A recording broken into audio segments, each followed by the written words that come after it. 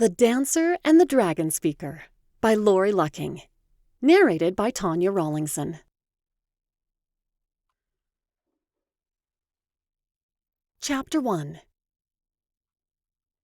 Will someone fix my hair?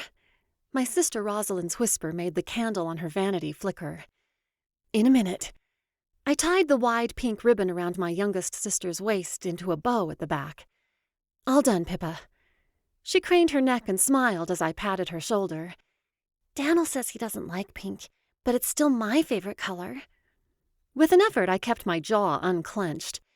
Don't worry about what Daniel thinks. You look lovely.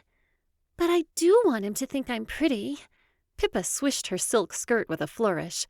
He's the only one I ever get to dance with. Only for now. I shared an uneasy look with Rose in the mirror as I crossed the room to where she sat on a cushioned stool. Next year, you'll finally get to attend balls and parties here in Oneska. Then I'm sure you'll have dozens of dance partners. Not as many as Rose, I bet. At age 12, Pippa hated being left behind with a governess while the rest of us attended social events. She twirled, then sank onto the edge of her bed. Rose didn't bother to hide a self-satisfied smirk. Even I don't always fill my dance card. I stifled a huff. Universally acknowledged as the most beautiful of the 5 Onescan princesses, a failure to fill her dance card only meant Rosalind was choosing to be coy. I pushed a jeweled pin into her hair to hold a braid in place. Callista, 3 years older than Rose, faced Pippa with a smile. We'd all have sore feet if we danced as much as Rose. Besides, with your long curls, blue eyes, and quick wit, you're sure to attract many suitors once you're old enough. She fastened a string of pearls around her neck and sat next to Pippa. The large hexagonal chamber we all shared had a bed, dresser, and vanity along every wall, except where orange flames danced in the granite fireplace. Assorted chairs, settees, and cushions circled the thick rug at the center. I glanced at my own reflection as I swept more of Rose's lustrous auburn curls atop her head. Straight, unremarkable hair, pale skin, lips pressed into a thin line, eyes creased with worry. No doubt the only reason any gentleman ever asked me to dance was due to my status as the crown princess. Ouch! Rose rubbed her head where I'd been inserting another pin. Careful with those. Sorry. Shaking my head in an attempt to focus my thoughts, I slowly slid the pin into her hair. Tonight, I needed to protect my sisters, not fret about my appearance. If only we didn't have to change into our night clothes and get redressed every time. Rose heaved a dramatic sigh. Callie gave a sympathetic nod. It would be much easier if we could at least get help from our maids. But that would make them suspicious, right? Pippa bounced on the edge of her bed. Exactly. Callie patted her knee, then glanced around. Jolene, did you still need help with— Jo! Pippa's scolding tone drowned out Callie's question. You aren't even dressed yet. Jolene, our second youngest sister, sank further into the cushions on her bed. Why do I have to go? There aren't even enough princes, and Pippa enjoys it more. Speaking of not making anyone suspicious, I gave Pippa a quelling look. We have to keep quiet in here. And Jo, we've been through this. Prince Leonar has requested that all 5 of us be in attendance. You know we can't afford to anger him. Callie hurried across the room to Jo. We're all tired, dear one, but it's not so bad. Maybe they'll have some of those honey cakes you like so much. Putting an arm around her shoulders, Callie helped her slide off the bed. But why do we have to work so hard to look nice? We don't even like them. Jo crossed her arms over her chest with a glower only a 14-year-old could achieve. Rose snorted, and I covered a laugh of my own before turning around. We're still representatives of Oneska, even in places or situations we'd rather avoid. And you'd best hurry. We don't want our escorts to get restless. Rose shuddered, all traces of humor gone. I can finish my hair. Thank you, Emelia. I gave her a quick nod before joining Callie in pulling a dress over our reluctant sister's head. I paused at the top of the steep, twisting stairway, my choking gasps having little to do with the level of exertion. Breathe, Emelia. This hidden staircase, accessible only by climbing through a trap door on the ceiling of our bedchamber, exited to the roof of our tower. The narrow, cramped space had been designed as a secret escape by one of our ancestors to be used in case of assassins or revolt. What would he think of us now? I cringed as a stomp above made the stony structure tremble. Callie touched my shoulder. Do you need me to go first tonight? You're always so brave for our sakes, but I know how those creatures affect you. Thank you, but I'll be all right.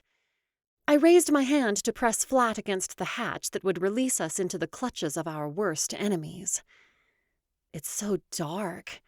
Jolene's voice trembled behind us.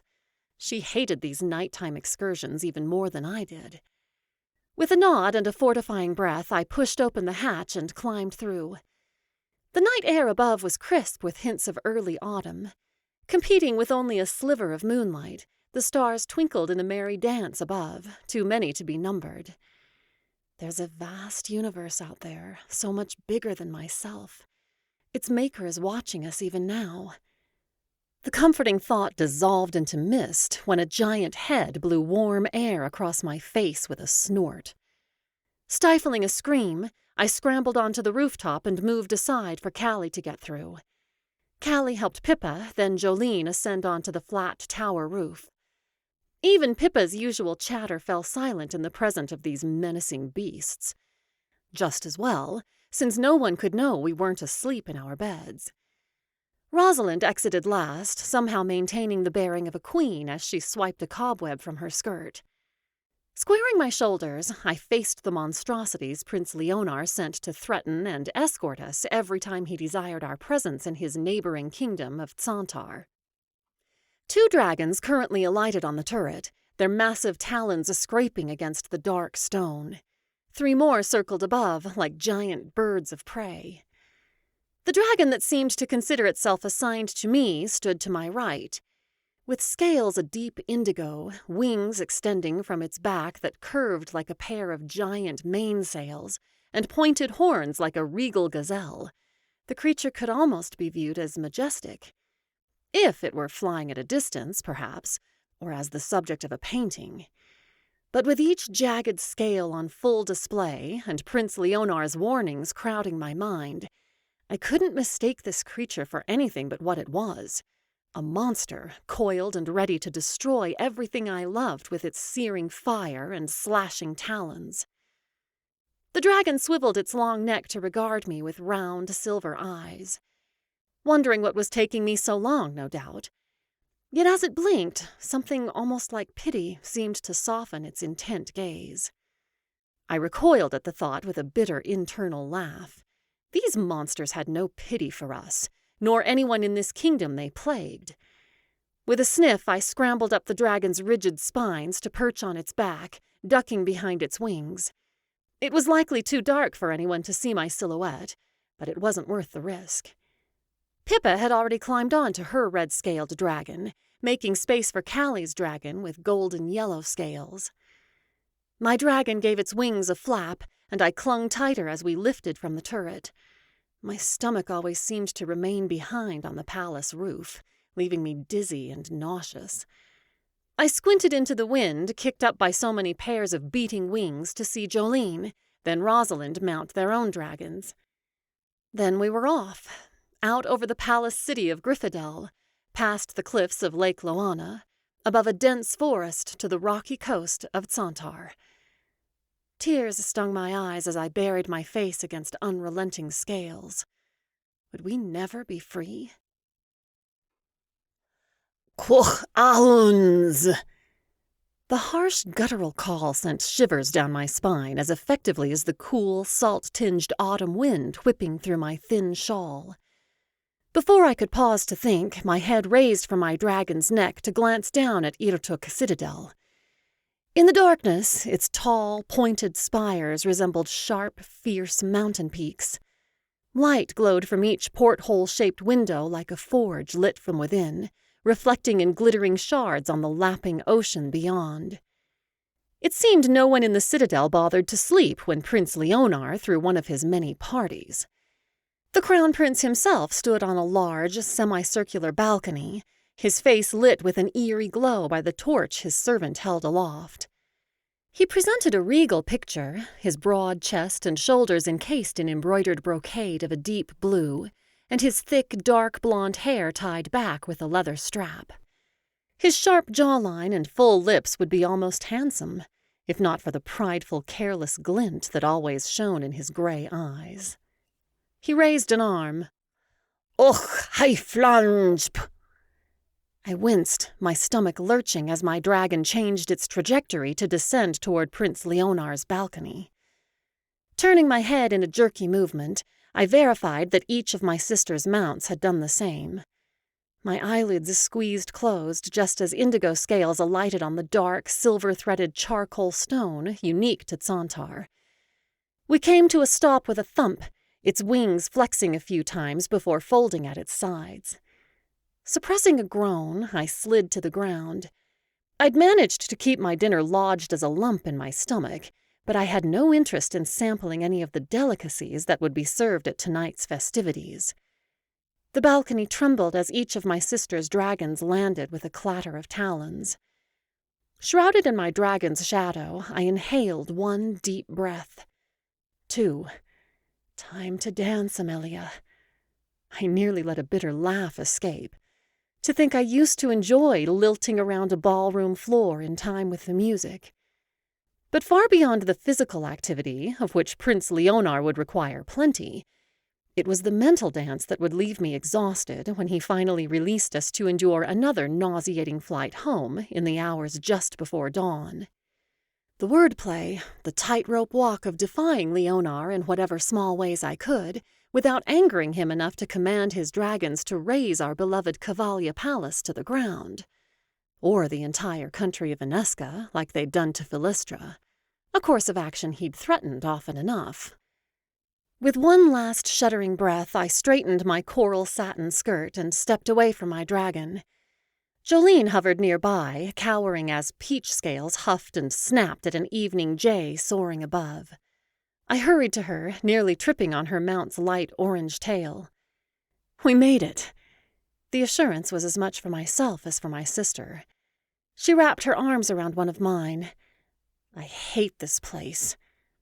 I patted her hand. Me too. But we'll be strong for Inesca and for Father. It's just another night of dancing. There could be worse forms of captivity. Maybe. Her light brown brows furrowed above her dark eyes. Prison might be preferable if they let me keep my harp and crochet hooks. I'd request books instead, but I know what you mean. I snuggled against her for a moment before straightening. Come on, before someone hears us and decides to let us give the dungeons a try. If we must. Heaving a sigh, she walked at my side to where Pippa chatted with Prince Leonar. Callie regarded her with fond amusement, and Rosalind fixed her wind-swept hair. "Princess Emelia, there you are. I was hoping you would join us this evening." Leonar swept out a hand in welcome, as though he'd sent us an embossed invitation via royal messenger, rather than a set of fire-breathing dragons. I disentangled my arm from Jolene and stepped forward. "You know I couldn't miss one of your gatherings, Prince Leonar." "Indeed." A warning shone beyond the glimmer of sardonic humor in his eyes. "Please do come in. I hate to neglect my guests, and my brothers await the company of your fair sisters. We wouldn't want you to get a chill in this cool night air." A sneezing princess makes a poor excuse for a dancing partner. Holding my shoulders erect, I stepped forward and took his offered arm. "My thoughts exactly." He glanced behind us as my sisters filed inside, Callie leading Jolene and Pippa chatting with Rose. While I'd rather be anywhere else, the absence of the nipping wind did make my shivering subside. I pulled my shawl tighter with my free hand. "Your parties seem to become more frequent all the time. What is tonight's occasion?" "Ah, I must have neglected to tell you. Tonight we celebrate Matvei's 17th birthday. He can hardly enjoy the occasion fully until lovely Rosalind is at his side." He kept his grip on my arm as we descended a winding staircase with gleaming silver handrails. I swallowed a snort. Leonar never told us when we would be summoned next, no doubt to keep us in anxious suspense. Prince Matvey is one of many admirers Rosalind has gathered in recent years. I hope she considers my brother as a top candidate for her hand. He leveled a pointed look in my direction. After all, you've seen how much Santar has to offer as an ally. Access to our ports, exotic delicacies from the sea, a flight of dragons as allies rather than foes. He cleared his throat. It's no small consideration. Yes, that point had been driven home effectively. Every time he threatened destruction by dragonfire if we were to tell anyone about our forced trips to Santar. Each mention of Philistra, the island that had been decimated by Santarian dragons over a decade before, when they dared to stand up to their larger neighbor. In return for our timber and crops and iron reserves, as you've pointed out, the partnership wouldn't be without benefits. Benefits that couldn't begin to outweigh the drawbacks. But Rosalind is only 16, hardly old enough to give marriage any serious thought. She has plenty of time to make her choice. Well, you, perhaps, do not. His words lodged into my heart like a burr. At 21, the marriage queries and suggestions had become less and less subtle. But I'd yet to meet anyone I'd have any interest in spending my life with. And even if I had, how would Leonar retaliate if I chose another with such finality? Not that the man even liked me, but he seemed determined to keep me, all of us, at his beck and call, to parade us around, as though Oneska and Santar had forged the closest of ties. Before I could formulate a response, music and laughter spilled from a bright room ahead. As we continued down the torch-lit hall, I tried to ignore the murals of dragons raining fire down upon thatched-roofed homes, or bearing armor-clad soldiers into war. Clearly, we weren't the first kingdom Santar had tyrannized with its dragon throng. Our steps slowed, the rustling of my sister's dancing slippers shuffling to a halt behind us. Prince Leonar puffed out his chest, directing one last glare my way, before pasting on a smile and stepping through the doorframe. "My friends, look who came to join us this evening." A few indistinct calls of welcome greeted our entrance. Though I'd spent more hours in this ballroom than I cared to count, the first view always made me blink. Vibrant scarves of every color bedecked the walls, and chandeliers brimming with candles hung every few feet, lighting the space with an almost garish glow. The younger 3 Santarian princes strode forward, saluting my sisters with stiff bows. I attempted a smile of my own as I stepped further inside and scanned the room filled with elegantly clad nobility, all dancing, mingling, or heaping sweets onto silver-edged plates. Time for the dance to begin. Chapter 2. I can tell something weighs on your mind. Prince Leonar turned me in a circle before resuming his grasp on my waist. I didn't bother to turn my snort into a delicate cough like I would have at one of our own events in Oneska. Something usually does, but not often anything you'd like to hear, I imagine. He shook his head. Always so begrudging of my hospitality. We shifted our rhythmic steps to the side to allow a twirling couple to pass. I arched to my toes every few steps, trying to ignore my aching feet. Thank goodness we don't host balls in Oneska nearly as often as we're required to attend them here. Hospitality and captivity must hold very similar meanings in Santar. He spun me away in synchronization with the other dancers before pulling me closer. It all depends on your perspective, dear Emelia. My jaw tightened until a headache sprang to my temples. My perspective is that I'd much rather be at home, resting. How very dull that sounds. Leonar's smile would have almost been charming if I'd never met him before. And you'd miss the opportunity to consort with our new guests, the Tsar and Tsarina of Khadija. Did they get monstrous escorts, too? I inserted as much venom into the whisper as I could. His laugh expressed delight rather than fear or remorse. "I reserve that privilege only for you and your lovely sisters." He tweaked my chin in a revoltingly intimate gesture. "I'll introduce you to them later, if you promise to behave yourself. I'd hate to have to instruct my dragons to do more than escort you, after all." If only I could scream and rail at the helpless corner he'd backed us into with those cursed dragons. Breathe, Emelia. Keep up with the steps. Don't remove your mask. I glanced to the couple he'd indicated, who danced with fluid motions in their brightly colored tunics. I'd be happy to make their acquaintance, but preferably not under the pretense of being your ally. Must it remain a pretense? Am I truly so repulsive that you can't even consider the possibility of becoming my queen? His tone almost sounded convincingly hurt. Almost. How long do you plan to toy with me before you force my hand? My feet faltered. The question had plagued me for months, but what had possessed me to voice it aloud? What if he pounced at the opportunity? You can't let your guard down, Emelia. If only I could shake my exhausted mind into a full state of alertness to avoid such blunders. I'd hate for it to come to that, but I can understand why you ask.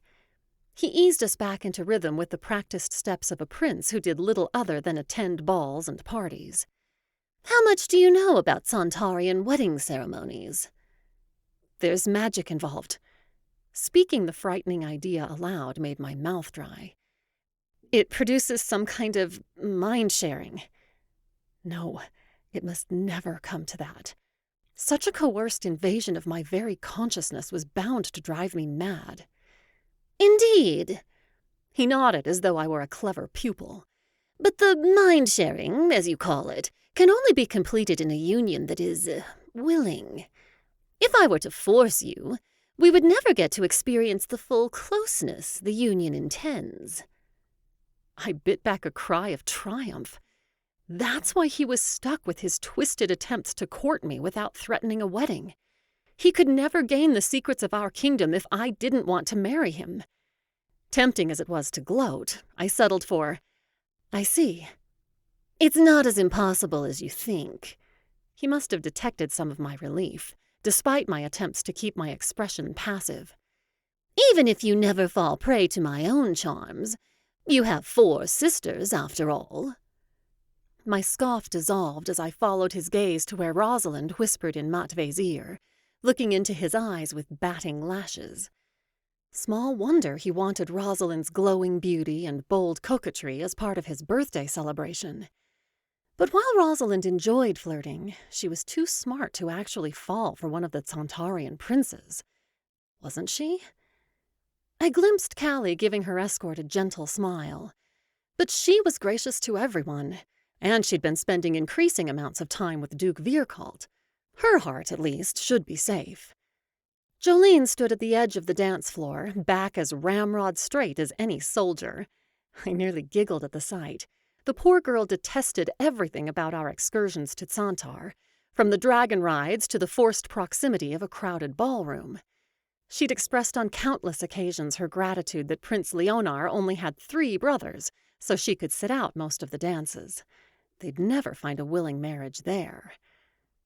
But Pippa... The suppressed giggle burst like a popped soap bubble. She laughed with Daniel, standing close to his side as they clapped for the assortment of string, wind, and percussion instruments ending the tune. She'd enthused about Daniel on several occasions over the past few weeks. He was apparently funny, smart, and an excellent dancer. Though in her sheltered life, not yet allowed to attend our own banquets, she had little to compare him with. I winced. He did seem to treat her kindly. But what secrets would he be pressured to share with Prince Leonar and his father if they were to become a true match someday? Something to think about, isn't it? Leonar already faced me for another dance, but seemed pleased rather than irritated by my distraction. No. We would rid ourselves of the dragons somehow. None of my sisters would fall prey to mind control by the Santarian royal family if I had anything to do with it. "Not those infernal creatures again!" Father's once jolly voice was sounding more like a growl all the time. "Come sit down, Father."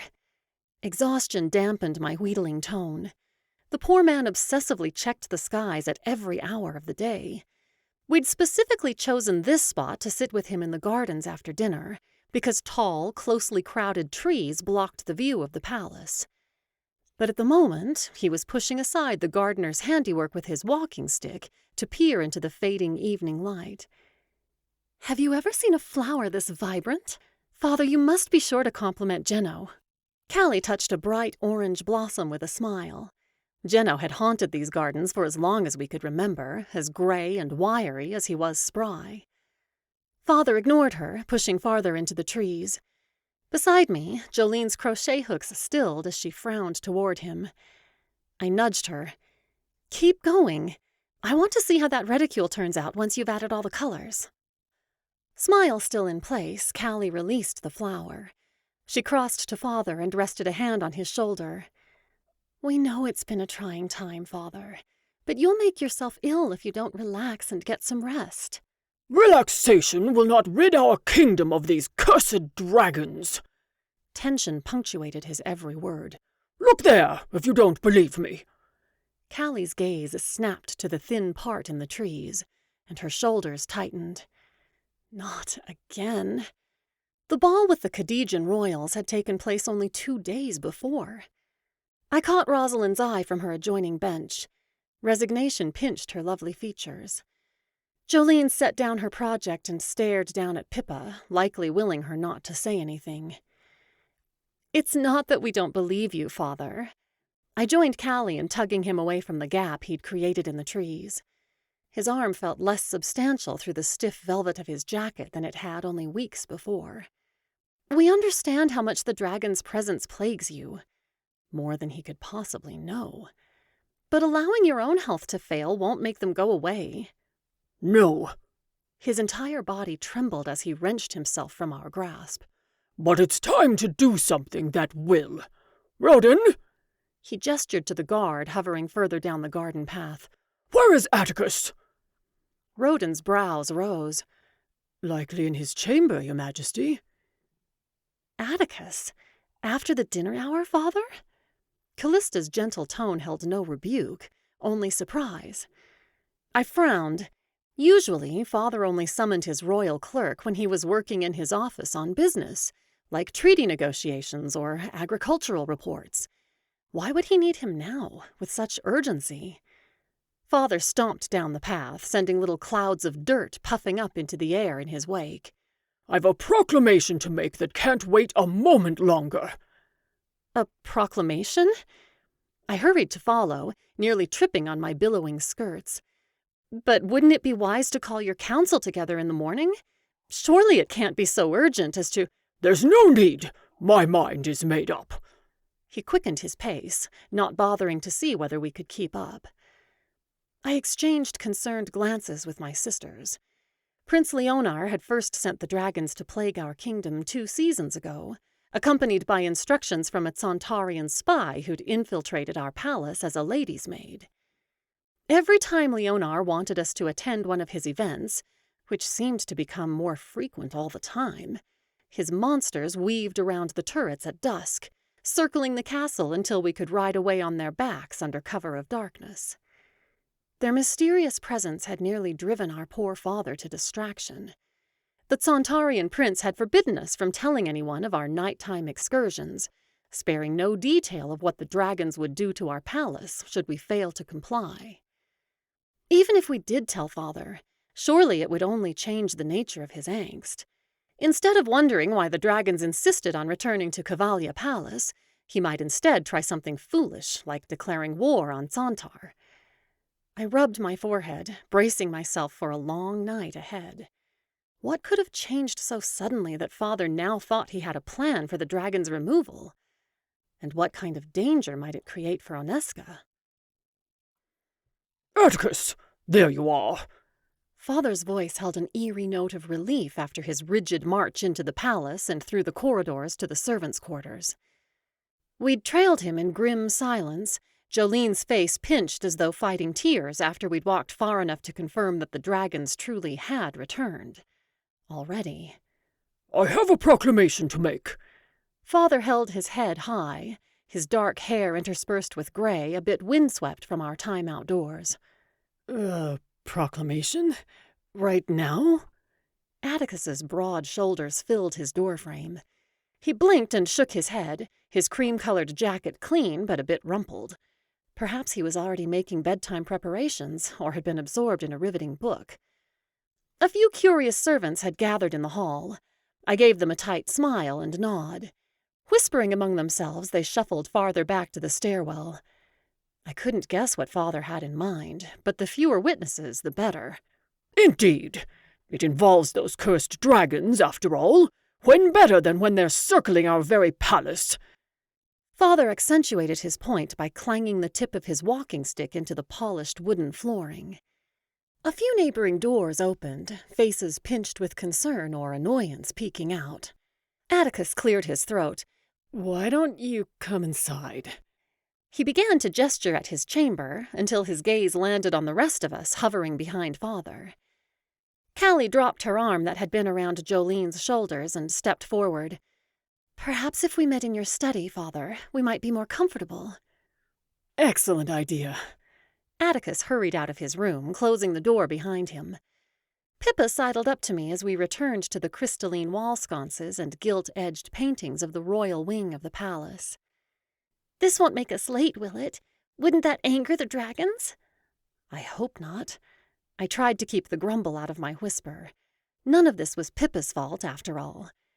At least, not as much as whatever Father plans to say in this proclamation. Her eyes widened. Is he going to tell people to shoot at them? I'd wondered the same thing. But surely, even in his tense state, Father couldn't be so foolish. Father certainly wants to be rid of them, but I don't think anything we could shoot would pierce those scales. I scrunched my nose into what I hoped was a teasing, light-hearted expression. That would really make them angry, wouldn't it? She nodded, and I think Daniel would be disappointed not to dance with me anymore. My heart squeezed. So far, Pippa harbored merely a girlish fancy for Daniel. But if our forced visits to Santar were to continue for months, or even years... I'm sure he would. But just remember, if you were to disappear off to Santar, many people here would miss you terribly. True. She glanced at me, and her bouncing steps faltered. I can tell you're worried, you know. I'll get ready extra fast tonight. Thanks, Pippa. I brushed a strand of her light hair back into place as we filed into Father's study. Now then! Father strode to the open space in front of the fireplace. My sisters and I quietly took seats on the hard wooden chairs, and Atticus hastily dug out a quill and parchment. I've consulted with the palace guards about these vile creatures more times than I can count. All they ever have to say for themselves is that it's too dangerous to launch an attack, or perhaps they'll leave on their own. Well, clearly they're not leaving on their own, and I want a real solution. Father's voice softened. It hasn't escaped my notice that even my daughters haven't been sleeping well since they made their first appearance. He placed a hand on Rosalind's head, who sat nearest to him. My gaze met Callie's, her eyes mirroring my concern. We'd had little opportunity to sleep at all on some of the nights we were summoned to Santar, but we'd tried so hard to hide our fatigue or make other excuses. Father had been distracted and irritable about the dragons, but he'd always been kind and attentive toward us. All the more so after our mother had died 7 years before from a fever. I should have known he wouldn't be fooled. So it's time to give these men some real incentive. To let all of Aneska know that I don't take their safety or peace of mind lightly. He gave Atticus a pointed look, and the clerk poised his quill on the parchment. Let the proclamation read, His Majesty King Halcyon of Aneska places the safety of his people and the royal city of Gryffindor in highest regard. No threat of any kind will be allowed to undermine the peace and security of the Aneskan people, whether from man or beast. A set of 5 dragons... My posture relaxed as he went on to describe the sightings of the dragons, pausing every few words to let Atticus keep up. Perhaps this proclamation would be nothing more than an official statement detailing his dislike of the dragons and a desire to be free of them. But just as my shoulders made contact with the curved back of my chair, his words seized my full attention. "Reward for his efforts of ridding our kingdom of this plague. Therefore, I hereby declare that any man who can cause, by whatever means necessary, these dragons to never again return to Cavalia Palace, may marry whichever of my daughters he chooses, and thereby become a royal prince of Oneska." Atticus dropped his quill at the same moment Jolene fell out of her chair. Chapter 3. What if he's as old as father? What if he has marks all over his face like Lord Piers? Oh, what if he is Lord Piers? Do you think Duke Virkalt will try for your hand, Callie? I wouldn't mind if Prince Gregor from Tharachi took on the dragons. I struggled to pull a tiny loop of thread around one of the pearl buttons adorning the back of Callie's burgundy dress. My hands, perhaps my entire body, had been trembling ever since we left Father's study to return to our chamber. My sister's speculations about the potential identity and characteristics of our imagined rescuer buzzed around the room like a swarm of flies, only increasing my nauseating dizziness. I finished with Callie's buttons in numb silence, then moved to my own preparations. Questions bubbled through my own mind as quickly as they spilled from my sister's mouths. The possibility of any of us being forced to marry whatever man succeeded in Father's challenge, no matter his identity, made my chest squeeze tighter than any stays. But I couldn't afford to dwell on that yet. With such a reward dangled in front of them, what desperate measures would these men attempt in order to rid our kingdom of the dragons? And what would the dragons do in retaliation? I shuddered, dropping the necklace I'd been fumbling to clasp around my neck. Crouching, I grazed my fingertips across the thick rug until I felt a metallic chain. Much as I wanted the foul creatures far from Cavalia Palace, I couldn't envision any method of driving them away that would succeed. No one had, or the dragons would have been disposed of or sent off months ago. Instead, unsuccessful attempts were likely to pile up far faster and higher than before. How much would the dragons tolerate before they lost patience and— My throat constricted in a silent laugh turned sob. No one could claim the prize if the Onescan princesses had all been burned to ash. I clung to indigo scales, my eyes shut tight. If only I could wake up and find this entire evening had been nothing more than a nightmare. The dragons began their descent, and I swallowed back bile. I'd debated with myself throughout the flight, but come to no resolution. I could tell Prince Leonar about Father's proclamation, warn him to call off his dragons before they were injured or killed.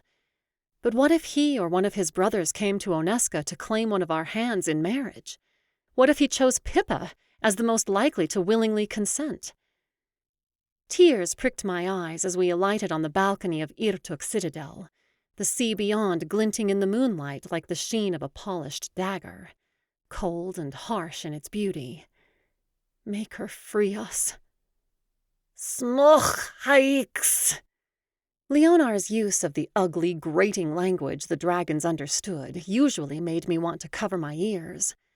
This time, I perked up as I slid from Indigo Scales's back. Iflochi would get ach usmuchi. Callie's golden dragon rose back into the sky, followed by Pippa's vibrant red mount. Get ach usmuchi. I tried to impress the strange combination of syllables into my mind, roll them on my tongue. Get ach usmuchi. What if I could— Prince Leonar approached, sending the thought skittering to a halt. Good evening, Princess Emelia. Good evening. The fake pleasantry tasted sour in my mouth. It seems you've had much to celebrate in recent weeks. Didn't we just attend a party a few nights back? He directed me through the wide, glass-paned double doors. Indeed you did. I'm glad to hear it made an impression.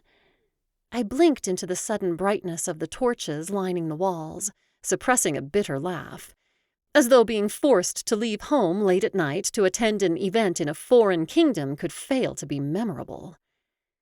He paused to watch my sisters enter behind us. "But yes, the Khadijan Tsar and Tsarina will grace us with their presence a few days longer.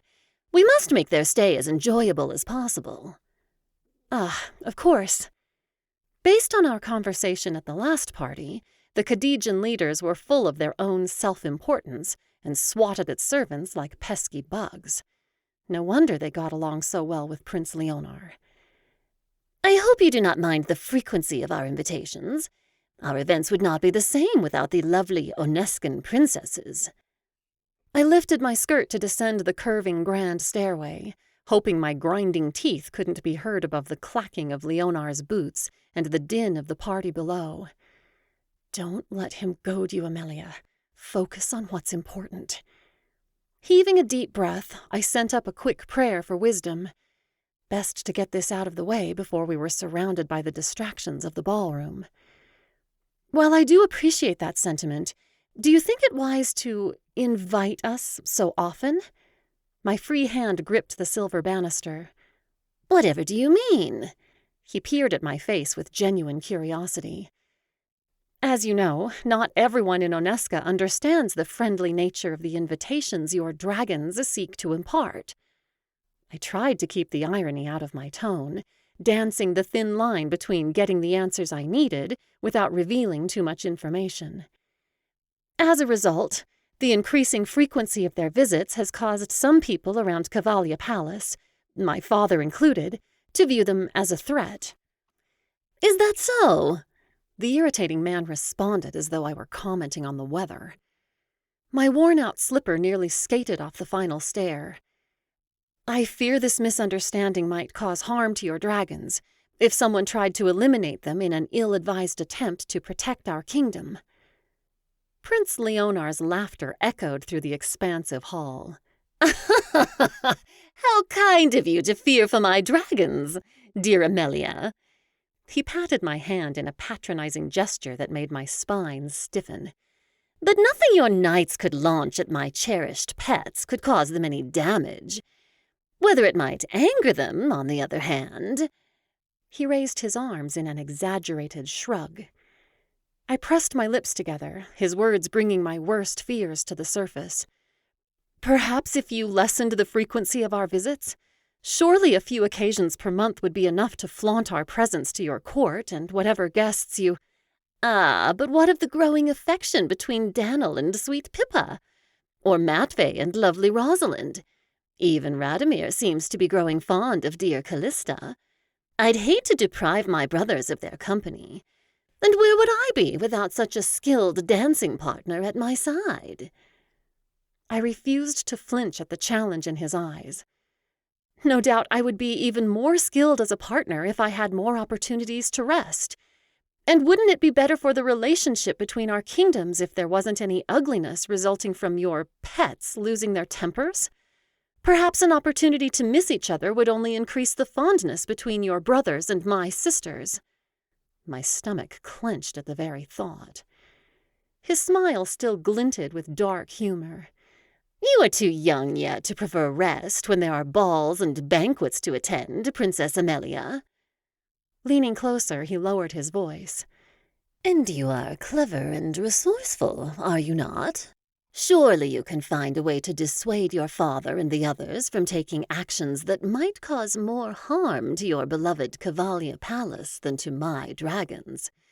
The safety of your very kingdom may depend upon it." I willed the fear to stay out of my eyes as everything within me recoiled. But as Leonar tugged me into the ballroom, his entire demeanor changing to gregarious hospitality, a resolve settled within my core. I would find a way to protect my kingdom, but not by convincing my father and his knights to leave the dragons alone, by getting rid of them myself. Where is she? My horse, Liuda, snuffled my hair. With a giggle, I swatted her away. I know, I'm impatient to be on our way as well. She snorted and tossed her head. I gripped her bridle, running my fingers down the white streak on her forehead that stood out against her otherwise dark brown coat. Callie had agreed to meet me for a ride this morning. I wanted to discuss something with her that I didn't want overheard, but she was running unusually late. "Here, you silly thing." Liuda was nuzzling my shoulder this time, so I tugged her reins and brought her to a new patch of grass. Callie's sweet, clear laughter rang out across the field. I shaded my eyes to squint in the direction of the palace, and two forms came into view. Callie, smiling and radiant in a dark green riding dress, her golden brown hair spilling over her shoulder, and a gentleman wearing a crisp gray jacket and matching breeches that disappeared into black riding boots. Ah, no wonder she's delayed. Duke Vierkalt had been frequenting Cavalia Palace more and more often lately, and he always found an excuse to approach my gentle sister. From what I could tell, Callie didn't mind a bit. "That would be delightful. I do so love music." Callie smiled up at the tall Duke, her arm wrapped more tightly around his than was strictly necessary when being escorted by a gentleman. "Then I shall look forward to it." He clasped her hand. "Speaking of music, will I get to hear you sing again sometime soon? Your rendition of Starlit Garden was the best I've ever heard it performed." Callie's cheeks pinked. "You are too kind. But our cousin, the Earl of Renitza, is coming to visit soon. Father will likely invite us to sing, with Jolene accompanying on her harp. I'm sure he would be thrilled for you to join us." At least Callista's heart seemed plenty safe from any of the Santarian princes. I pulled Liuda's reins, but she kept her head down, determinedly munching on grass. "Come on, Liuda." Her ears barely flicked at my low whisper. "Let's go back to the stable before— I'm so sorry. I must be late." I straightened, suppressing a grimace. Apparently, we'd already been spotted. "No trouble at all. It's a beautiful morning. Good to see you again, Your Grace." Duke Vierkalt smiled and bowed. "Princess Emelia, I hope you're well?" "I am, thank you. And your family?" "It's kind of you to ask. They're very well. My sister joined me on this visit. I'm sure she'd appreciate an opportunity to get to know all of you better." His eyes lingered on Callie. Callie's smile grew broader, if such a thing were possible. "I'm eager to see her again." She tore her gaze away from her suitor to focus on me. "Emelia and I were planning on a ride this morning. Would you like to join us?" I fought to keep my expression neutral as he glanced to me. We'd never have a chance to discuss the dragon problem if Callie's Duke was going to follow her everywhere. "No, thank you. I came to check on my own horse and put him through some paces, and I have no wish to intrude on your time together." He nodded to me. "But perhaps you would join me for luncheon? My sister and I thought a picnic in the gardens might be nice." "Thank you. I'd like that very much." Callie squeezed his arm, then let go. "I'll find you later." "I shall look forward to it." He bowed and headed to the stables, glancing back at Callie several times in the process. "Tawnya is already saddled. They tied her up over here." I led Callie to a shaded area of the paddock, where her sleek white horse awaited us. Liuda trotted ahead, apparently now more than happy to move. I leaned toward Callie. "Sorry for the interruption. Liuda refused to be dragged away from that patch of grass. She can be an obstinate one." If any of our younger sisters were present, no doubt they would have made a comparison to Liuda's rider. But it was no interruption at all. I hope you and Theon will have more opportunities to get to know each other. My chest constricted. I was thrilled Callie had found someone who appreciated her and treated her well, but I wasn't ready to lose my closest sister any time soon. "I suppose I'd better spend some time with him to make sure he deserves you. It's hard to imagine anyone could." "Oh, stop." She swatted at my arm, then ducked her red cheeks behind Tawnya. "We enjoy spending time together, but nothing beyond that at present." "Picnics, a concert?" I feigned a wince. "I wonder whether Rose or Pippa will squeal louder." She laughed as she swung into the saddle. "Hopefully neither." I mounted Liuda, and we took off toward our favorite dirt trail through the forest. We rode in silence for a time, only the rhythmic clopping of our horses' hooves interrupting the keening crickets and chattering birds. We reached a clearing at the top of a hill, and Callie rotated Tawnya to take in the view. I pulled Liuda to a stop beside her. Callie turned to me, her self-conscious flush replaced by worry lines. "You said you wanted to speak with me about something? I'm assuming it involves Father's proclamation." "In a way, yes." I glanced in every direction, but it seemed we had this portion of the forest to ourselves. "Let's sit." We dismounted and tied our horses where they could graze. Then I chose a stump and Callie sat across from me on a fallen log. She raised her brows expectantly. I leaned my elbows on my knees and kept my voice low. Much as I hate the thought of just any man claiming one of our hands in marriage, I'm more concerned about how the dragons might react. What if knights start throwing spears or shooting arrows at them? I doubt it would even perforate their scales, but in response, they could become violent. Callie nibbled on her lower lip. "I hadn't thought of that, but you're right. Should we tell Father the truth? I know Prince Leonar would be furious if he found out, but perhaps it's worth the risk. I'm hoping it won't come to that." I scooted forward, a flicker of excitement speeding my pulse. I had an idea. What if we could communicate with the dragons? Enough to make them understand that we don't wish to be taken to Santar, or even to command them ourselves. Callie's eyes widened. "They do seem to follow Prince Leonar's instructions without hesitation. I'd never considered whether that could work for someone else. But we don't know the first thing about the dragon language, if that's even what it is. But we hear Prince Leonar speak it all the time." I stood, unable to sit still any longer. Last night, I started paying attention to the words he uses. If we all learn them, we might be able to take charge when they're on our tower roof, possibly even send them away. Oh, I do hope you're right. To be able to end this mess without any destruction or bloodshed. She rose and gripped my arms. "Let's start right now." Chapter 4. Flop. Callie's shoulders drooped. We'd spent the past half hour in the clearing, but she'd made no progress on either of the 2 words I'd attempted to teach her. Somehow, her melodic voice couldn't capture the guttural resonance of the dragon language. "That's closer." I tried to keep my tone upbeat. Maybe she'd finally get it on the 50th try? I wanted to sink my face into my hands and give up. If Callie, usually the quickest to pick up on things among my sisters, couldn't even pronounce this one word properly, my plan seemed doomed to failure already. I might be able to command all the dragons myself, but it would give us far less flexibility, and be far more dangerous. What if a dragon flew off with one of my sisters while I struggled to communicate with the others? Choking back my doubts, I pasted on a smile. It was too soon to give up yet. "Let's try again. Remember, the letters seem to come in pairs. Draw out the first syllable, then the other 2 are choppier. Och, I flanjp. Oh, I flanjp. It rose at the end like a question. Callie's pout was half comic, half tragic. "Let's try a different one." I gazed at the halo of fiery red leaves just above us, letting nature's beauty soothe my frustration.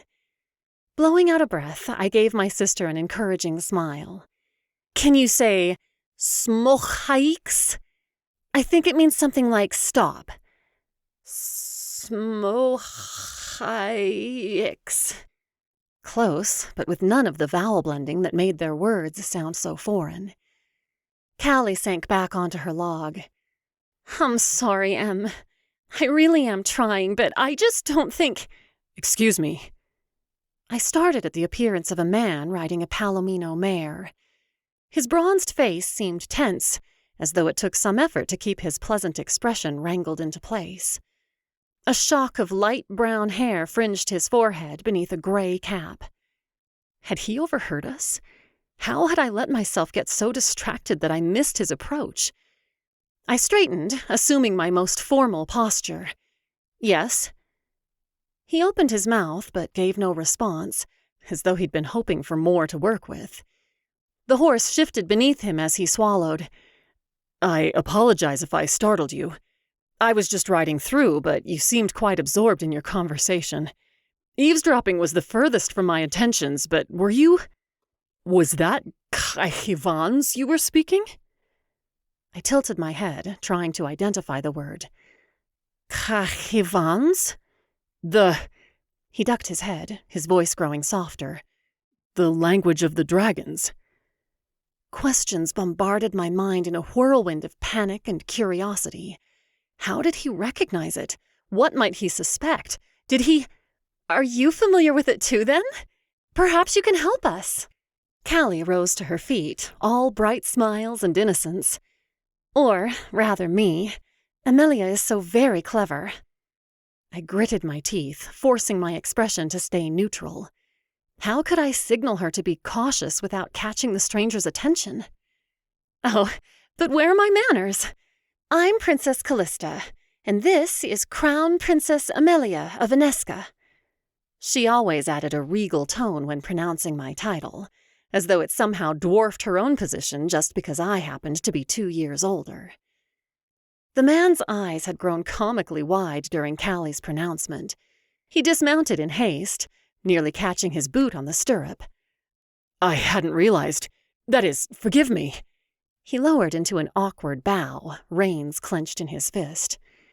"There is nothing to forgive." Callie waved her hand like a benevolent fairy. "Are you new to Enesca, or at least to the palace?" "I am. That is, I've been working in the stables for several weeks, Your Highness." He straightened the dark green vest he'd laced over his loose, white, long-sleeved shirt, seeming to regain some measure of composure. "Welcome. It appears you're doing an admirable job already. Your riding posture is excellent." Callie beamed at him as though he were the first man cunning enough to successfully ride a horse. "And please, call me Callista." At this rate, the poor man would be half in love with Callie before the conversation was out. He was handsome, despite his simple, dusty attire, and admittedly, his riding stance had suggested ample experience for someone who couldn't be more than 5 years my senior. But why did she feel the need to be so friendly toward a stable hand? "I am Merrick." He coughed and snatched his hat with his free hand. "At your service." I bit my cheek to contain a grin. Clearly, the man had little experience with royalty. "Merrick, what an interesting name. You are not from Enesca?" If Callie continued to smile at this handsome stranger, her duke might have reason to feel jealous. He shuffled, his horse bending to sniff his disheveled hair. "Not originally, no, but it has been my home for some time now." "Where did you spend your childhood?" Callie took a step forward, her curls shining in the sunlight filtering through the trees. "I'm always eager to learn more about neighboring countries, in case it gives us ideas for how we can better the lives of our own people." "Very noble of you, but I wouldn't presume to. That is, I've lived in a number of places." His smile was as tight as his grip on the reins, as though he were ready to hop back on the horse and bolt away. But before he did, I had to get past Callie's pleasantries to the real question. "How do you know about Kahivans, you called it, the dragon language?" He turned to me, and I nearly stumbled back as our gazes collided. His face was handsome, but his eyes were almost mesmerizing. A shade of gold-tinged green I'd never encountered. I came across it in the midst of my travels. Certainly an unusual language." "Indeed." I studied him, searching for signs that he wasn't telling the full truth. He quirked a brow, his tone cautious. "Are there dragons in Enesca? I thought they generally lived farther south." I pressed my clenched fist into the folds of my riding skirt. "There shouldn't be." He flinched. My voice must have come out as more of a growl than I intended. "Oh, we've lost track of the time. I promised to meet Theon and his sister for lunch." Callie took my arm, then faced the stable hand. "I apologize for our abrupt departure, but it was such a pleasure to meet you, Merrick. I do hope our paths will cross again soon." Merrick blinked as though he'd forgotten about Callie's presence. "Yes, that is a pleasure to meet you both. Enjoy your ride." He bowed, following us with those green-gold eyes as we untied and mounted our horses. The man both intrigued and annoyed me. The vague answers, his unnerving stare. Could he truly be unaware of the way dragons plagued Cavalia Palace? Or was he feigning ignorance? Merrick seemed to be hiding something. For what purpose, I couldn't guess. But if he knew more about dragons than he let on, it might be worth ensuring that our paths did cross again very soon. Uncertainty clenched my stomach as I crunched through fallen leaves. So vibrant and colorful on tree limbs, but how quickly they became dried husks to be trampled on the ground. I shook my head, trying to dispel the gloomy thought. Liuda had been especially mischievous yesterday. She failed to obey my commands twice, maybe even 3 times. It was completely reasonable for me to seek out help from the new stable hand. If the excursion to the quiet paddock took me away from the gossiping noblewomen and guards boasting of their plans to slay the dragons, all the better. Lucas, our head stable hand for my entire lifetime, waved at my approach. "Your Highness, weren't you just here yesterday? It's always nice to see a lady take a special interest in her mount." "Indeed." I straightened my blue riding skirt. "We've had such fair weather lately." He rose from his bow before I could hurry past. "Can I saddle Liuda for you?" "No need. That is—" Warmth coursed up my neck into my cheeks. "I happened to meet the new groom yesterday. Merrick, I think his name was. He had some interesting ideas about horse training. I thought perhaps it might be worth trying a new technique with Liuda. You know, when she doesn't listen." His sparse brows raised high. "Giving you trouble, is she? I'm happy to help in any way I can, though Merrick certainly does have a knack with the animals. Most patient man I've ever seen." He clicked his tongue to the horse he was leading. "Should be around here somewhere." With a tug on the lead line, he guided the dun horse back toward the stable. I hurried to keep up. "You do always snatch up the best workers." He chuckled. "Keep the horses happy and everyone in the palace benefits." I don't doubt it. I slowed my pace, hoping Lucas would follow suit. "And where did you find this newest recruit?" Lucas scratched at the wide bald spot on the back of his head. "Truth is, he came to us. Seemed quite eager for a job, and the horses took to him right away, so I thought I'd give him a chance." Could he be a spy? I fought back a frown, picturing our former Santarian lady's maid. I wonder what brought him here. Did he say where he's from? "No, I don't believe he did." If his narrowed gaze was any indication, my attempt at nonchalance had failed miserably. But before Lucas could say more, the subject of our conversation strode into view. "Merrick!" A commanding tone replaced his fatherly gentleness. "Princess Emelia needs help with her mount. Can you be of assistance?" "Certainly." Merrick hurried forward, pausing part way for a deep bow. "Princess?" "Very good. I'll be nearby in case you need anything." Lucas darted a glance between the two of us. Goodness, does the man suspect I have ulterior motives for requesting Merrick? I did, of course, but nothing that should make the wizened man think we needed a chaperone. I curved my lips into a strained smile. "Thank you, Lucas." He bowed and backed away. I scuffed at the ground, the doubts in my mind screaming louder than before. Why am I here? What will this mysterious stable hand think of me? What should I say to him? Merrick cleared his throat, breaking the awkward silence. "I believe you were riding Liuda yesterday? Would you like me to saddle her?" "Yes, please." At the tall wooden doors leading into the stables, Merrick paused. "You may stay out here if you prefer. I'm not sure—" He glanced down at the polished boots peeking out from beneath my long skirt. I shrugged. I enjoy horses, even if they're a bit messy. I don't mind. With a nod of approval, he led me inside. Various horses peeked over their stalls to snuffle a greeting. We reached Liuda, who had her nose buried in a feed bag. Merrick worked with the ease of experience, mumbling softly near her ears as he slipped on her bridle and saddle. "Here she is." He appeared at the stall door and held out Liuda's reins. "Did you need anything else?" Cowardice reared its unease, pressing me to say no. I could abandon this awkward charade, take Liuda for a ride, and keep what was left of my pride intact. But I'd learned nothing thus far. Lucas couldn't even tell me where Merrick was from, and if I left now, my questions about dragons would forever go unanswered. Lifting my chin with a confidence I didn't feel, I nodded. Yes, actually. Liuda was giving me trouble yesterday. She wouldn't leave off munching on grass when I told her to go forward. I'll keep an eye out the next few days to make sure she's getting plenty of food." He directed a good-natured smirk my way.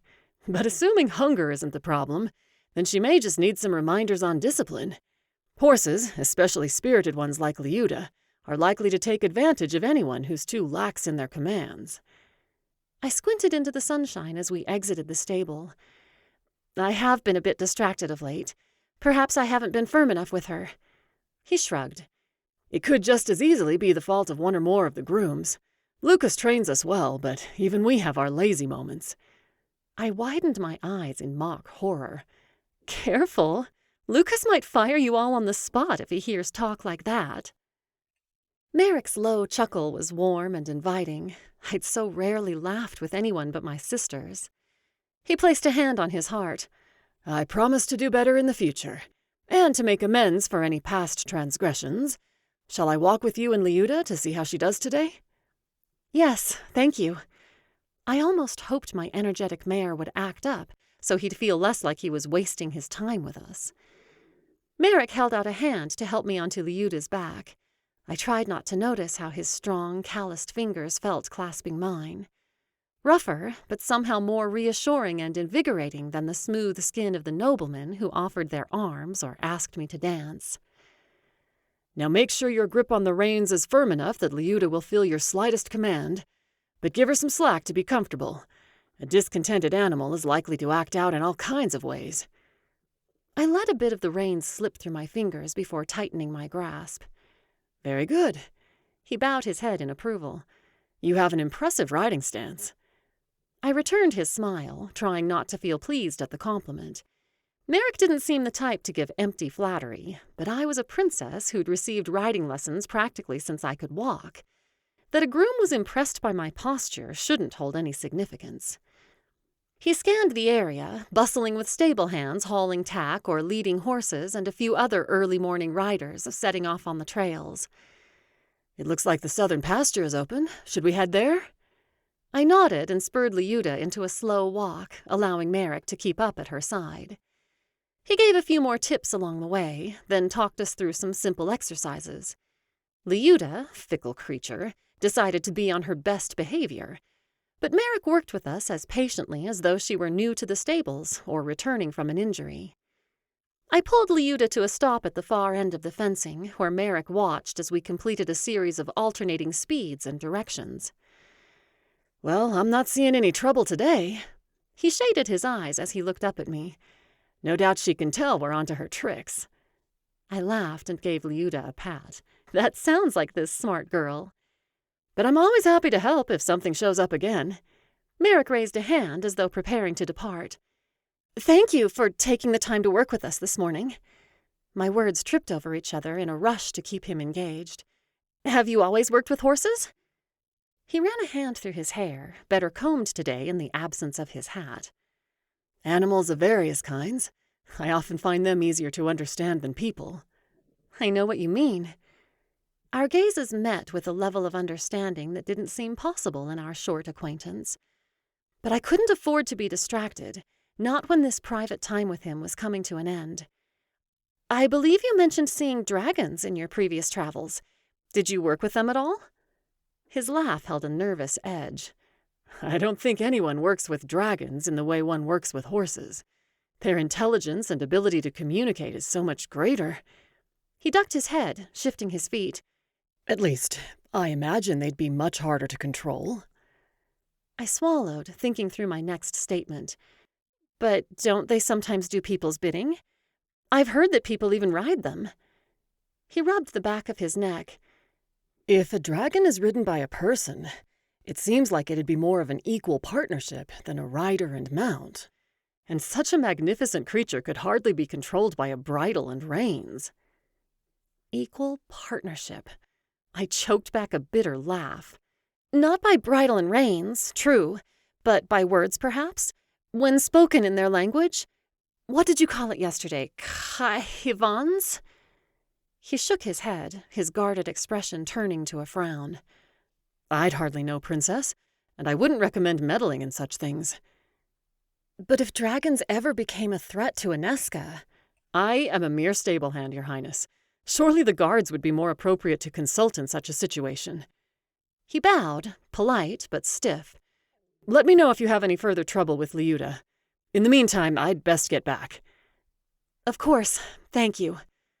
The rote words left my mouth without conscious thought. I watched him go, my mind a blur of questions.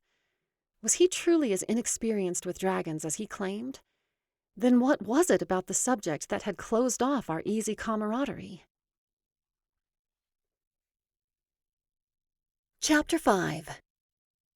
Golden scales reflected in the waning sunlight angling through the library window. Oh, no.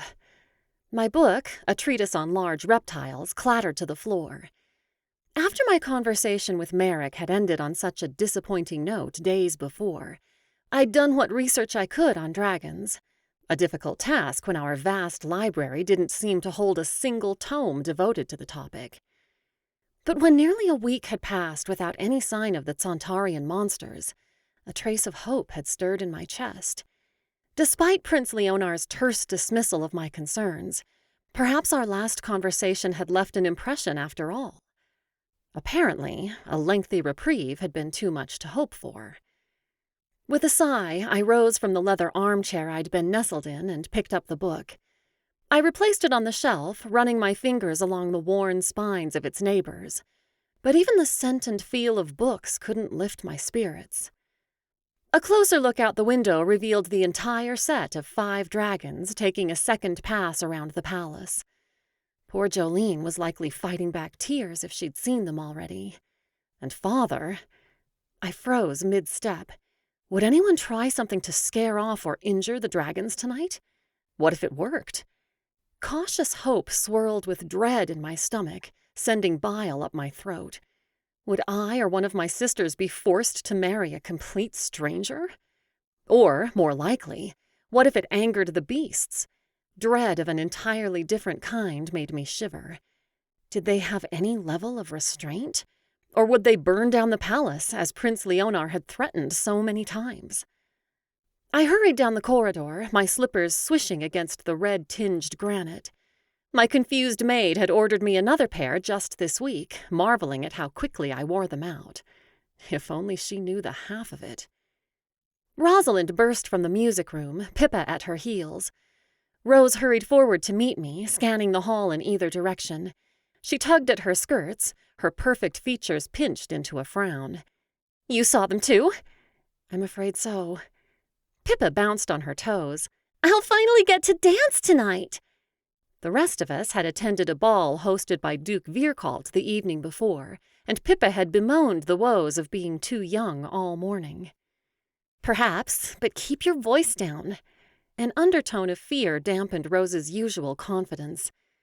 "I do hope Eugen was bluffing when he said he'd handle the dragons the next time they made an appearance. Not that I'd mind marrying him, if it came to that, but it's more likely he—" She clutched my arm, letting her words trail off. I patted her hand. "I know he admires you very much, but hopefully being faced with the dragons up close will inspire caution." She nodded, her jaw tight. "You wouldn't marry Eugen, would you?" Pippa skipped along beside us. "His laugh sounds like a barking dog." Rose's sparkling giggle echoed through the hall. "Very true. I can do better." I nudged Pippa. "You mustn't say such unkind things. At least not so loudly." She shrugged, unperturbed. "Daniel has a much nicer laugh, like a true gentleman." Rose's arm tightened, all traces of humor gone. I glanced down the corridor again, only spotting a guard far ahead. There's nothing gentlemanly about dragging princesses away from their home in the middle of the night, Pippa. Her nose wrinkled. It's not Daniel's fault that Leonor's so bossy. I almost laughed at the blunt description of the Santarian crown prince. You're right, but you should still be cautious about— There you are! Callie darted toward us from the wing of the palace that held our chambers, her smile lacking its usual exuberance. We should go to father. I heard a cry when the dragons first came into view. Perhaps it wasn't him, but I fear he won't take their reappearance well. He never does, muttered Rosalind. I squeezed Callie's shoulder with my free hand. Hopefully we can calm him down at dinner. And Jolene. Pippa peeked out every window we passed, as though making sure the dragons hadn't changed their minds and headed back to Santar. If only.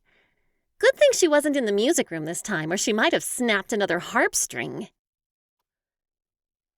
Scrambling up Indigo's back had never before brought a sense of relief. But although the dragons had made father and everyone around him as tense as ever, nothing out of the ordinary had occurred. I'd strained my ears the entire evening for some kind of shout or ruckus, but all had remained quiet. Perhaps we'd overreacted, and the gentlemen who might have been tempted by father's challenge were too intimidated by the dragons to act on it. Now we just needed to make it away from the palace. How ironic to feel that for once Santar would be a place of relative safety. I twisted, squinting through the darkness to see Pippa climbing onto Scarlet's back. As though waiting for the same signal, my dragon stretched its wings and lifted off from the tower. I ducked, clinging tight as it rose higher. "They're getting away!" The cry came from far below. I froze. Why would someone object to the dragons leaving? Unless— Faster, Indigo! But what about my sisters? I tried to look back for them, but the dragon's breath blocked my view. "Not this time!" The gruff warning resonated along the cobblestone streets of the royal city that expanded in all directions beyond the palace grounds. No, no, no! Not while we're on their backs! The air hummed as a thick bolt from a crossbow sailed past. A scream from somewhere nearby mixed with yells and shouts below. Was that Rosalind? A guttural roar drowned out every other sound, setting my nerves on edge. Presumably, a dragon had been hit. But which one? And was it injured? Was Rose hurt? Scenes of my sisters pierced by arrows or catapulting to the ground played through my mind, each more horrific than the one before. My dragon lurched as another projectile whizzed past. It didn't seem to hit any of its targets, but that brought little comfort. Surely if they planned to take out the entire set of dragons, they had plenty. More screams erupted from the crowd, along with a roar of a different kind. Light blazed on the far side of the square, growing too bright too fast for such a dark night. Fire. My gaze darted frantically over the scene of running people and billowing smoke. I tried to orient myself in my shifting aerial view. Wasn't the bakery on that corner of the thoroughfare before it curved toward the fountain? My heart constricted as I pictured the plump, gentle baker and his no-nonsense wife. How many more people would suffer because of father's hasty proclamation? Because of Prince Leonar's threats and greed? I tensed for another attack, but the focus of the people below had shifted to subduing the flames eating at the baker's home and shop. And despite angry grunts and huffs, the dragons seemed to be moving away. I dared to raise my head high enough to get a better view. All 5 dragons still soared through the air, and none seemed to be missing a rider. An exhaled part sigh, part sob constricted my chest as I drooped back against my dragon's neck. The ride felt agonizingly long. I periodically sat up and searched the darkness for signs of any injury to my sisters, only to press my forehead into Indigo's scales in frustration when I couldn't see anything useful. My tight muscles trembled with fatigue by the time tangy salt scented the air, and we began our descent. I half leaped, half fell from my dragon's back the moment its feet touched the balcony. The other beasts alighted one by one. I ran for Rose's green mount, squinting for signs of blood. Rose, are you hurt? Was your dragon the one who started the fire? She slid down, shaking chestnut curls from her face. I'm fine, no thanks to that ignoramus who shot at us. She fluffed her skirts in a tiff, as though it had been meant as a personal offense. The arrow bounced off Emerald's scales as though a child had tossed a toy. I doubt it even made a scratch. I flung my arms around her. But it didn't touch you? I was so worried. She huffed a laugh, giving me a quick squeeze before stepping back. No harm done, Em, truly, to either of us. She gave her dragon a rueful glance. In all honesty, the flame was more frightening than whatever the villagers were launching. How dreadful! Did it burn you? Did you see who shot the arrow? Was your dragon hurt or just mad? Callie, Jo, and Pippa surrounded us, peppering Rose with questions. Prince Leonar's voice cut through the cacophony. Princesses of Aneska, welcome. We fell silent, turning to face him. Should we tell him? He no doubt suspected something was amiss based on our unusual behavior. Did the dragons have a way to communicate the details of the attack? His brows furrowed in mock concern. Is something wrong? Surely you young ladies didn't come all this way just to chat with each other, but you seem distraught. As though he cared whether any of his actions caused us distress. My internal debate raged faster. What could we say that was honest but wouldn't anger him? Pippa jumped forward before any of us could stop her. Someone aimed an arrow at Rose's dragon, and her dragon got mad and shot fire right out of its mouth. Her wide eyes held a mix of horror and excitement. Callie put a hand on her shoulder, but the damage had been done. Shot at wood flux? He turned to the dragon, whose green scales shone in the torchlight emanating from inside the citadel. He is unhurt, I presume? We aren't aware of any injury. I'd have to answer his questions quickly if I wanted to keep Pippa out of the conversation. Vach hebruch ahuns. He tipped his head toward the dragon. Emerald Scales gave his wings a flick. The low, guttural tone sounded ancient, otherworldly. Prince Leonar nodded, apparently satisfied by the reply. And fair Rosalind? He gestured to Rose. I sincerely hope your fellow countryman's foolish actions didn't cause you harm. Rose squared her shoulders. None whatsoever. Excellent. He patted the emerald dragon's leg, then issued a command. Ich flochiwood? The dragons huffed and took off from the balcony, swooping around toward the southern end of the citadel grounds. Prince Leonar watched them go, then faced us once more. What an exciting evening you ladies have had already. I'm very grateful no one was hurt in the incident. Except those whose home and livelihood were consumed by fire. I winced as the sight returned to my mind's eye. So much destruction. An entire building gone in a matter of minutes. Had they contained the fire to only the bakery? Or had it spread beyond? Beside me, Jolene trembled. I put an arm around her waist. But it does beg the question, why would anyone do such a thing? Did my dragons do something to incite their wrath? Prince Leonar's gaze found mine, more threatening than concerned. I swallowed, the taste of smoke lingering in my dry mouth. Nothing out of the ordinary, no. But as I mentioned before, their continued presence in Oneska is starting to cause alarm. That. He flicked his hand as though dislodging a pesky fly. How disappointing that you weren't able to quell your kingdom's concerns before things got out of hand in this way. You know, the citizens of Philistra had similar fears about the Santarian dragons before. Well, I'd hate for our friendly visits to be marred by such ugliness. With a fake smile, he motioned us into the citadel. Come, let's join the festivities. My sisters preceded us, sending nervous glances our way. Once they were a few steps ahead, Prince Leonar leaned close. I trust you won't make the same mistake again. Chapter 6. I rubbed my eyes, stifling a yawn. Callie put an arm around my shoulders. She'd tiptoed out of our chamber behind me, cautious not to wake our sleeping sisters. "You must let yourself get some rest, Em." She leaned her head against my arm and lowered her voice. "This isn't your burden to bear alone." I did sleep.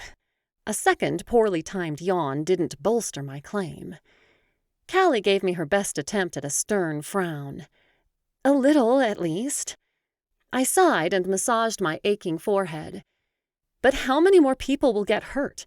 How many more livelihoods destroyed? I blinked back the tears welling in my bleary eyes. How long until those creatures kill someone? It will be on my hands if I don't at least try to stop them. "None of this is your fault." Callie paused until I met her gaze. "You can't possibly blame yourself for Prince Leonar's actions." "Of course I don't. Though perhaps if I'd suspected the Santarian lady's maid who'd fooled us all." I shook away the unhelpful thought.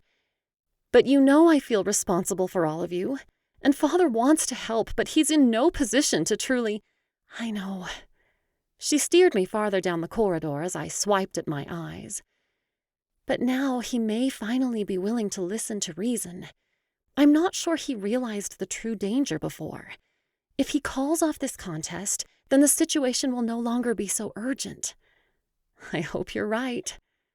I closed my eyes and heaved a fortifying breath, then opened the door to the breakfast room. Father was already there, his plate nearly empty. Fresh pain stabbed at my chest at the sight of the deep purple hollows beneath his eyes. "Good morning, Father." Callie's voice radiated her usual optimism and cheer. "Good morning, girls." His lips barely tipped into a dim smile. I claimed the chair beside him without bothering to get any food and clasped his free hand. "Have you heard any updates about the baker and his wife? Will they be all right? Are the guards helping to rebuild their shop?" His arm tensed. "How do you know about that business with the bakery?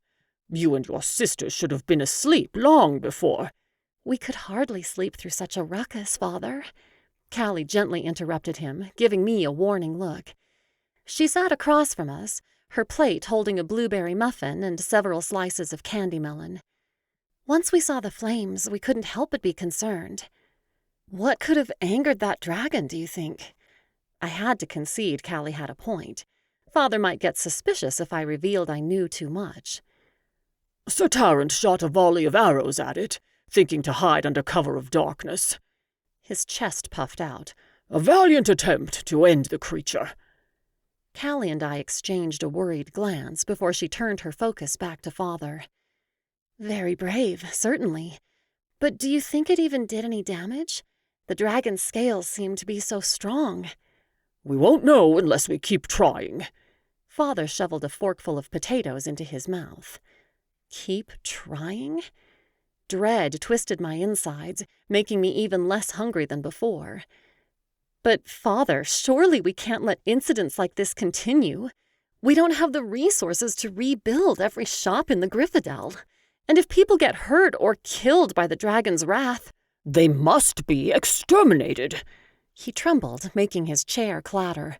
"We can't back down now. The battle for Aneska has begun, and we must redouble our efforts if we're to drive this curse from our land." "Perhaps we should wait, though." The Maker only knew how Callie was still managing to smile. "Deceive them into thinking we've given up? An element of surprise might be to our benefit." Father raised his glass toward her before downing the rest of his juice. "An interesting thought. I shall discuss it with the captain." "Well done, Callie." My racing pulse slowed a notch. "Have you heard anything of the baker and his wife? Did they survive the attack?" Father nodded, his expression grave but no longer frantic. "Indeed. In need of some fresh air and bandages, but the healers seemed to think they could set them to rights." "I'm so glad to hear it." I wandered to the sideboard as Callie made suggestions for how the baker might serve in our own kitchens until his shop was re-established. My tired mind continued to process Father's reaction as I piled strawberries next to a slice of toast on my plate. Even if he agreed to pause attacks against the dragons, he clearly had no intention of stopping, no matter how many innocent people were hurt in the process. The responsibility to bring this to an end still landed squarely on my shoulders. Father rose from the table as I returned to my seat. "Enjoy your breakfast. I must meet with Captain Benedict without delay." He paused on his way to the door. His face held more warmth and less anger than I'd seen in months.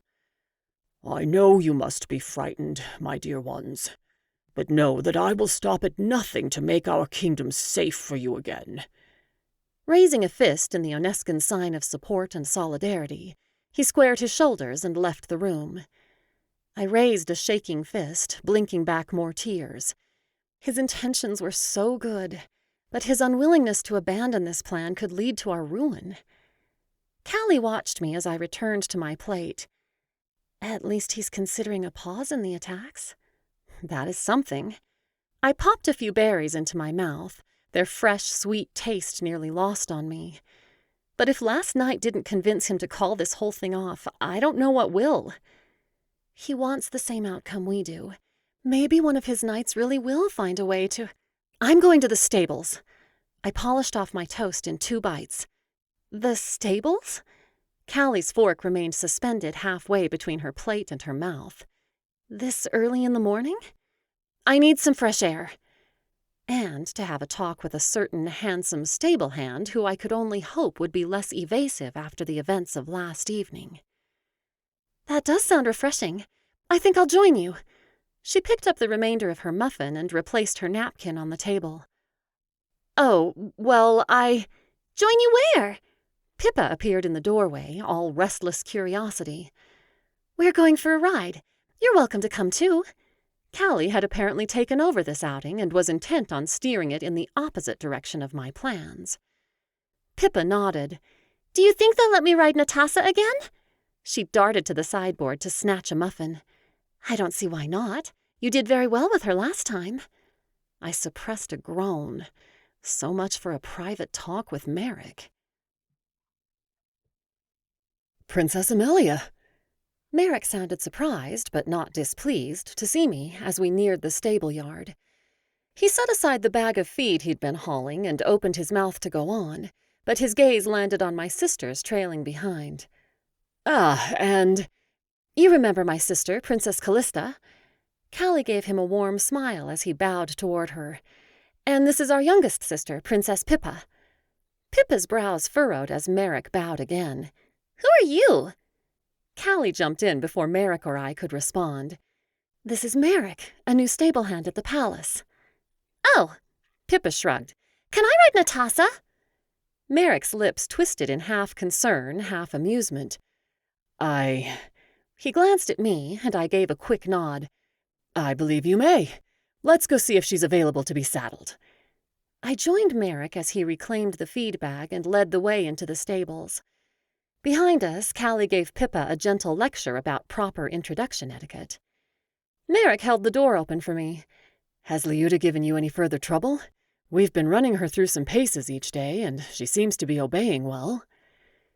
Hopefully the sudden darkness of the stable hid the pink that was likely coloring my cheeks.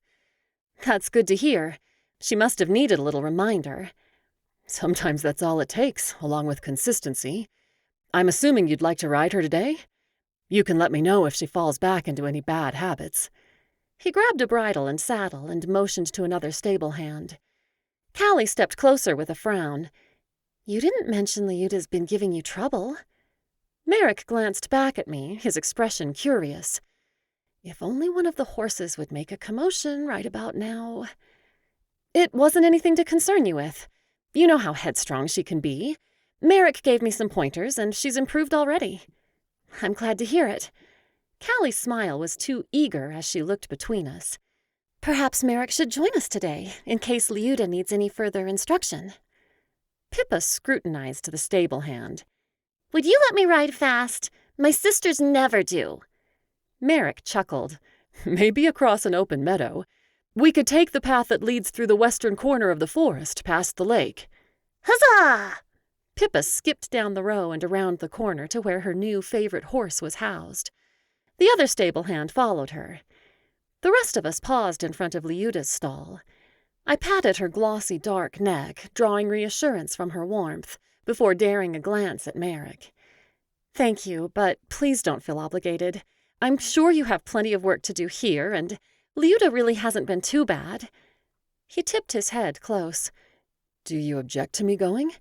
I'm happy to help, but I certainly don't want to impose on your time with your sisters." "I don't object at all." That sounded too enthusiastic. With a final pat to Liuda's forehead, I faced Merrick. "That is, we would enjoy your company if you can spare the time." "It would be my honor." Why did those golden green eyes make my stomach do strange flips? No work around here could be as important as escorting 3 lovely princesses. And it will provide a good opportunity to see how our new stallion handles riding in a group. "Thank you." I stepped aside so he could saddle Liuda, wishing I could bury myself in a stack of hay. I conversed easily with nobles and foreign royalty all the time. Why did a stable hand who happened to be attractive make me so flustered?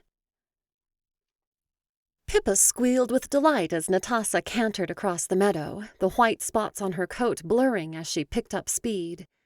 Callie laughed and followed, flashing me a knowing smile I didn't appreciate. What exactly does she think she knows? Our conversation had been formal, stilted thus far on our ride.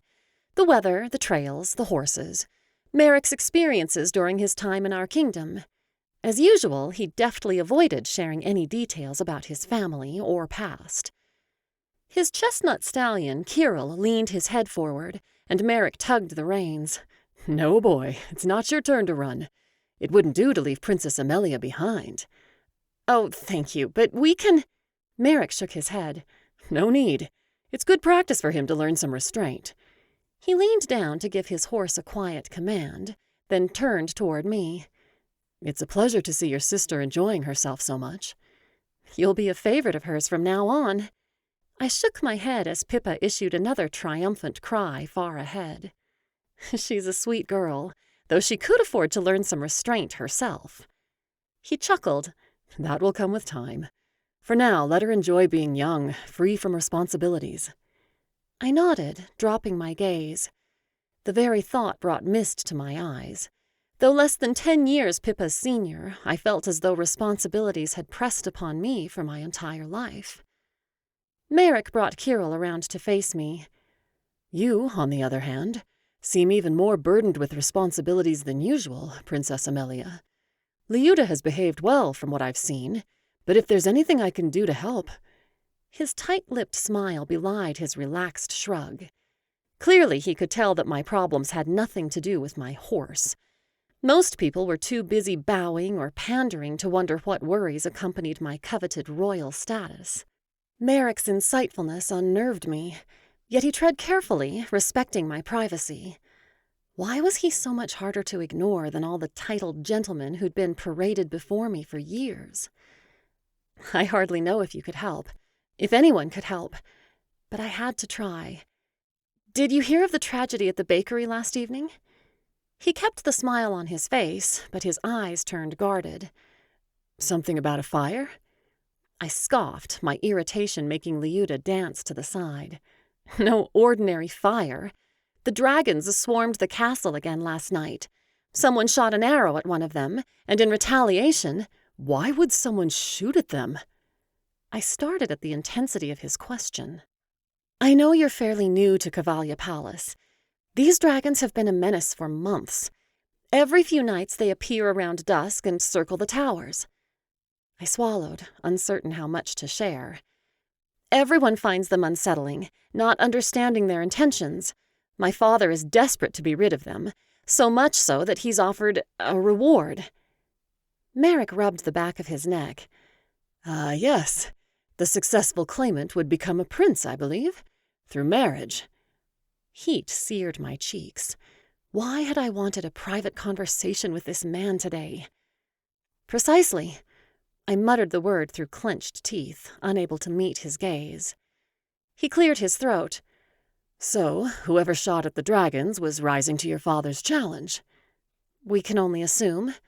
Embarrassment mixed with my anxiety, churning my insides. He nodded, lips pressed together in thought. But you seek to solve the dilemma yourself. Yes. I dared to look up. Those unusual eyes studied me, but I couldn't tell what he was looking for. He blinked and shook his head. Have these dragons done any harm? Air huffed through my nose. Clearly, I was spending too much time around the vile creatures. Only threatened it, until last night. I see. He clenched his fingers in Kirill's mane. Well, I doubt. In the distance, Pippa let out a whoop. Hoofbeats thundered in our direction. I'm running out of time. Merrick. I grasped his arm before I could pause to think. I know you said your experience with dragons is limited, but if you have any information that would be helpful to us, I want to put an end to this before someone gets hurt. He closed his eyes, lines creasing his temples. That would be my hope as well.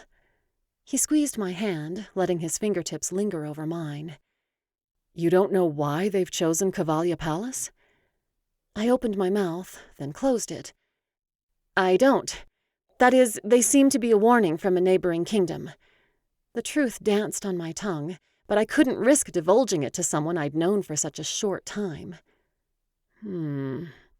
He studied me with a frown, as though he knew I was being just as evasive as he always was around this subject. His gaze traveled to where Pippa and Callie approached, the wind whipping their hair back from their laughing faces. He leaned close, releasing his hold. I'll see if there's anything I can do. Thank you. I pulled back my hand, hope stuttering in my chest. Was there truly something he could do to help? If so, would he want to marry one of us? Chapter 7. Purple is my favorite color on you. Callie helped pull a beautiful gown of deep violet over my head. The dragons had appeared again at dinner time, just 3 days after the attack. I'd been nearly as distracted as Father, glancing out every window and unable to concentrate on a given task all evening. But my jittery pulse had begun to slow when we reached our feigned bedtime preparations with no obvious attempts at scaring or injuring the creatures. Hopefully, any potential dragon slayers had been cowed by the first disastrous attempt. Callie leaned close as my head reappeared from the frothy layers of material, lowering her voice. If only you were heading to the stables instead of Santar. The stables? My voice squeaked as nervous energy of a new kind thrummed through my veins. I busied myself straightening the bodice of my dress. I suppose I'd rather go anywhere than Santar, but it would be an odd time of night to ride a horse. She shrugged, adjusting the beaded neckline of my collar. Perhaps, but I imagine a certain handsome stable hand would appreciate seeing you in this dress. My gaze flew to our younger sisters, who were engrossed in their own chatter and preparations. Lucas is far too old for me. The whisper came out tighter than I'd hoped. Callie's amused gaze met mine. Merrick, however, is not. I imitated one of Rose's dramatic sighs. If any of the stable hands were to see me in this gown, they would likely think I'm ridiculous and get back to work. She clicked her tongue. I saw the way the two of you were talking the other day. You've rarely given such focus to any other gentleman. And he's smart, courteous, intriguing, handsome. You already mentioned that he's handsome. I raised a brow. You haven't tired of poor Duke Vierkalt already, have you? Of course not. She gave me the closest thing to a scolding look she was capable of. Besides, Merrick doesn't watch me the way he watches you. He's been helping me with Liuda, remember? No doubt he's looking for flaws in my horsemanship. If my heart skipped a beat at her statement, it was only anxiety about the coming dragon ride. If you say so. She deftly swept my hair into a simple chignon, leaving one curl dangling free. But don't discount him just because he's a stable hand. Romance is the furthest thing from my mind right now, Callie. If Merrick can't help us with the dragon situation, I have no interest in him. I sat on my bed to tie on my dancing slippers, perhaps yanking the laces harder than necessary. And if he can help? I sensed her watching me, but I refused to look up. Callie, I did the buttons wrong again. Pippa's wail saved me from further scrutiny.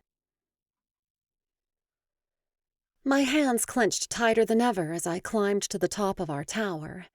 Father had agreed with Callie's idea of spreading out the attacks to maintain an element of surprise. But had all the guards agreed with the plan? Or would someone else entirely make an attempt tonight? I tried to take a deep breath, but my chest remained as constricted as though my stays had been laced directly to my rib cage. Our visits to Santar were stressful enough before we'd become the targets of sharp, flying projectiles. Callie and Rose took my hands once we reached the top, joining Pippa and Joe to each end of our united line. Apparently, I wasn't the only one who needed extra comfort this evening. I'd do anything to spare my sisters from this situation, but at the moment I was grateful not to be alone. We mounted our dragons quickly, the silence below almost eerie. No doubt everyone was asleep or closed in for the night, perhaps hiding away from the dragons. Or lying in wait. I dismissed the disturbing thought and gripped Indigo's scales as it lifted off the roof. Our flight seemed filled with rustling sounds and creaking, a combination of my heightened senses and crisp leaves vibrating on dry branches. Despite my very reasonable explanation, I couldn't help looking around every other minute, even after we'd left Cavalia Palace far behind. Only Pippa, in back, seemed to share my paranoia. The few times I glimpsed her, she'd craned her neck to glance behind. She was so young, it was no surprise that even her sunny confidence had been dampened by the attack. Next time, I'll see if I can get Indigo Scales to fly last in line. Prince Leonar oozed his usual false charm as we left our dragons and lined up to enter the citadel. Pippa still searched the darkness beyond the balcony, her thin brows furrowed. She really must think something's out there, if even the prospect of seeing Daniel hadn't distracted her. I moved in her direction, but Callie was there first, taking Pippa's arm and fluffing her sleeve. With one last glance behind, I let Leonar lead me inside. Young Pippa seems a bit preoccupied this evening. His deceptively friendly tone held an undercurrent of warning. I do hope there was no further unpleasantness among your knights or common folk this evening. At least that I could answer honestly. No, we had a peaceful journey. My smile was as genuine as he'd ever received. But I think we were all a bit rattled last time, and Pippa is at such an impressionable age. True. His lips curled into a predatory smile. No doubt her time with Daniel will offer some comfort and peace of mind. I barely held back a grunt. The last thing we needed was for Daniel to play a hero, though Pippa was hardly a damsel in distress. It's kind of you to be concerned. No doubt she'll recover quickly. I do hope so. Faint music drifted up the spiral stairway. He likely wouldn't reveal anything, but... Speaking of recovery, did you find any injury on your dragon the other night? The one with green scales? His chuckle was short, flippant. Certainly not. Though it's kind of you to be concerned. His sarcastic repetition of my own words wasn't lost on me. Why must I spend night after night in this odious man's presence? But I wouldn't let his pettiness thwart my purpose. Are their scales truly impenetrable, then? Leonar puffed out his chest. Better protection than the finest armor. How fortunate for them. A touch of bitterness seeped into my tone. I took a deep breath and widened my eyes, aiming for naivete. But how is it that such powerful creatures, with seemingly no weaknesses, would allow themselves to be controlled by humans? He paused a short way from the ballroom doors, halting my steps. Ah, my dear Emelia. He tapped a finger to the tip of my nose. I thought you already knew the rules. If you want to be privy to the secrets of my kingdom, you must first willingly marry me. Matvey burst through the door, freeing me from the need to respond. Rosalind, there you are. I thought I heard Leonar's voice and hoped you'd be along." "Of course." Rosalind darted a concerned glance my way before flouncing toward him. "Your brother always finds us." Matvey lowered a brow. "Perhaps I ought to be the one to meet the dragons next time." Leonar sent him a look filled with anger, warning. "You know they behave best when I handle them." Matvey reddened. "Well, Rosalind looped her arm through his, donning her brightest smile.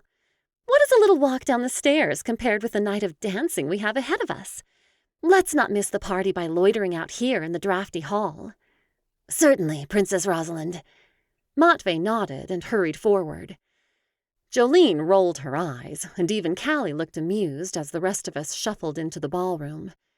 I almost felt sorry for Matvey, picturing the droves of suitors waiting for Rose in Oneska. The ballroom was bedecked in its usual vibrant array of colors. Guests laughed, danced, and took refreshments passed around by harried servants. I shook my head, trying to clear the feeling of a nightmare on endless repeat. Slight changes in guests or music or decor, but always the same forced discussion with the man who sought to control me and my kingdom. Always the same dance. No, something will change. We'll find a way to make it change. Hopefully for the better. Leonar led me through a number of dances, then introduced me to a nobleman who rarely visited. I played my part, knowing Leonar would cut me off before I spoke more than a few words. My role was to be seen, paraded about, never heard. "You promised me a dance, Leonar." A courtier with a red gown hugging her frame and long blonde curls placed a hand on the crown prince's shoulder. She smiled at Leonar before frowning at me. I nodded to her, fighting a laugh. She was more than welcome to steal him away. Forever with any luck. "That I did. Please excuse me." Leonar bowed to us and followed her to the center of the floor. With Leonar otherwise occupied, could I say something to this nobleman? To someone else? Surely not everyone in this room would condone the royal family's behavior if they knew the truth. But already I could feel Leonar's eyes on me. And how could I know who would turn out to be friend versus foe? I gave the nobleman a polite smile and walked away. Help was unlikely to be found among any ally of Santar. Pippa approached, looking surprisingly excited considering she was sitting this dance out to give Jolene a turn. "Em!" She sidled close, her eyes almost comically wide. "I saw someone." I lowered my brows. There are a lot of someones here tonight, as usual. The Santarian royal family seems incapable of hosting a small event. She shook her head. "That's not what I mean. Someone we know." I stiffened, trying to keep the panic off my face. Someone who's visited Cavalia Palace is now a guest here? I scanned every nearby face, but my thoughts jumbled too quickly to make sense of what I was seeing. Was the truth of our nighttime ventures about to be discovered and reported to Father? "No, not a guest." She rolled her eyes and leaned closer. "He's hiding." A gentleman we know is hiding here? My pulse slowed a notch. Perhaps the fear surrounding our departure was playing tricks with Pippa's mind. "I saw him under a table, by the door." She inclined her head in a way that was clearly meant to be subtle. Ah, how mysterious. I struggled to maintain a serious tone. What did he look like? Pippa sighed. "Like I said, we know him." "Yes, but who?" "That groom from the stables who went riding with us, wearing the hat." She patted the top of her head. The hat? Merrick! My amusement fled, replaced by terror. He'd said he would try to help. What if he actually was here? But how would he get here? The question was as much for myself as Pippa. "I don't know, but I kept hearing sounds behind us as we flew here tonight. I bet it was him." She placed her hands on her hips as though that settled the matter. But my bewilderment only grew. Could he follow us here? How could he keep up with dragons? And if he were here now, then what? He could get caught, or cause a disruption, or tell father, or— Leonar appeared before me. "Ready for our next dance, Princess Emelia?" I straightened, taking a deep breath. If Merrick truly had gotten himself inside Irtuk's citadel somehow, I couldn't afford a single misstep. Of course! He led me toward the center of the ballroom as the string players plucked out the staccato opening notes of a rovadan. I swallowed a sigh. Onuscan dances were graceful and flowing, while Santarian dances were filled with jumps and sharp, precise movements. The rovadan was exhausting, but at least it wouldn't allow for much conversation. Leonar linked his arm with mine as we spun in alternate directions. I tapped my foot, hopped, then tapped again in quick succession. Every time we faced away from each other, I scanned the room, carefully keeping my head steady and returning my gaze to Leonar whenever I spun into his view. The cycles of the dance brought us closer to the door Pippa had indicated, and my pulse thrummed in my ears. Surely I'd only imagined the tablecloth shifting beneath a large spread of tea and desserts. I returned my gaze to the spot with every spin. When the musicians slowed for the final chords of the piece, I winced. Of course no one was hiding under the table. Pippa's imagination simply— Then the gauzy silver fabric slipped aside, and a face appeared next to the table leg. Merrick. Our gazes locked, his intense but unreadable. Then the curtain of the tablecloth swung back into place, and he was gone. How did he get here, and what did he hope to accomplish? I forced a tight smile in response to Leonar's chatter about some foreign diplomat they were hosting. Breathe, Emelia. Act normal. "Shall we ask a servant to get you a dessert? As you can see, this evening's selection is excellent." Leonar gestured toward the very table I wanted to avoid. "Dessert?" The word came out as a half-squeak. I cleared my throat, attempting a laugh. "I'm sure it's delicious, but I'm much too full. Shouldn't we dance again?" He raised his brows at my rare enthusiasm. "If you'd like." We joined the end of a line of dancers jumping with their right knees raised. Ignoring my tired feet, I focused on the steps, the music, Leonar's occasional commentary.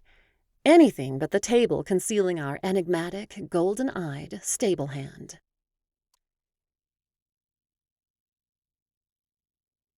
Chapter 8. "Merrick?" The inquiry came out as a soft growl. A swirl of anger, fear, and hope had kept me awake most of the night after returning to the palace beneath a sky sprinkled with stars.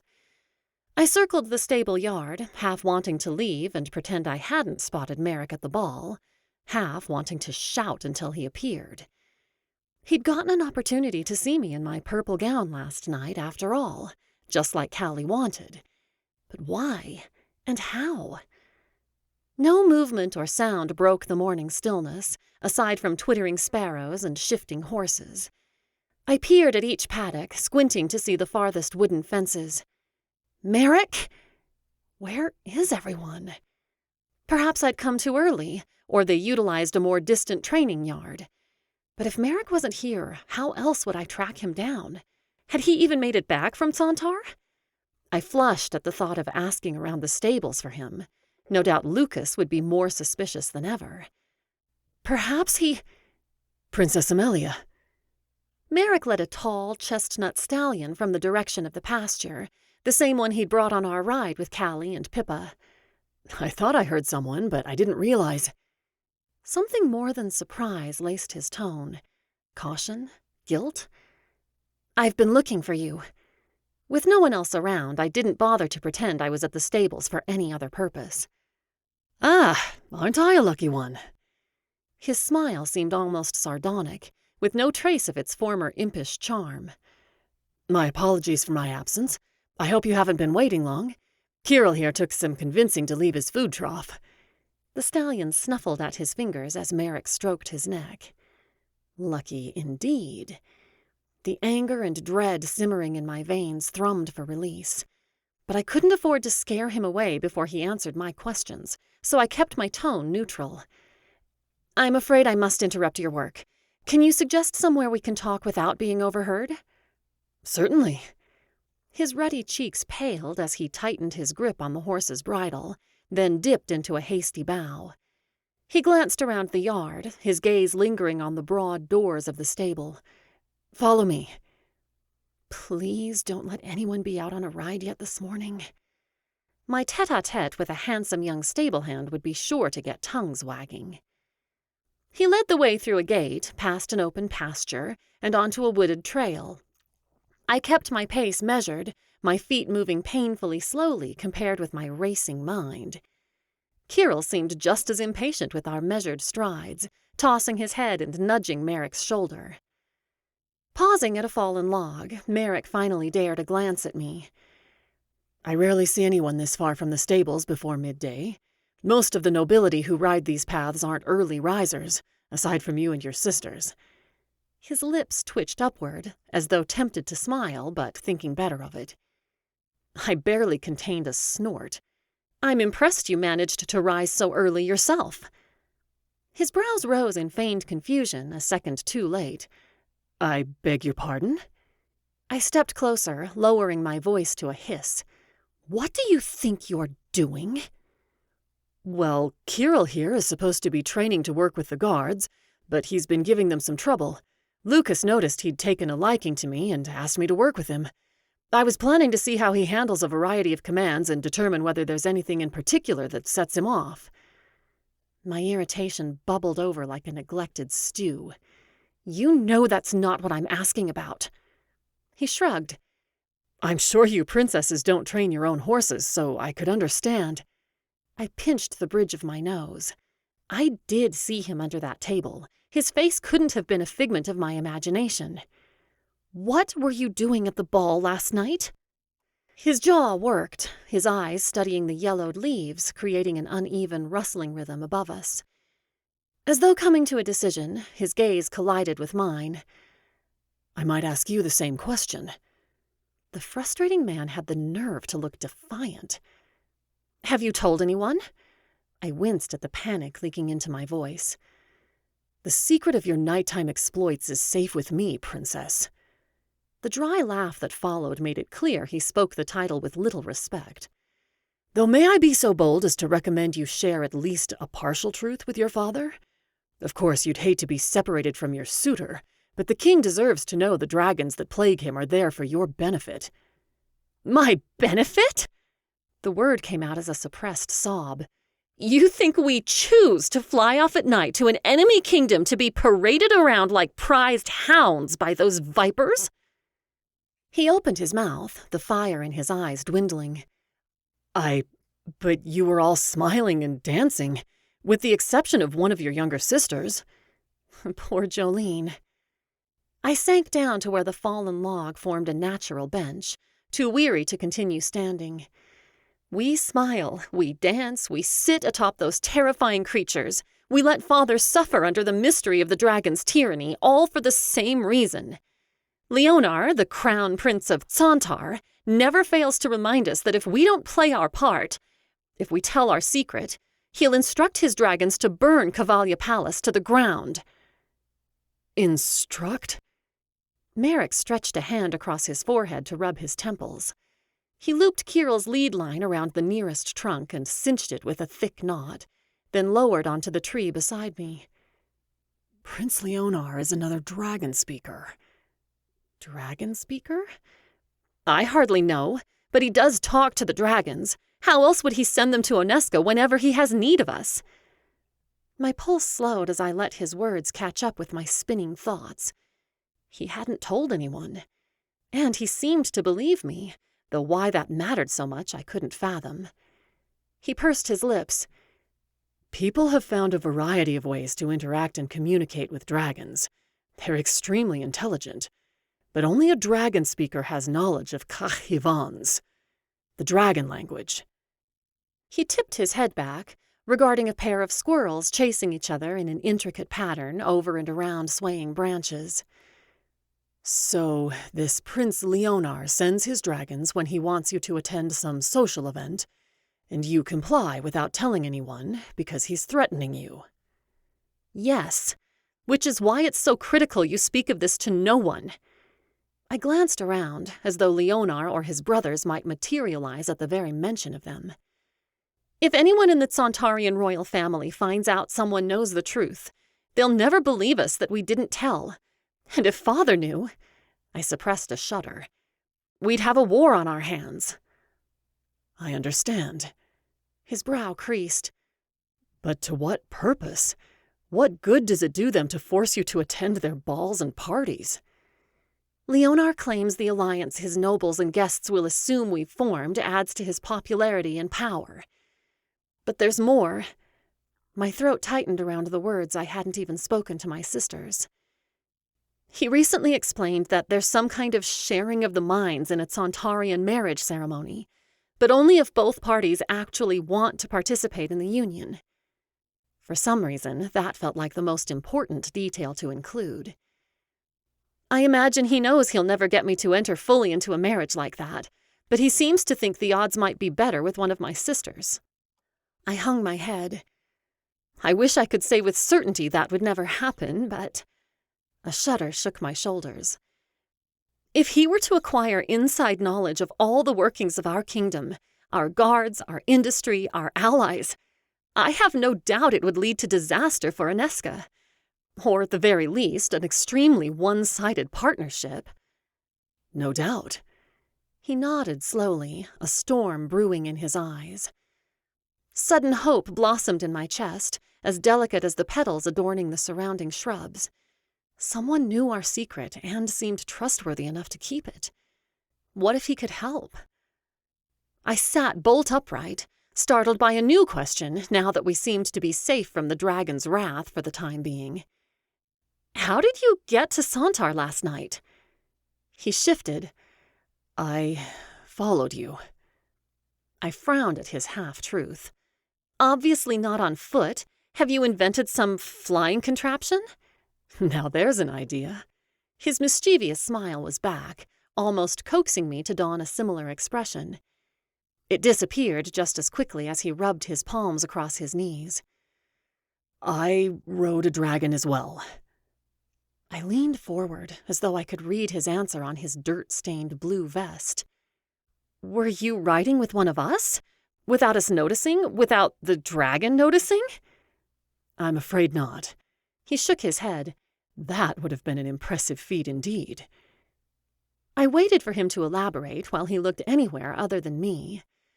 My tired sigh made me feel so much older than my 21 years. You now know my darkest secret, Merrick. One that could destroy this kingdom if you wanted it to. You owe me no confidences, of course. But if you know something that could help... I do want to help, if I can, but I'm not sure. He licked his lips. I rode a dragon of my own to Santar. That is, not my own. Dragons should hardly be treated as pets or possessions. But a dragon friend of mine, I suppose you might say. A dragon friend? I narrowed my eyes, waiting for humor or clarification to follow his statement. Surely no reasonable person could be friends with such creatures. At least no one who didn't have evil intentions like Prince Leonar. Yes. The words stretched out to extra syllables. I understand now why you would have a negative opinion of them. But no doubt the dragons used by Prince Leonar are under as much duress as you and your sisters. Now he spoke quickly, as though racing to share thoughts held silent for too long. Despite their size and power, dragons aren't vicious creatures at all. They're only violent when protecting their territory or young, or subjected to the wrong person's control. I nearly shrank back at his dark expression, but he seemed to know so much that might aid us. Does a dragon speaker control dragons, then? Through their speech? If my theory was correct. Are you a dragon speaker? His gaze connected with mine, the entwined green and gold twisting my insides in an unsettling way. You are! The words drifted from me in an awed exhale. Then you can help us! I would have hugged the man if it wouldn't have been so inappropriate. The thought of resting in his strong arms sent a new twist to my stomach. Focus, Emelia. If we find a way to sneak you up to the roof with us the next time the dragons appear, couldn't you just command them away? Instruct them to never return to Prince Leonar? My mind spun with possibilities. Without the dragons to back up his threats, he'd be powerless to— He shook his head, cutting off my words. I'm afraid it's not that simple. My posture wilted. You're not a dragon speaker? He glanced around, as though the correct answer were whispering on the breeze that ruffled our hair. I am. He held out a hand like a parent fending off an overexcited child. But it's an immense gift to be granted knowledge of Kahivans. I would hardly be a worthy dragon speaker if I were to go around commanding every dragon I encountered. Even when the dragons are being used for dishonorable purposes, wouldn't you be saving them from an unworthy dragon speaker? He rose to his feet, tugging at the rim of his cap as he paced. As I said, it isn't that simple. I can't just show up and force them to leave their master, as though they're slaves with no will of their own. It's possible they're choosing to serve Prince Leonar, unlikely as that may be. Or directing them off might split up their families, leave them with no home to go to. I sat back, anger simmering beneath incredulity. So you can help us, but you won't. The welfare of the dragons means more to you than that of your royal family, of Callista and Rosalind and Jolene and Pippa, and me. I stood, refusing to let his pained look pierce my rage. He cared nothing for me, for my sisters, for our kingdom, only for his revolting dragons. If my stomps back toward the path were more befitting of a toddler than a princess, so be it. Emelia, Your Highness, wait, please. I'm not saying I refuse to help, only that— I kept my face angled away from him. Thank you for your time. I've kept you from your work for too long. I took another step, then paused. I trust you understand the importance of speaking to no one of this matter. Of course. His hesitance in the statement hinted he intended to say more. I fled before he had an opportunity. Chapter 9. I lagged behind, allowing the lively conversation of Callie, Duke Vierkalt, and his cheerful sister, Hyacinth, to drift ahead. My boot caught on a stone, and I kicked it off the path with a clatter. Callie glanced back, her expression filled with concern and a bit of exasperation. I'd been in a foul mood ever since my conversation with Merrick the week before. Likely the reason she'd invited me to accompany her on this outing. But it was a beautiful day, and I'd neglected poor Liuta shamefully in my avoidance of the stables, leaving me no reasonable excuse to refuse. Hopefully Merrick was off on a trail, working with some nobleman, cleaning out a stall, or visiting his precious dragon friend.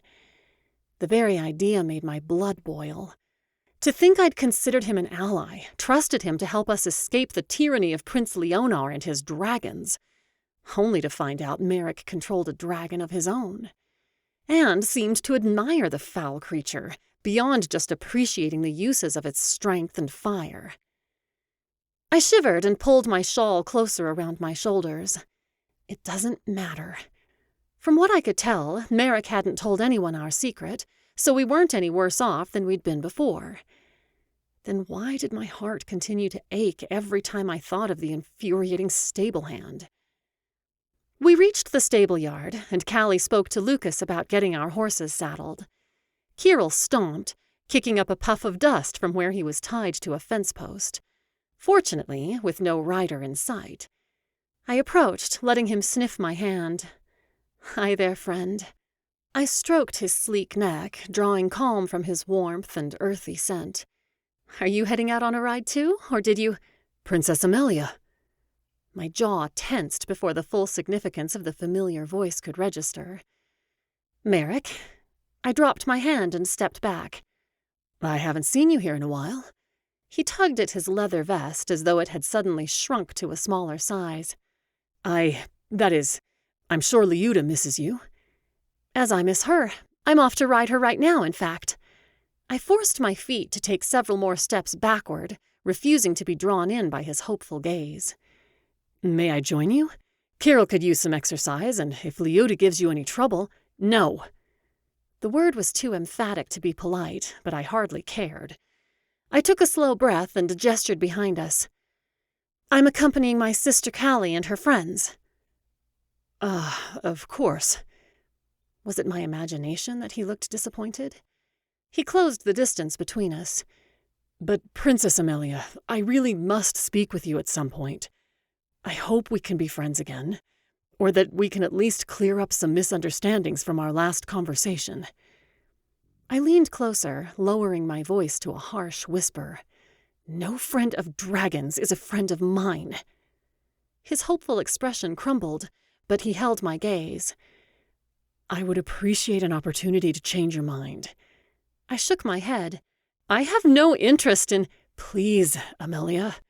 Princess. Red tinted his cheeks. You would be in no danger. I truly want to help, and I'd like to be able to trust you with my history with dragons. Indecision tugged my heart and mind in two directions. Time with Merrick did strange things to my insides, and I hesitated to let my guard down toward him again. But in my week away from the stables, I'd devised no new strategies to defeat the dragons on our own. Merrick's help, questionable as it may be, was still our best lead by far. All right. I twisted my glove in my hands. But Emelia? Callie's voice rang from the direction of the stable. Oh, there you are! Her eyes lit with interest when she spotted Merrick at my side. Perfect. More speculation about Merrick and myself is just what I need. Coming. I turned back to Merrick, brows raised. He straightened his posture, returning his voice to a normal volume. Shall we plan to work with Leota tomorrow, then? Yes. I raised my chin. I'll stop by in the morning. Thank you. I broke away from the intensity of his gaze, feeling disoriented. My steps led me back to Callie and her duke without conscious thought. I mounted Leota, patted her neck, responded to polite inquiries from Duke Vierkalt and Hyacinth. But my mind churned with the prospect of my meeting with Merrick. Would he actually be willing to help us? Or would I fall under his spell once more, only to feel betrayed and disappointed yet again? Back to the stables. I sighed, drawing in the crisp scent of falling leaves and fresh autumn air. Back to confusion, possibly frustration, possibly answers and hope. My feet crunched faster down the path. If I was going to do this, I may as well get it over with. The large wooden structure of the stables came into view. Merrick walked Kirill through some complicated exercises in the nearest paddock. I paused at the fence to watch. Whatever else he might be, the man was certainly an impressive horseman. Lucas joined me. Your Highness, good to see you. I hope you enjoyed your ride yesterday. Tearing my gaze from Merrick, I shifted to face him. I did, thank you. Such lovely weather, and it was good to spend time with Leota. I can imagine. Shall I saddle her for you?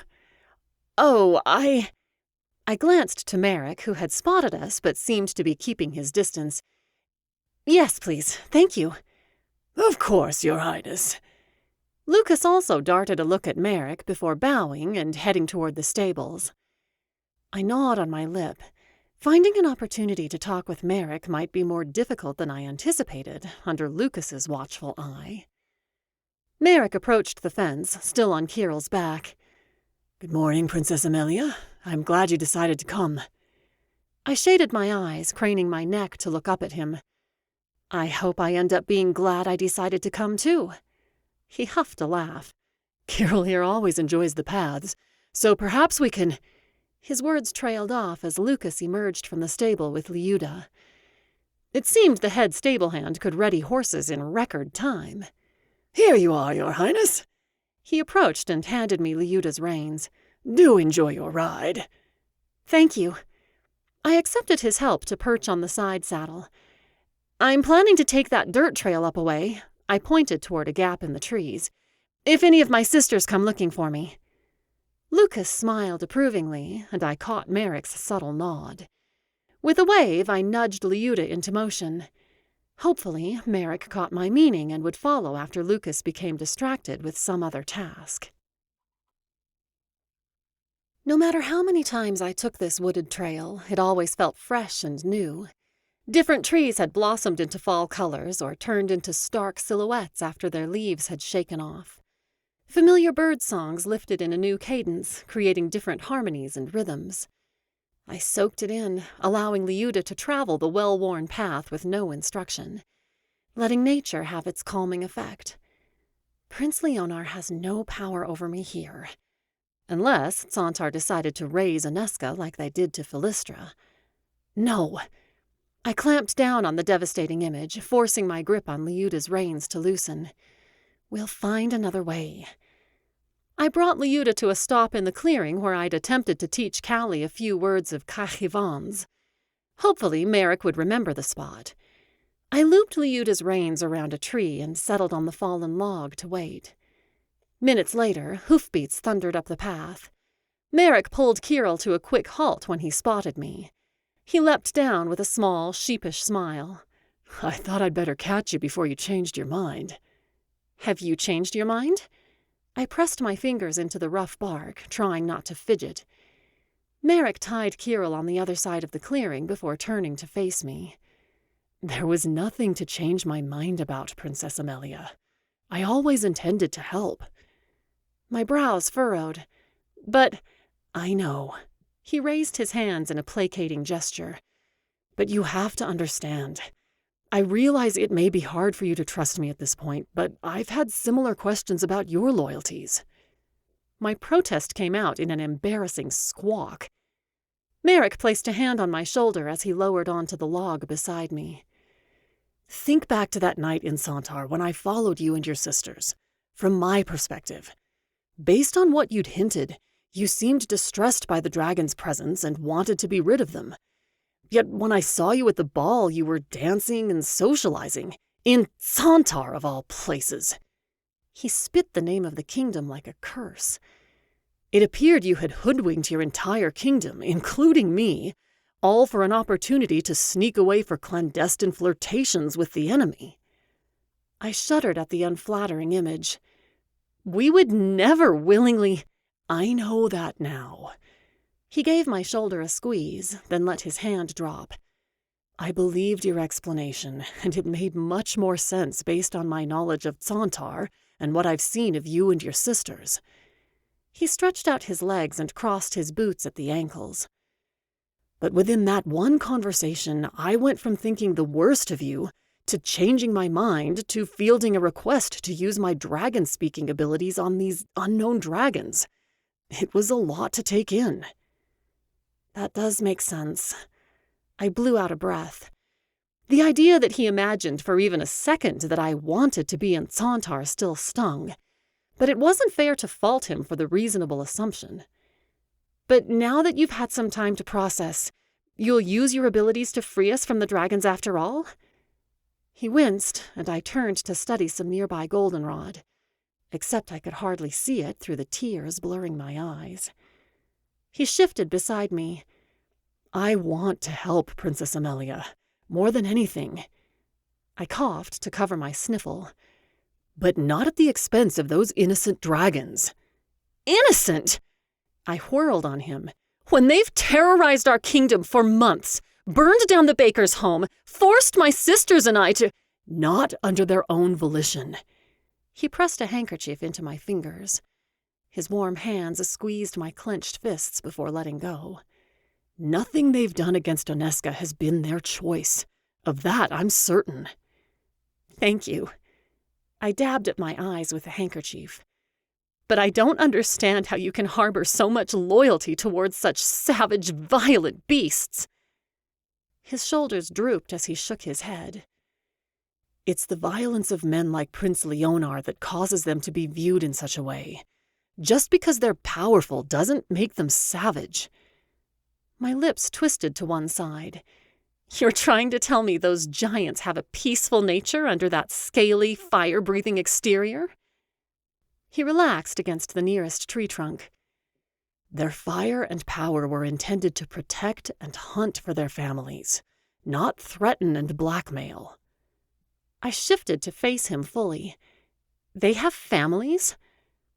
He met my gaze with a warm smile. Of course.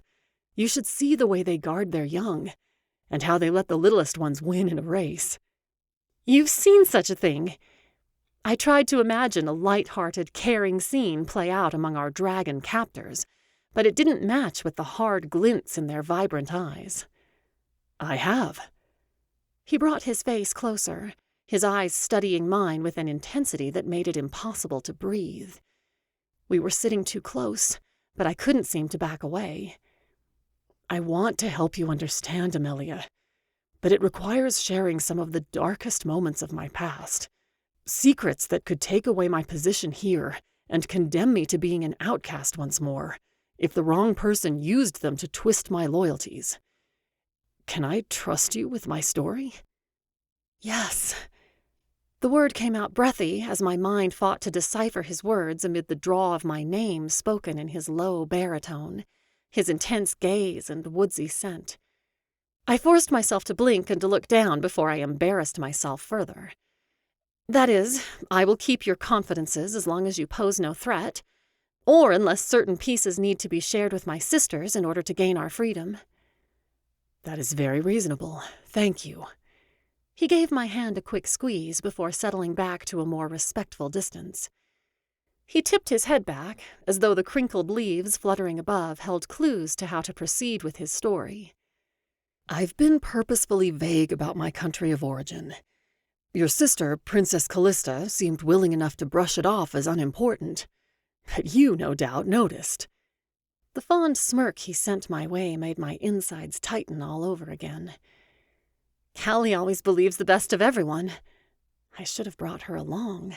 She managed to stay so much more even-tempered around this handsome, infuriating man. He nodded, then intertwined his fingers in his lap. I've been reluctant to share because I hail from Philistra. Chapter 10.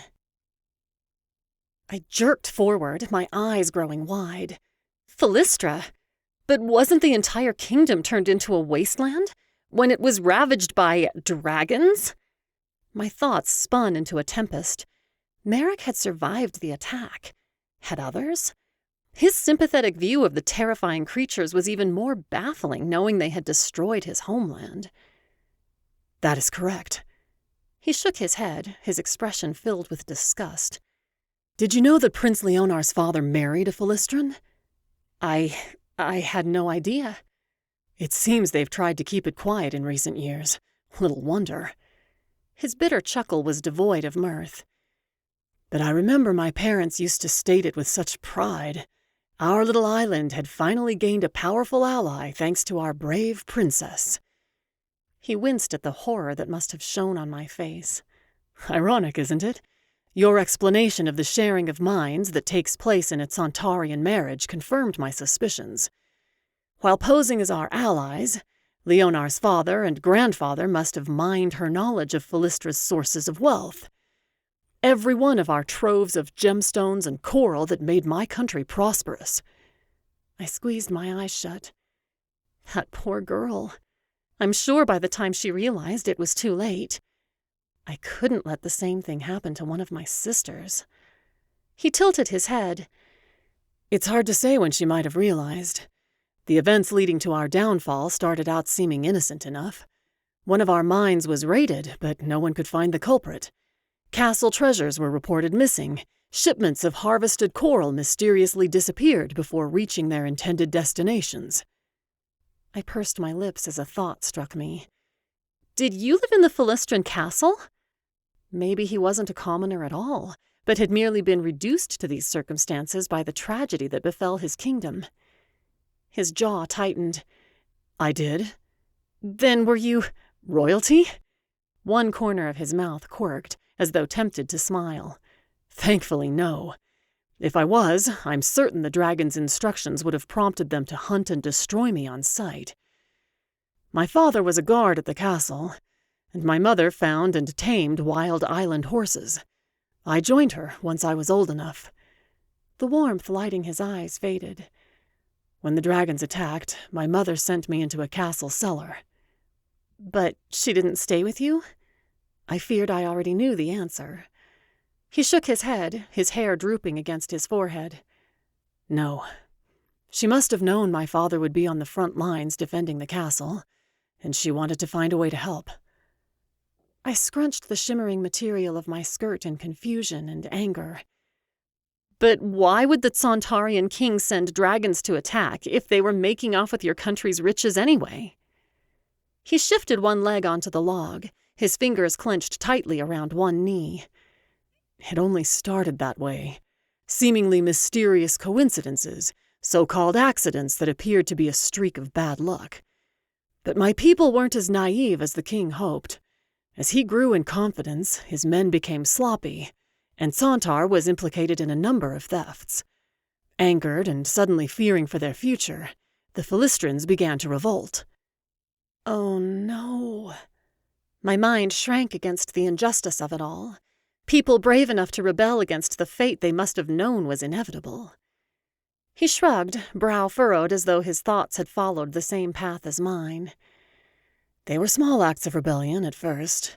Refusals to follow the orders of the men King Pavel had put in charge. An uprising when a mine's shipment of night opal once again went missing. The Santarian king initially tried to stomp them out quietly, but the rebellions only grew and spread. I guess eventually he ran out of patience. Or perhaps ran out of riches to make little Philistra worth his trouble." "I'm so sorry." Without pausing to think it through, I reached out and rested my hand on his. "Thank you." With a wistful smile, he stretched his fingers to intertwine with mine. "I remember Father talking about it every night at dinner. He always had such a mixture of pride and fear in his voice as he detailed how our people were fighting the tyranny. Even his own contributions, in a few cases." He toyed with the pad of my thumb, sending a shiver to the tip of my spine. No doubt he never realized how closely I was listening as I marched my toy soldiers across the floor. "Your parents didn't survive the attack?" "No." He traced the edge of my nail, then stiffened as though just realizing the familiarity of the gesture. "I'm not aware of anyone else from the castle who lived beyond that day." With a final squeeze, he dropped my hand. A foreign mix of disappointment and relief tightened my throat. "But what happened to you?" "I cowered in that cellar for hours. The sounds." A shudder racked his broad frame. "Then quiet. Almost worse than the screams in a way. But even then I stayed put, lost in a strange trance, half panicked, half asleep. When I couldn't take it anymore, I crept out and found nothing. Piles of ashes in place of all the buildings. Not a living creature in sight. The smell of smoke was almost unbearable. So I ran to a cluster of breadfruit trees that had survived. I felt less exposed and at least had something to eat. My sense of time was so hazy, but it was likely the next day that the dragons found me." My hands tightened on the log. "Did they hurt you?" "No." He shook his head emphatically, then regarded me with a sad smile. "They took care of me." I blinked. Surely I'd misheard him. "Took care of you? But why?" "They had fulfilled the specifics of that monster's commands. There's no doubt in my mind that Leonar's father is also a dragon speaker. So they had regained their free will. I was terrified when they first spotted me, of course, but they kept their distance. Even though we couldn't communicate, it wasn't hard to sense their regret. Sorrow, even. They seemed to hope that caring for the boy they'd orphaned would at least be a small act of atonement."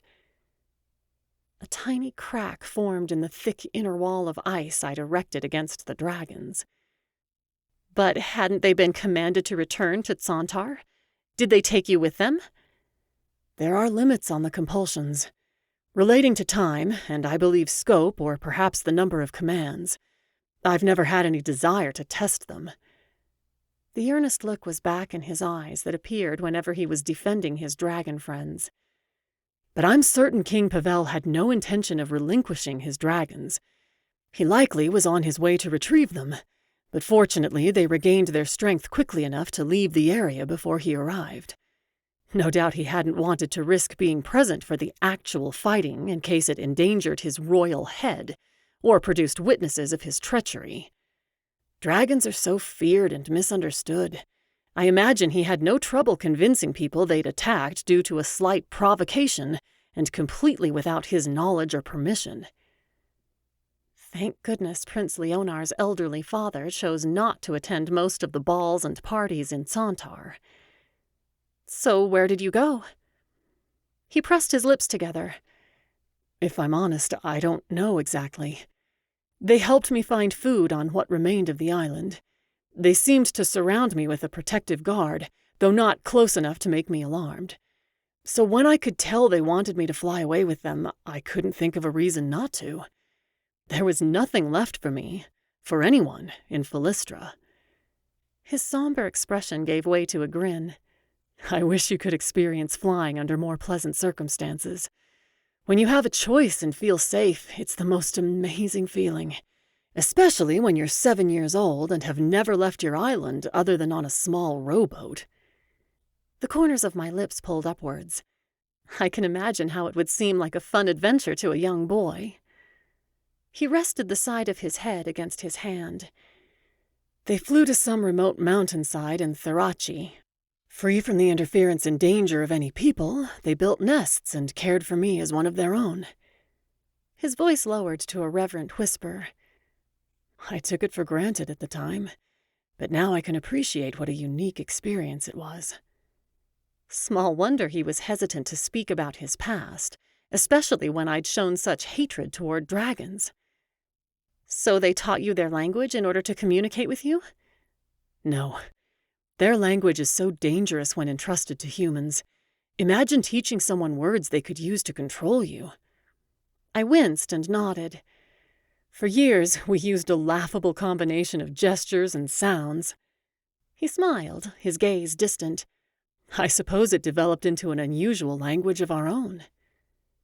Years spent with dragons.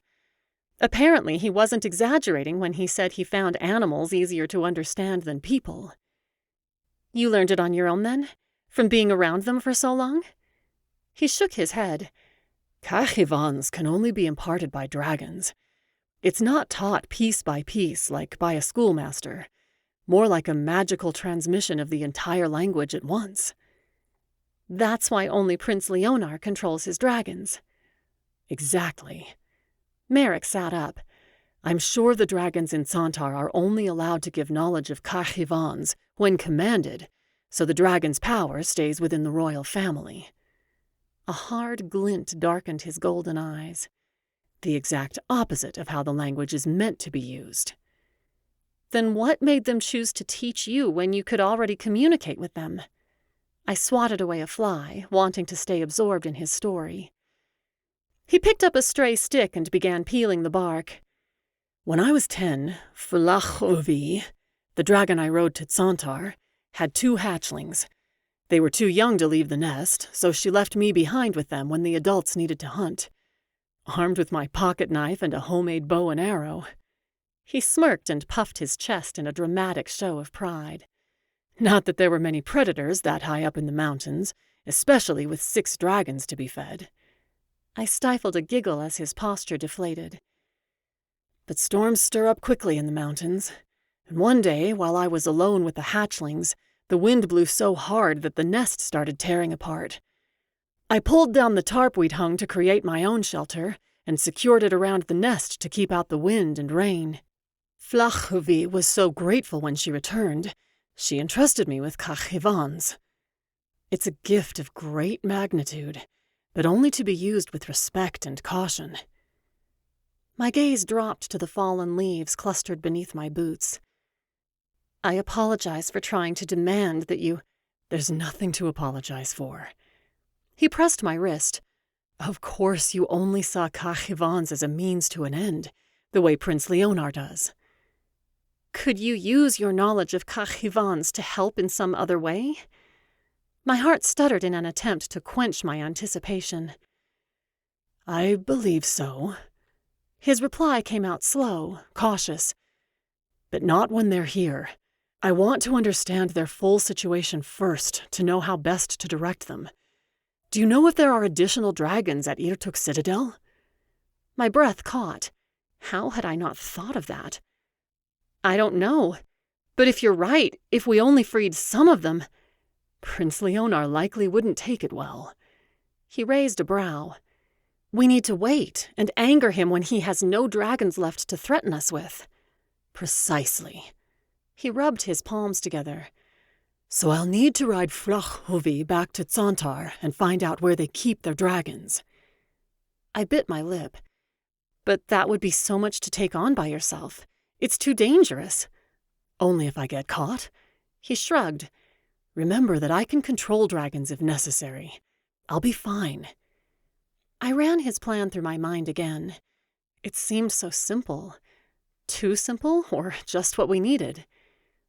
Where is Flachhuvi? I find it hard to believe a dragon lives near Cavalia Palace without drawing attention. Not that near. She knows to keep her distance. He pursed his lips. It's a fair ride up into the hills on the northern side of the palace. Kirill seems to enjoy the freedom of straying farther from the palace than normal. I pictured the hills, shaking my head in wonder. A dragon lived among them. But why is she here? I thought you said the dragons had settled in Tharachi. Merrick tossed his now barren stick back to the ground. When the dragons decided I was old enough that I needed to return to living with my own kind, Flachhuvi wanted to keep an eye on me.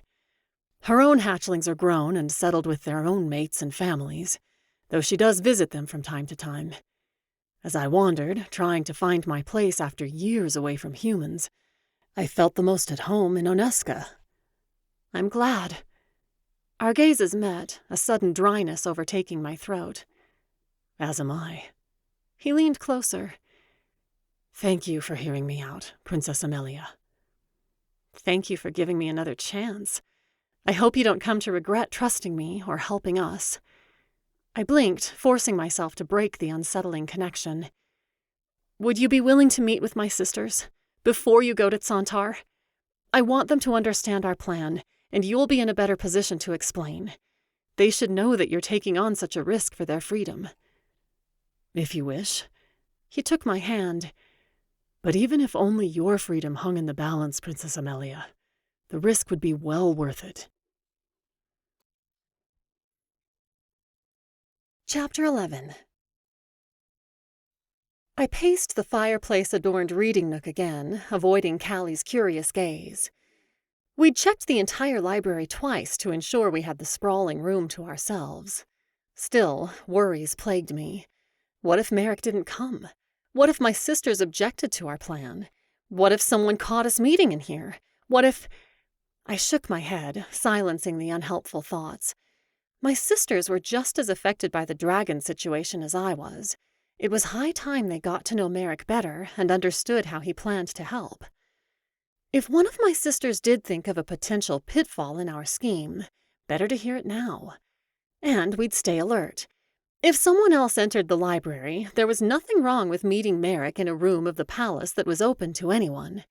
That's why we'd chosen it. We'd act as though it was a casual encounter. I wonder what Merrick enjoys reading. A knock sounded at the library door. 1, then 3 in succession. I turned, smoothing an imaginary wrinkle in my cascading blue skirt. That's him. Before I could step forward, Rosalind hurried to the door, Pippa at her heels. She opened the carved wooden door with a flourish, as though presenting royalty at a ball. There stood Merrick, clutching his hat in his hands, his expression a mix of stoicism and discomfort. He shuffled inside, giving a bow in our general direction. "You must be Merrick. Welcome." Rosalind presented her hand for a kiss, which Merrick performed with awkward strain. Thank you.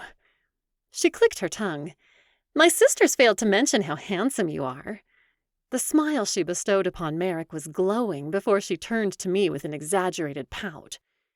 Merrick cleared his throat. I suppose if beauty is in the eye of the beholder, their opinions may vary. I couldn't interpret the wry look he sent my way. Did he think I didn't consider him handsome? Or was he teasing me? I didn't particularly like either alternative. I squared my shoulders. The subject likely wasn't raised because I hardly consider it relevant to the matter at hand.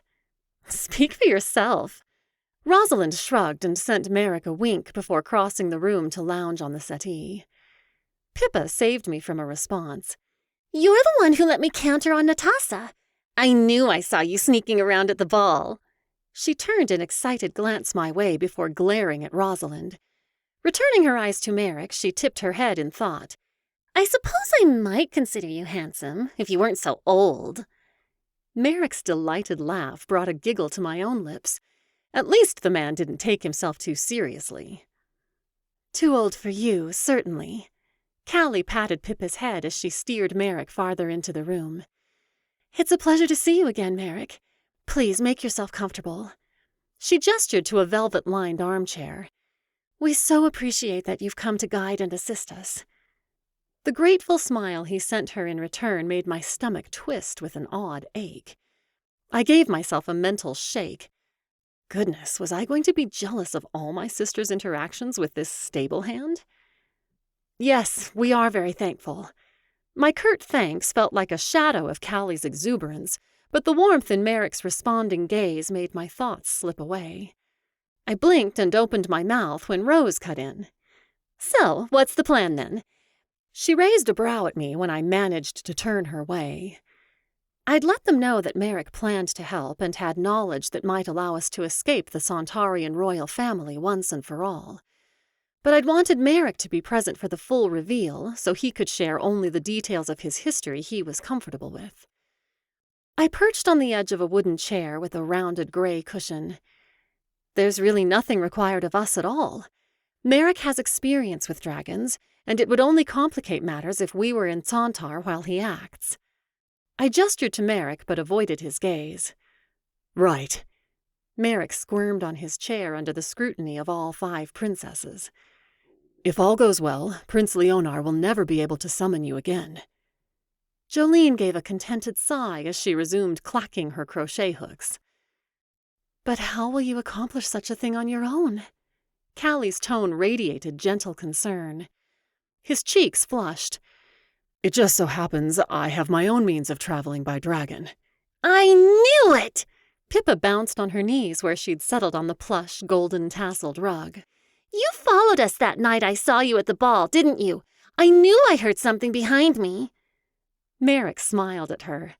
I thought I was being stealthy, but you're right.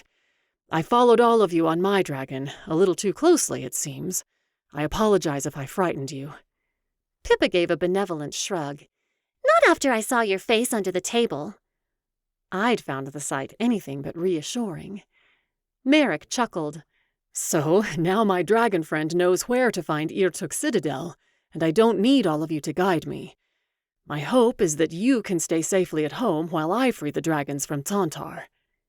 Free the dragons? Callie tilted her head in a bird-like movement. Are you certain they want to be freed? Merrick wrung the edge of his hat through his fingers. I'll make sure of it before moving forward, but I can't imagine they wouldn't. It's not in the nature of dragons to threaten and terrorize innocent people, at least when they're acting of their own accord. Prince Leonar is really quite bossy. Pippa nodded with the imperious smirk of a gossiping matron. I stifled a laugh as Rose leaned forward, raising a skeptical brow. But even if they want to be freed, how would you accomplish it? Merrick glanced to me, and something passed between us. An almost tangible layer of trust, replacing the walls built from fear and apprehension. Then his attention shifted to Rose. Thanks to my experiences with Flachhovi, the dragon I flew to Santar, I've learned to communicate well with dragons. She will take me to the Citadel under cover of night. I'll sneak to where they house the dragons, undo any bonds that imprison them, and convince them that if they fly away, they can be free. It sounds so simple. Callie regarded Merrick with awe before turning to me. You were right about focusing on the dragon language all along, Em. I ducked my head. It would have taken me years to do what Merrick already can, if I ever managed to. But what about Flavy? The name was almost unrecognizable under Callie's poor pronunciation. She gave a self-conscious giggle. Your dragon friend. How will she stay safe while you seek out the Santarian dragons? She'll merely need to take me to Santar, but far enough from the citadel that she won't be spotted. Then she'll return on her own. I'll ask one of the dragons under Prince Leonar's charge to bring me back to Cavalia Palace before flying free. But if they're free... Jo leaned forward, her voice timid. Will they hurt anyone? No. Merrick shook his head. If they're anything like the dragons I've known, they'll only want to live in peace, far away from any sign of civilization. They need to hunt for food, but they'd never hurt a person unless provoked. Callie grasped Merrick's arm. What a brave, beautiful thing you're doing for those dragons. And for us. I nodded, but it felt so inconsequential. Why couldn't I phrase things, affect people, the way Callie could? Merrick glanced at Callie, then around to the rest of us. I'm simply grateful that I happen to possess the knowledge to right this wrong. Prince Leonar has taken advantage of those dragons and you princesses for far too long. He needs to be stopped. And now we have our hero ready to take action. Rose fluttered her eyelashes at Merrick with a coy smile. But we should let Merrick prepare himself, since he plans to act tonight if Leonar doesn't send for us.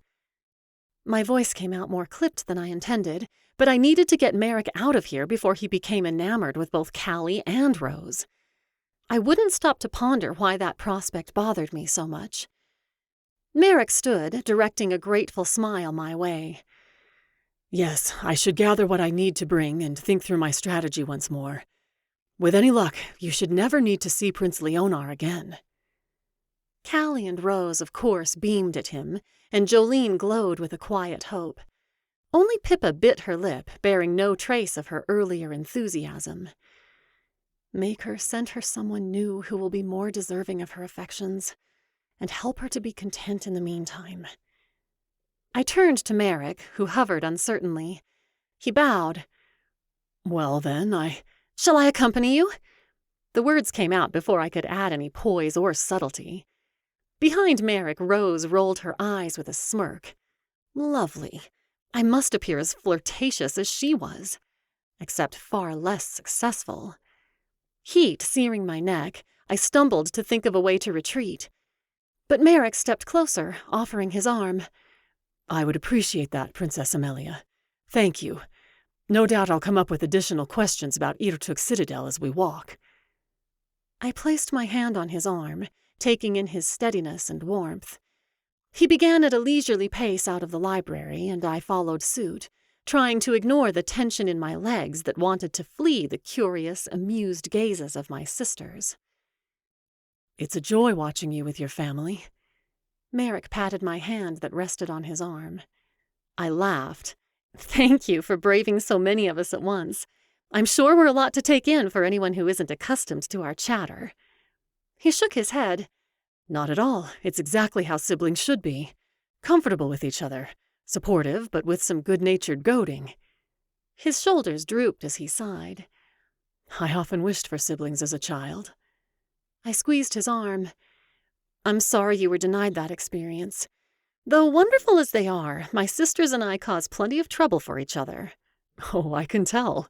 He didn't bother to hide his chuckle. That Pippa doesn't hold her tongue. Never in front of us, though she behaves tolerably in public. I braced myself, waiting to see what he would have to say about Callie, or Rose. But he pulled me the slightest bit closer. It's clear how much they all look up to you. I shrugged. Ever since we lost Mother. He patted my hand again, this time letting his linger. Though such a small contact, the warmth traveled up my arm to my core. I attempted a shrug. Well, they probably view me more as a mother than a sister, the younger ones at least. Unbidden tears pricked at my eyes. I felt so helpless these past months, seeing them subjected to Prince Leonar's whims and threats. We're so grateful that you... I know. His gaze held mine. When had we stopped walking? I'm only sorry it's taken me so long to act. I swallowed against the lump growing in my throat. "It took me a while to allow you to help." His smile drew my attention to his mouth. I averted my gaze, my stomach in all kinds of knots. Anxiety for Merrick, of course, but also something more pleasant. Summoning what little sanity I had left, I turned to keep walking. Merrick complied, but were we walking even closer than before? I glanced around the corridor, but it was empty aside from a guard at the far end. Merrick gave my hand a final pat, then released it. "Now that we're working together, Prince Leonar doesn't stand a chance against us." Please, Maker, let him be right. I wandered back to the stable yard, worry clenching my insides as though I were wearing Pippa's stays. I kicked up a cloud of dirt as the smells of hay and horse manure grew stronger. Where is Merrick? Why hasn't he contacted us? I ached to see him, to know whether he'd been able to set the dragons free as planned. But already the sun dipped toward the horizon, soon to bathe the sky in rays of pink and orange. A full day had passed since I'd bid Merrick farewell, the hopes and safety of me and my sisters on his shoulders. Had something prevented him from going to Santar? But surely he would have let us know. Perhaps after the long night he'd slept the day away? Or he'd remained with Flachvi? I'd yet to determine a way to search for or inquire about his quarters that wouldn't cause embarrassment and scandal. The erratic beat of my heart told me something had gone wrong, but I fought to ignore it. Surely there were plenty of alternative explanations. "Your Highness?" Lucas hailed me with a shallow bow. "Weren't you here earlier today?" He brushed at the stray oats clinging to his vest. Twice, but I didn't plan to mention that to him. Yes, I snatched at the first explanation I could conjure. Merrick was going to try a new calming technique for Liuda when she gets restless. I was curious if he had any success, but I couldn't find him the first time I stopped by. Have you seen him? "I've yet to see any of this trouble you've said Liuda's been causing." He rubbed his knuckles against his jaw. "It's only on occasion, and of course you keep so busy." I clamped my mouth shut. My words were bubbling out too fast for any appearance of calm. "I suppose I do." He stretched out the words, clearly not convinced. "But no, Merrick requested the day off. He's a hard worker, so I figured he'd earned a bit of fun." He narrowed his eyes. "I'm surprised he didn't tell you, with all the personal attention he's given your horse." I shrugged, feigning nonchalance. Perhaps he did, I don't recall. No matter, I was planning to go for a ride with my sisters tomorrow anyway. Thanks for your help. Rather than return to the horse he'd been leading toward the paddock, he kept his gaze on me. "I don't want to speak out of turn, Your Highness, but don't encourage Merrick so much that he forgets his place. I've seen the way he admires you. Not that I can blame him, but of course a stable hand wouldn't be fit for our crown princess." Warmth and irritation swirled in a dizzying haze. Did Merrick admire me? I shook off the thought. Much as I wanted to disagree, Lucas was right. And what mattered far more right now was that Merrick was missing. I appreciate your concern, but Merrick has been nothing but professional and respectful. Good day. Once I'd gained some distance from the stables, I let my carefully trained expression fall. Now what? I'd need to dress for dinner soon, and I'd made no progress finding out about Merrick's mission. A shadow passed, and I glanced up. Far overhead, a dragon soared above the points of the tallest pines. Then another. Indigo scales, followed by golden, emerald, peach, and scarlet. They drifted toward the right until they came to a landing on the rooftops of Cavalia Palace. No. Heat and cold cycled through my limbs like a fever, making me tremble. They were back. They hadn't been freed. So where was Merrick?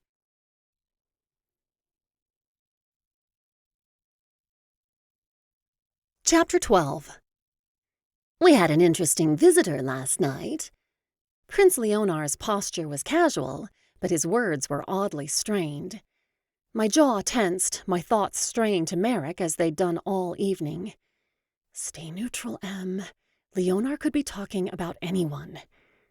You seem to have many interesting visitors coming and going at any given time. True, but they're usually invited. His gaze hardened as he swung me in a tight circle. Those are certainly the ideal visitors, yes. I pursed my lips as I tapped my foot in rhythm with the drums. I suppose someone wanted an opportunity to view the luxury and grandeur of Irtuk Citadel? Or an old acquaintance planning a surprise? Perhaps you can tell me. He tightened his hold on my waist, stroking the fingers of his free hand along his closely cropped facial hair. I'd never seen the man in my life, and he hardly seemed drawn by the luxury. In fact, he wasn't anywhere near the guest quarters of the Citadel. He was found sneaking around our dragon enclosure. My stomach sank at the same time my heart leapt into my throat. But I could process the implications later. For now, I had to keep dancing, keep talking as though terror for Merrick's safety didn't consume me. Interesting indeed. They are impressive creatures. Perhaps he wanted a closer look. Or do you suspect he meant to steal them? His chuckle seemed to exhibit genuine amusement. They could not be stolen. His tone conveyed a warning. Whatever his purpose, it landed him in the prison. He flicked his hand, as though dismissing a beetle. No. I forced my expression, my posture, my breath to give no sign of my inner turmoil. Protect him, Maker. I almost thought to ask if he had any connection to you and your sisters. Since your fellow countrymen have exhibited such distaste for my dragons in recent weeks. His intense gaze watched my every move, until I felt more like a caged animal than a dancer at a ball. I puckered my nose. You thought we sent a strange man to visit your dragons? For what reason? Did he try to hurt them? The concern on my face was very real, but not for the dragons. Besides, it would take days for someone to get here from Cavalia Palace without an escort. The music ended, but he kept a tight grip on my arm. There was no indication he intended to hurt the dragons. He carried no weapons aside from a paltry knife. My guards couldn't ascertain how he arrived. A lapse that will be dealt with. He let go but kept his eyes fixed on me. I couldn't help but wonder, you must understand. Hasn't the man given some explanation for his actions? My stomach squirmed. Much as I didn't want Merrick to reveal anything about our plan, I also hated the thought of our secrets causing him further trouble. He shrugged. I haven't asked him yet. We find our prisoners are more willing to talk if they have some time to think things through. My mouth dropped open. Do you at least give them food and water? What if you subject someone to the darkness and stench of the dungeon, only to find upon questioning that they were innocent?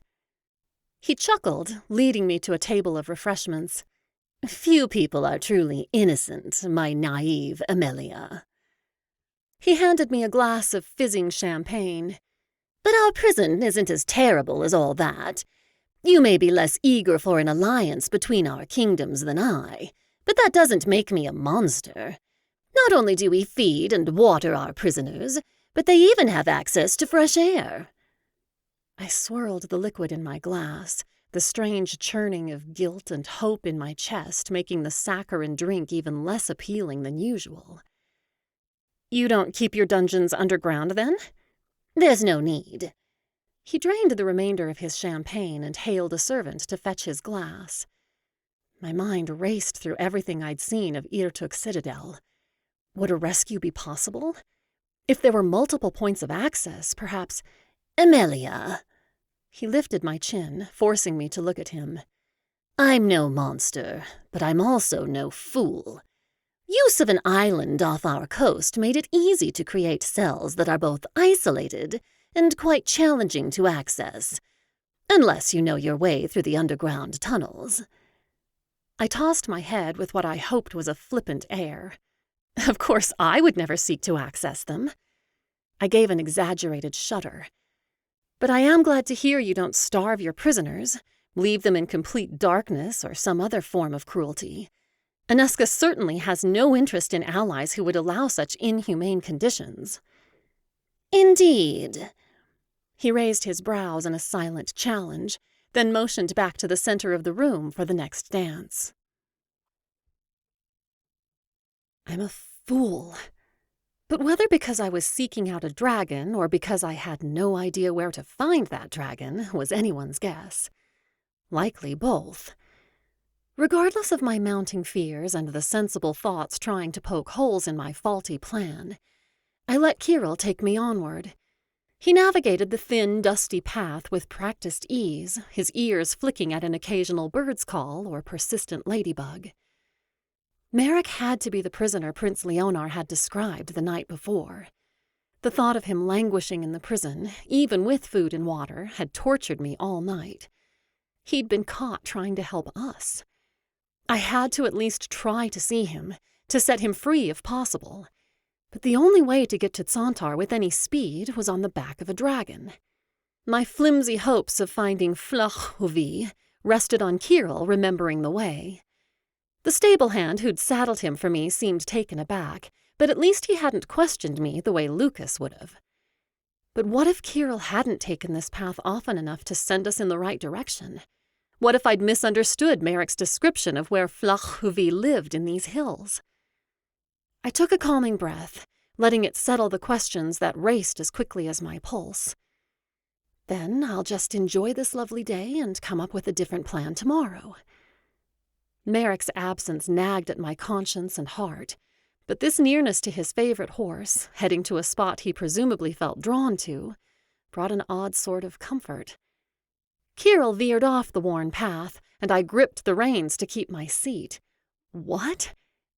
Ahead, traces of broken branches and nibbled grass indicated this wasn't his first time taking this unexpected route. I patted his neck. Carry on, Kirill. I trust you. I trust you too, Merrick. At least, I'm trying to. We crossed the valley between two hills, still surrounded by trees, and following a path I couldn't discern. A bit unsettling, but hopefully a good sign. Kirill surged ahead, tugging at the reins. Easy, boy. I'm not sure. He ignored me and kept tugging forward. We broke through the tree line, and he gave a satisfied snort before breaking into a trot. I relaxed into the faster gait with a quiet laugh. You knew this was coming, didn't you? He sniffed and smoothed his strides into a canter. I closed my eyes, smiling into the wind that blew hair from my face and caressed my cheeks. We'll get you back here, Merrick. You deserve to enjoy this too. At the far end of the meadow, Kirill slowed. He sniffed around the trees until he seemed to find the one he was looking for. I braced to enter another bramble of rustling leaves and tugging branches, but he lowered his head to graze. Shading my eyes, I scanned the area more carefully. Had we reached our destination?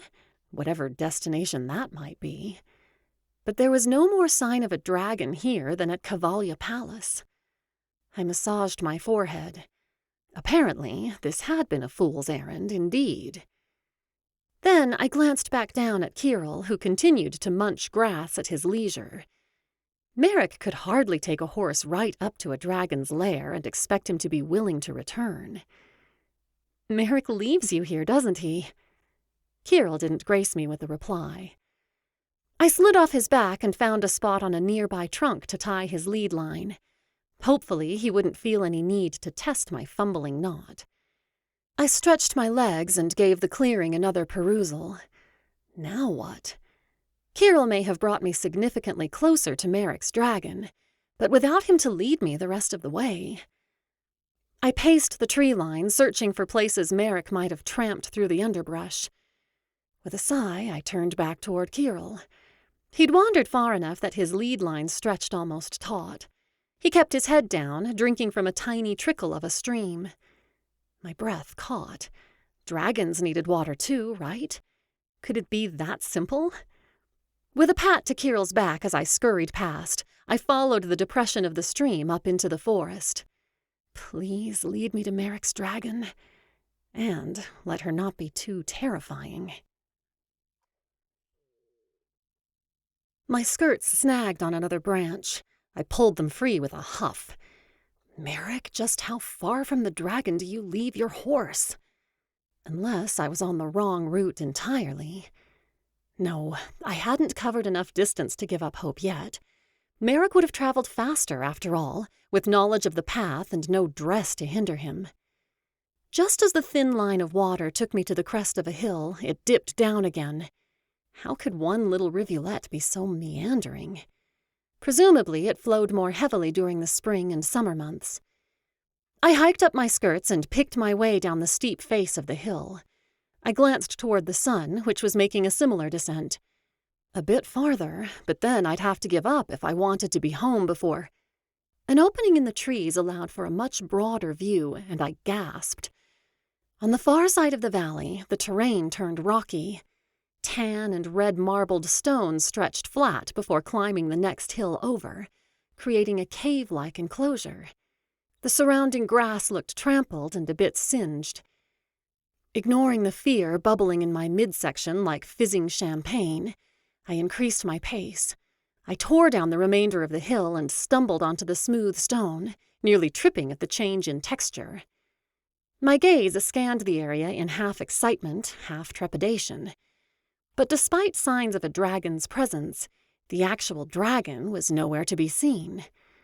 No, no, no! I can't fail after all this. Did she and Merrick arrange to meet at a certain hour somehow, and the rest of the time she lived elsewhere? Was she out hunting? I shuddered, sending up a quick prayer for Kirill back at the clearing. Hello? Is anyone here? No birds chirped in reply, no squirrels rustled through the leaves. Almost eerily quiet. Could that be the sign of a dragon after all? Flachuvi? The strange symbols felt malformed in my mouth. Are you here somewhere? A familiar snort sounded from the direction of the rock face, and I stifled a scream. A dragon with black scales that glittered like onyx stepped from the crevice, scanning until her gaze landed on me. Though every bit as massive and intimidating as the dragons in Santar, her eyes seemed less hostile. Softer, though a bit wary. Hello. Greetings. I lowered into a curtsy. Thank you for coming out to meet me. I am Princess Emelia of Oneska. She leaned closer, eyes narrowed in confusion. Right, she doesn't understand me. I'm sorry, I'm not a dragon speaker. I shook my head. I don't know Kahivans. She lowered her head, studying me. My pulse galloped, making my temples throb, but I stood my ground. I come as a friend of Merrick. Her neck swiveled, as though hoping to find him with me. He's not here. Merrick is in trouble. Saying the words aloud gripped my chest in an iron fist. She glanced back at me. Merrick was captured. I mimed clamping manacles around my wrists. In Santar. I pointed to the south, as if she could somehow see 50 miles in that direction. At the word Santar, she tensed. Maybe some of this is getting through to her after all. Merrick needs our help to set him free. I demonstrated unclasping the pretend bands around my wrists. Her expression seemed concerned, or maybe just confused. Could I return and ride on your back? I pantomimed climbing up her scales, then extended my arms like I was flying. To Santar to save Merrick? Santar. The word sounded familiar, yet oddly foreign in her gravelly voice. Aipch, Merrick. So you'll help? She dipped her head in what I hoped was a nod. Hope burst in my chest like rays of sunlight. Despite my terrible attempt at charades, I was communicating with a dragon. Guilt tweaked my conscience at the ways I'd railed against the creatures in the past.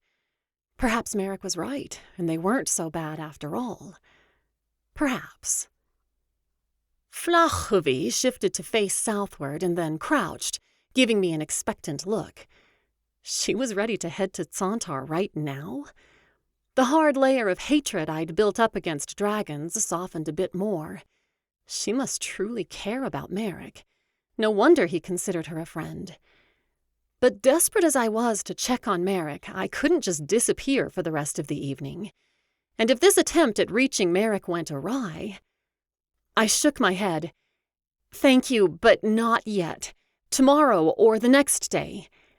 I pointed as though counting days, not that a dragon would likely have any concept of a calendar. "At night." I motioned toward the sun, lowering my hand to mimic sunset, then pretended to sleep. She gave a smaller nod. "Vochaibre." "I will come back." I walked my fingers away before turning them back toward her. Her lips curved as a soft exhale huffed through her nostrils. Was she laughing? Apparently, there was a great deal I didn't yet understand about dragons. She flapped a wing and turned toward her cave. "Goodbye for now. Thank you." I tripped back down the path toward Kirill, my heart lighter than it had been in weeks. In a day or two, I would get to see Merrick. And I had a dragon for an ally. Chapter 13. "You did what?" Callie's usually serene composure splintered like a dropped glass. "Shh!" I searched the remote corner of the garden where we'd perched on a bench, but only a pair of jays seemed disturbed by my sister's outburst. "I found Merrick's dragon friend. I'm going back there tonight, assuming we aren't summoned by Prince Leonar." "And then you're planning to ride her to Santar?" Callie's brows arched high. "Yes, I have to check on Merrick, to save him if I can." I paused to inhale, but the heady floral scent barely registered in my anxious state. "Not knowing what they've done to him—" "I know." Callie gripped my hand, her gaze softening. "I'm worried too, and I've seen how the two of you... Anyway, I would also appreciate reassurance that he's well." I ducked my chin, feeling a rush of warmth despite the autumn breeze. What exactly did she suspect was going on between myself and Merrick? And did her suspicions have any grounding in reality? I shook my head. Those questions could only become relevant once Merrick was no longer a prisoner of Santar. "But it's so dangerous, Em." She gnawed her lip, a line creasing her forehead. "Even if Merrick trusts this dragon, we have no guarantee she won't harm you. And what if you get caught?" She shuddered. Across the path, hydrangea clusters had faded from vibrant pink to brittle tan. I felt an odd kinship with them as Callie's questions brought my own fears rushing back. Those concerns have plagued me as well. Believe me, if there were any other way, I'd take it. But Leonar would never willingly set him free, especially if he finds out Merrick's connection to us and knowledge of dragons. Unless maybe I agreed to marry him. "Never!" Callie tightened her grasp. "You're right, I suppose. It must be done." She straightened. "And I'm coming with you." "What? No!" It was my turn to disturb the garden's animal inhabitants. I lowered my voice to a harsh whisper. It wouldn't do for both of us to be in danger. "But what if something goes wrong? What if you need help and—" "Callie." I took her other hand in mine. "I appreciate the offer, and I can't deny that your presence would bring some comfort. But it will be even more comforting to know that your home's safe, that someone other than Leonar knows where I am." I squeezed her fingers, willing her to understand. "That someone will be here to take care for Pippa and Joe and even Rose if I'm not able to return." "Oh, Em, you always take too much upon yourself." A sheen glistened in her earnest gaze. "But if you insist, I will let you go alone. I'll be praying all night." "Thank you. I'll need that." Now tears blurred my own vision. Callie released my hands and wrapped me in a hug. "Go find your Merrick." I coughed. "He's hardly my—" She pulled back far enough to give me a fond smile. "He would be, with the merest word or look from you." The thought sent a flutter through my chest. But surely her optimism and sisterly affection had fueled her imagination. "But be careful. Come back to us." She tightened her arms around me, and I drew strength from her embrace. I'd find a way to free my sisters somehow. But first, I had to find Merrick. Flachhuvi soared high over Irtuk Citadel, hopefully too high to be noticed. Beyond, the ocean lapped in gentle waves that reflected torchlight from the shore. I could come to appreciate this place, if not for the people who live here. The dragon's wings flapped faster as the island came into view. No doubt her thoughts mirrored mine. Merrick is trapped somewhere on that barren piece of rock. As we'd planned in our awkward attempts at communication, she continued to fly high above the ocean for a distance past the island before circling back. She descended to hover just above the water, using the prison to hide us from view of the citadel. With nearly silent footfalls, she landed on the wide, flat slab of rock. In this dim lighting, the prison almost appeared to rise as part of the rock formation, except for its perfectly circular shape. At evenly spaced intervals, rectangular slabs were removed from the structure at face level, filled in with vertical metal bars. My heart sank as I took in the solid rock of the structure, the small size of the windows. Even with the dragon's help, I'd never rescue Merrick from out here. The poor man would have to stay in his prison cell a while longer. But which one? I slid down from Flachhuvi's back, clutching the bundle of food I'd wrapped in a blanket. At least I have some small comfort to offer him in the meantime. Voice low, I turned to Flachhuvi. "How do we find him?" She angled her head closer, but of course she couldn't understand me. "Merrick, where?" I pretended to search for something. She perked up, nostrils flaring. She gave a soft snort, then walked in a wide arc toward the next cell window, if it could be called that. Could she smell him? She continued assessing each small window from a distance, dismissing several more. Loud snores emanated from one cell, but whatever other inhabitants might be within remained quiet. 2 windows past the snoring prisoner, Flachhuvi stopped with a huff and tipped her head toward the building. "This one? That's Merrick?" Her large head bobbed in a nod. "All right.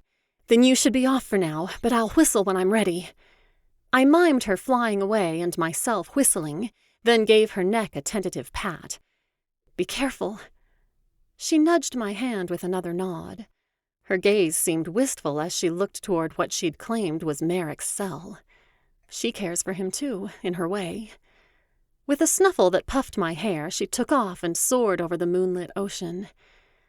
I was on my own now, but Flachhuvi had gotten me this far. I had to trust her assessment of which cell was Merrick's, trust that she'd come back when I whistled. Trusting a dragon.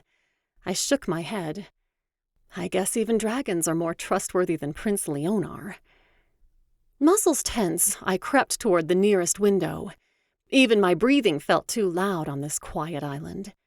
With a rueful smile, I sent up a prayer of thanks for the snoring that at least provided a hint of background noise.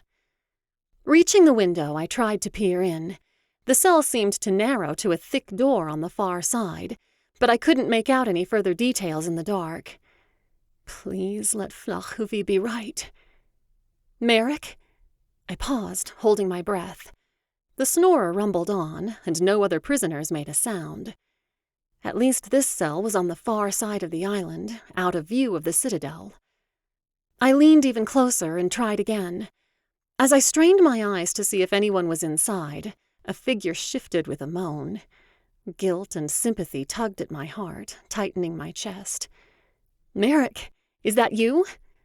No matter how hard I squinted, I couldn't get a better look to verify his identity. The man sat up and rubbed his forehead. "What?"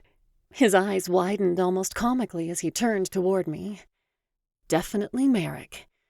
A surge of relief mixed with something I didn't have time to dwell on filled me at the sight of his face. He was alive, capable of speech and movement.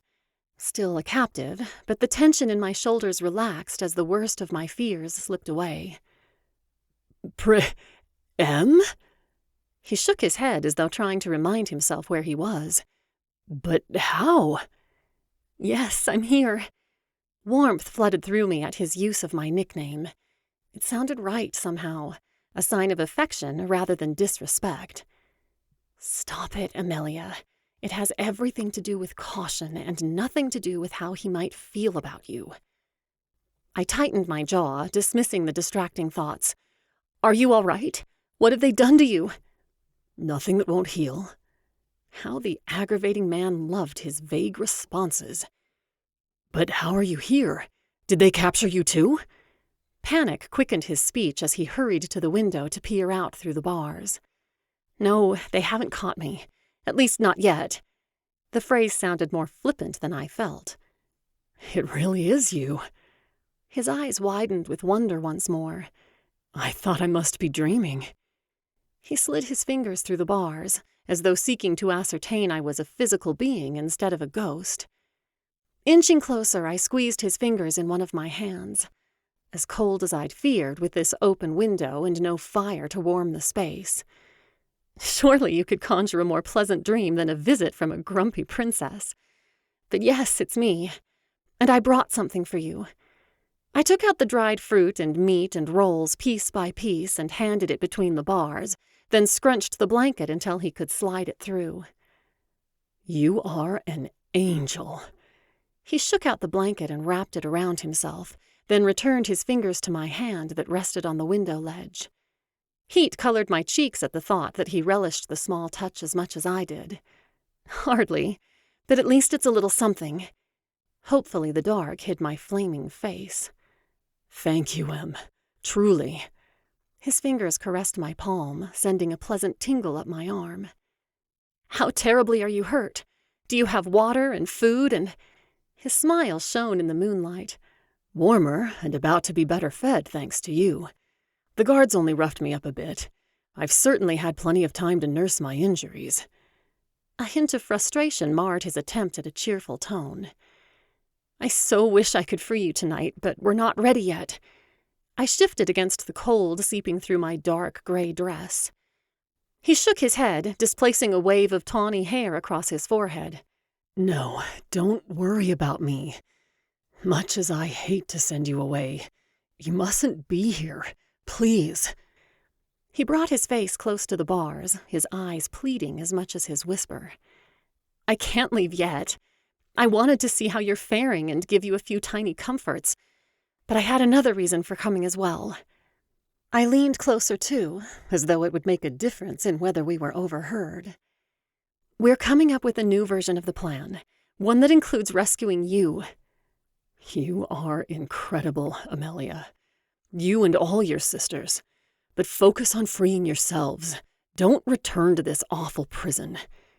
He frowned. You never did tell me how you got here. Well... I swallowed. Would he be upset that I sought out Flochhuvi? But he was stuck in prison because he'd tried to help us. He deserved the truth. I recruited some help from your friend. My friend? He tilted his head in confusion. Someone from the stables? No. I brushed off some of the dirt that had accumulated on my skirt. A friend who can fly. Flochhuvi? He breathed her name with incredulity, but not anger. Kirill and I rode up into the hills like you described. I didn't know how else to get here unseen.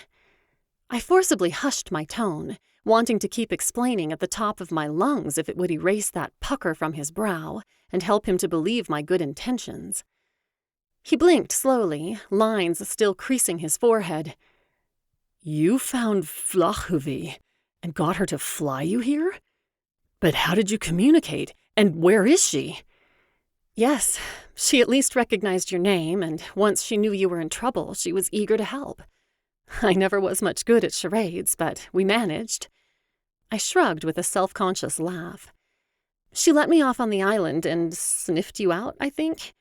Now she flew off to somewhere she'll be safe until I call her back. Merrick's fingers tensed. Emelia. I'm sorry. I didn't mean to put your friend in danger, but I didn't know what else to do. The soft, almost tender whisper cut through my panic. I leaned toward him, drawn by the warmth of his intent gaze. His fingers reached through just enough to brush my cheek. I'm not angry. I couldn't be more impressed. I know how you feel about dragons, how you've been forced to interact with them under the worst of circumstances.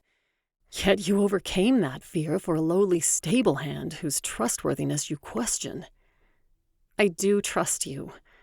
He couldn't know how much that statement cost me, but the truth of it sank into my very soul. I'd somehow gone from feeling anger and suspicion toward this foreigner to something very different.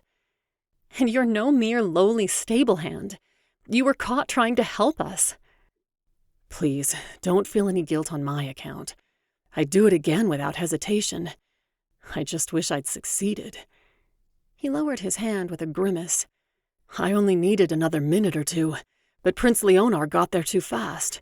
The dragons were still within hearing range, and he managed to call them back. I winced. To be so close. How many were there? 8, all held in the same enclosure on the back side of the citadel, heavily guarded. His voice lacked its usual confidence and buoyancy. Don't give up, Merrick. Keep yourself alive and as healthy as you can until we get you out. Our plan may yet succeed. I tried to pour every ounce of optimism I wanted to feel into the statement.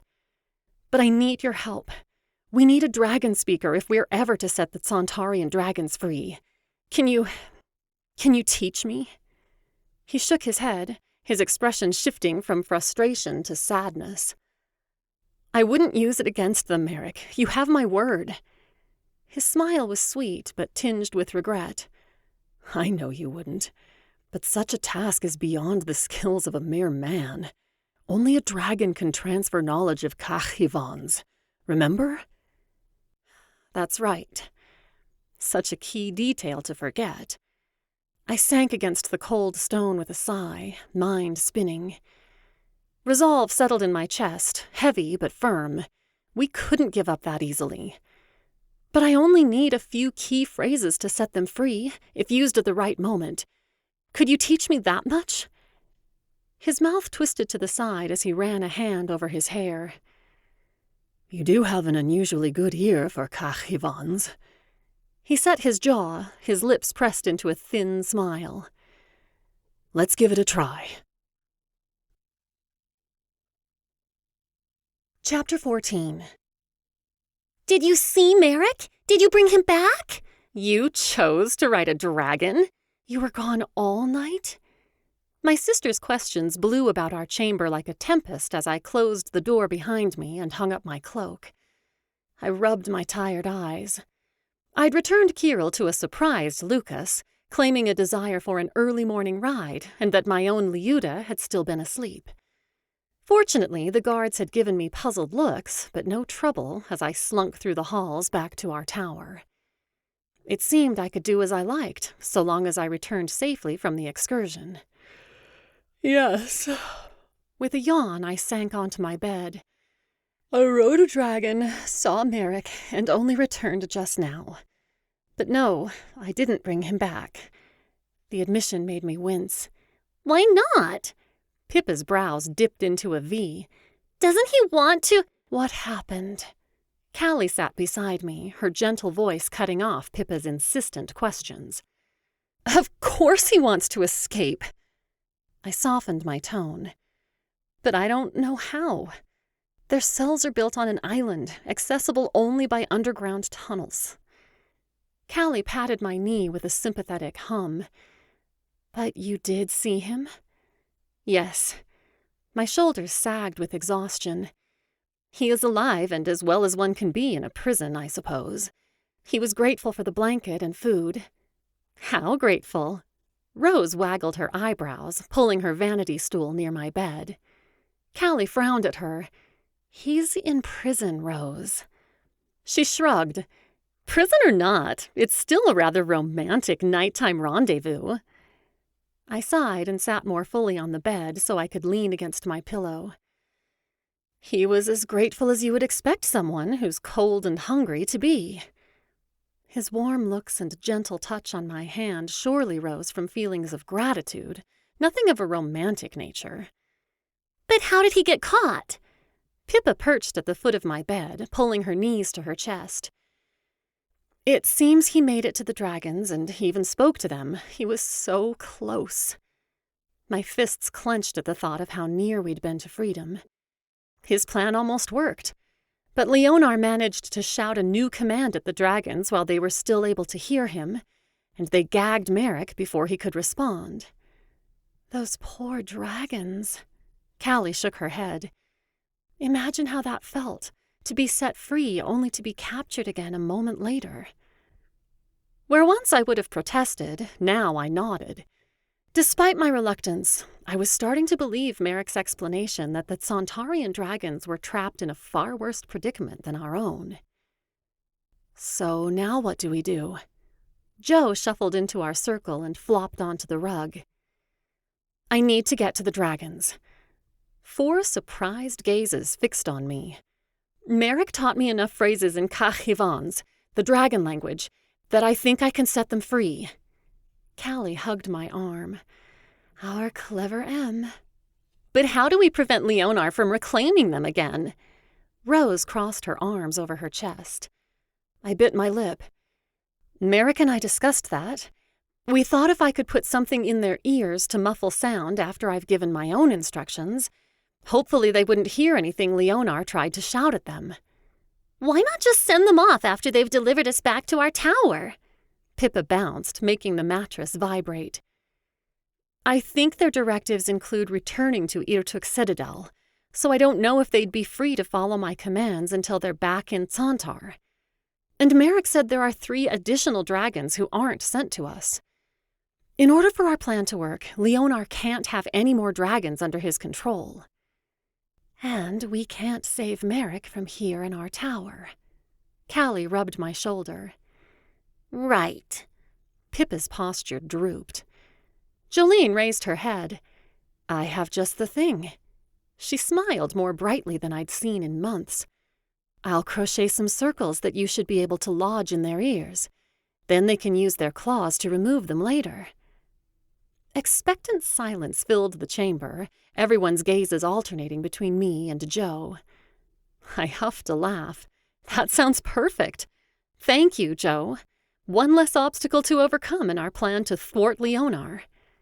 Jolene shrugged. Of course. She hopped up and headed to her crate of yarn. Joe will make the earplug things. Em needs to talk to the dragons. Rose ticked tasks off on her fingers. I'm assuming someone will need to free Merrick on what will hopefully be our last visit to Santar. I'll take care of that. Callie's declaration was serene but determined. Callie, no! I turned to her, horrified. It's far too dangerous. How would you get onto the island? And back again? You want to save him, don't you? Her thin brows rose in perfect arches. Of course. Even if it meant returning to Santar again and again. Even if it meant our plan would fail. Well, you can hardly free the dragons and Merrick at the same time. Callie would seem the least suspicious of any of us. Rose shifted on her stool. They'd probably believe her if she said she was there to distribute baked goods or flowers to brighten the prisoners' days. The mental image surprised a giggle from me. But are you sure, Callie? I could find a way. We owe it to him, Em. She placed a gentle hand on my arm. And we already know you'd never be able to teach me to command the dragons. It's the best we can do. All right. Dread choked my throat at the thought of Callie becoming a captive in that very prison. But she radiated confidence in her plan, and she was more clever than most people gave her credit for. Perhaps her sweetness and tranquility would give the guards a false sense of trust. Then you should make the most of the disturbance that's sure to arise when I set the dragons free. Callie nodded, her lips pursed. I, meanwhile, will distract Leonar. Rosalind tossed her hair behind her shoulder. I leaned forward. What do you mean? Be careful, Rose, don't... She carelessly flicked a hand. Goodness, nothing that will put me in danger. But the mere power of my full attention can be quite distracting, or so I'm told. I'll convince him I want a chance with the Crown Prince in your absence." Callie smiled. "I'm not sure Matvey will give you up so easily." "All the better." Rose tipped her head. "I can play them off of each other. If they're both busy trying to impress me, they'll spend less time wondering what's happening elsewhere in the Citadel." I huffed a breath. That is a fair point. I suppose you'll have to convince them Callie and I are off on a visit to another kingdom or something to explain our absence. Rose frowned, shaking her head. "You'll both be sick to your stomachs. Even controlling Leonar couldn't complain about you missing a party under those circumstances. Plus, it gives me, Joe, and Pippa an excuse to make a hasty retreat if needed." "Nausea it is." Callie gave a dramatic wince. "What about me?" Pippa looked uncharacteristically young and timid, curled up at the end of my bed. I met her gaze. "You dance and have a splendid time. Act like you always do." She straightened, her mouth puckering to a pout. "But It's an important job, Pippa." I scrambled for an explanation. "Leonar has commented on how well you and his brother seem to get along. If he sees you and Daniel enjoying time together as usual, that will be the best way to convince him nothing strange is going on. If all goes well, you might never see Daniel again after that night. But to point that out would only make her sad or unsettled in a way that could endanger our plan." Pippa toyed with the end of her hair, apparently considering my words. Callie chimed in. "And Joe has been longing to teach you how to crochet. I'm sure she'd appreciate help with the earplugs." "Fine." Pippa slid off the bed in a languid motion and slumped toward Jolene's tangle of yarn. "Then it's settled." Rose stood from her stool. "We make our move the next time Leonar sends his dragons?" Callie nodded to her, then turned to me with a reassuring smile. "We'll save Merrick and those dragons before it's too late." Or go up in flames trying. Now what? Flachevi had let Callie descend from her back at a quiet square in the city that stretched out from the front entrance of the Citadel. She planned to approach as a commoner from the royal city, clutching a basket of food and other provisions for the prisoners. Give her success maker. The idea that two of the people I cared about most would be trapped in Leonar's prison made me shudder. But I unclenched my jaw. I'd have to make my peace with Callie's role in this plan, because I had my own job to do. Flachhuvi had left me on the portion of the beach farthest from the Citadel. In the distance, the island prison loomed like a dark monster rising from the waves. I longed to go to Merrick, to reassure him and tell him our plan, to make sure Leonar hadn't done anything to him in the past 2 days. But there was no time.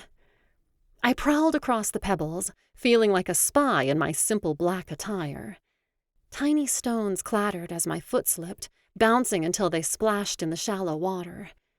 I winced. Just because I looked like a spy didn't mean I had the skills necessary for the trade. I held my breath, but no one responded to the noise. Proceeding with more caution, I picked my way across the beach toward the lights of the Citadel. Getoichburg, Jepach ufli, flach us mich ivach, Ktaukt, Ichburg, if floch he would ach ux, zo ich Santar. I let the words I needed to say to the dragons cycle through me, creating a rhythm for my steps. If I didn't get them just right, all of this would be for nothing. The pack at my side bulged with Jolene's earplugs, plus a few misshapen offerings from Pippa. Do this for them, Emelia. Give your sisters a future without Leonar's threats and scheming. My resolve strengthened just in time for the stables, if you could call them that, housing the dragons to come into view. I paused, taking in the enormous structure. Its scope and design would have been impressive, except it looked more like a prison than a stable. Dark stone, chains, narrow openings for light and air. And despite its size, when I pictured fitting 8 dragons inside, they must barely have room to turn around. Something pinched in my chest, Merrick felt strongly that they deserved better treatment, and he certainly had enough experience with them to know. And my own time with Flachhuvi demonstrated a softer side to the imposing creatures. We really do need to accomplish this as much for their sakes as for our own. With a fortifying breath, I continued forward. Would I truly manage to get past the guards where Merrick had failed? But as I got a closer view, it appeared our timing had worked out as I'd hoped. As far as I could tell, the nearest stalls were empty. I crept closer, staying to the shadows and watching the guards with narrowed eyes. They seemed relaxed enough, not glancing my way as they called to each other from their various posts. Edging my way toward the first stall, I tucked myself into a little alcove that held rope, shovels, and a bin of what I could only assume were dead rodents based on the stink. The dragon's equivalent of a tack room, apparently. Keeping my breaths shallow, I chose a corner where I could still see out. As long as no one needed supplies, I should be safe until... The guards' gazes shifted to the sky, and they hurried into action. I watched, muscles tense. This is your chance, Em. My eyes darted restlessly from the scurrying guards to the dragons landing on the flat, rocky area at the front of the stables. One by one, the dragons were closed into their stalls. Their cells. At last, the guards made their way to the end of the row. My heart trembled in my chest, pumping faster than those dragons had ever beat their wings. 3 guards hauled open a thin slab of stone that acted as a door for the nearest enclosure. When they turned their attention to the final dragon, I made my move. Springing forward, but keeping my steps light, I scurried into the stall. Fumbling in the darkness, I squinted for anything to hide behind. The far corner held a nest-like pile of straw. Good enough. I dove into the straw, choking against the scratchy feel and overwhelming smell, just as the dragon's huge frame shadowed the scant light coming from the opening. The guards grumbled and commanded as the dragon entered, clearly seeking a sense of control without having any true authority. But with Leonar's dragon-speaking abilities, no doubt the dragon would enter its own prison without any prompting from the guards. I shook my head. Not after tonight. The guards shoved the door closed, and I took a moment to relish my success. I did it. I'd made it into the dragon stalls without detection. But my job was far from over. Sending up a prayer for Callie, hopefully in the tunnels leading to the prison, and my other sisters, who must now be explaining our absence to Leonar, I slowly lifted my head from the straw. How fitting that I'd ended up with Indigo Scales, the very dragon whose presence had haunted me for so many months. I rose, slowly, trying not to startle her. Was it a her?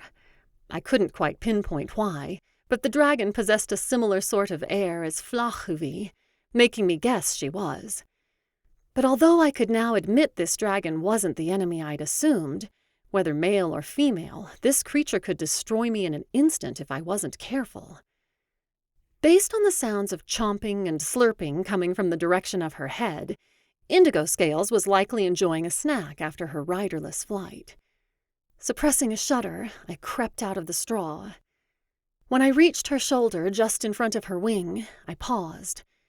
With distance from both her swatting tail and fire-breathing mouth, this was as good a place as any to make my presence known. Taking in a shaky breath, I placed a hand on her back. Indigo Scales? I had no idea if she knew my nickname for her, but hopefully she'd at least recognize my voice. It's me, Princess Emelia. Her head jerked toward me, but no flames. So far, so good. I kept my voice low, hoping the other dragon's snorts and shifting hay would mask my presence from the guards. I'm here to help. Her expression seemed wary but less rigid than usual, perhaps because she wasn't currently following unwanted orders. Getorchburg. Wait for the others. Her eyes widened at my use of kachivans. Hopefully that meant the words were at least recognizable, if not perfectly pronounced. Jepach uflich, flach us mich iver, ktsaucht, Irburg, I floch he would ach uchs, zo ich Santar. Get me and my sisters home, protect us, then fly away and be free from Santar. She looked away, then back at my face. Caution mixed with hope seemed to simmer in those large eyes. I reached into my bag. And here's something to make sure Leonar can't call you back this time. She leaned closer as I removed 2 of the crocheted spheres. I pointed to her ear. May I? I mimicked stuffing the lumpy circle inside. Back to charades.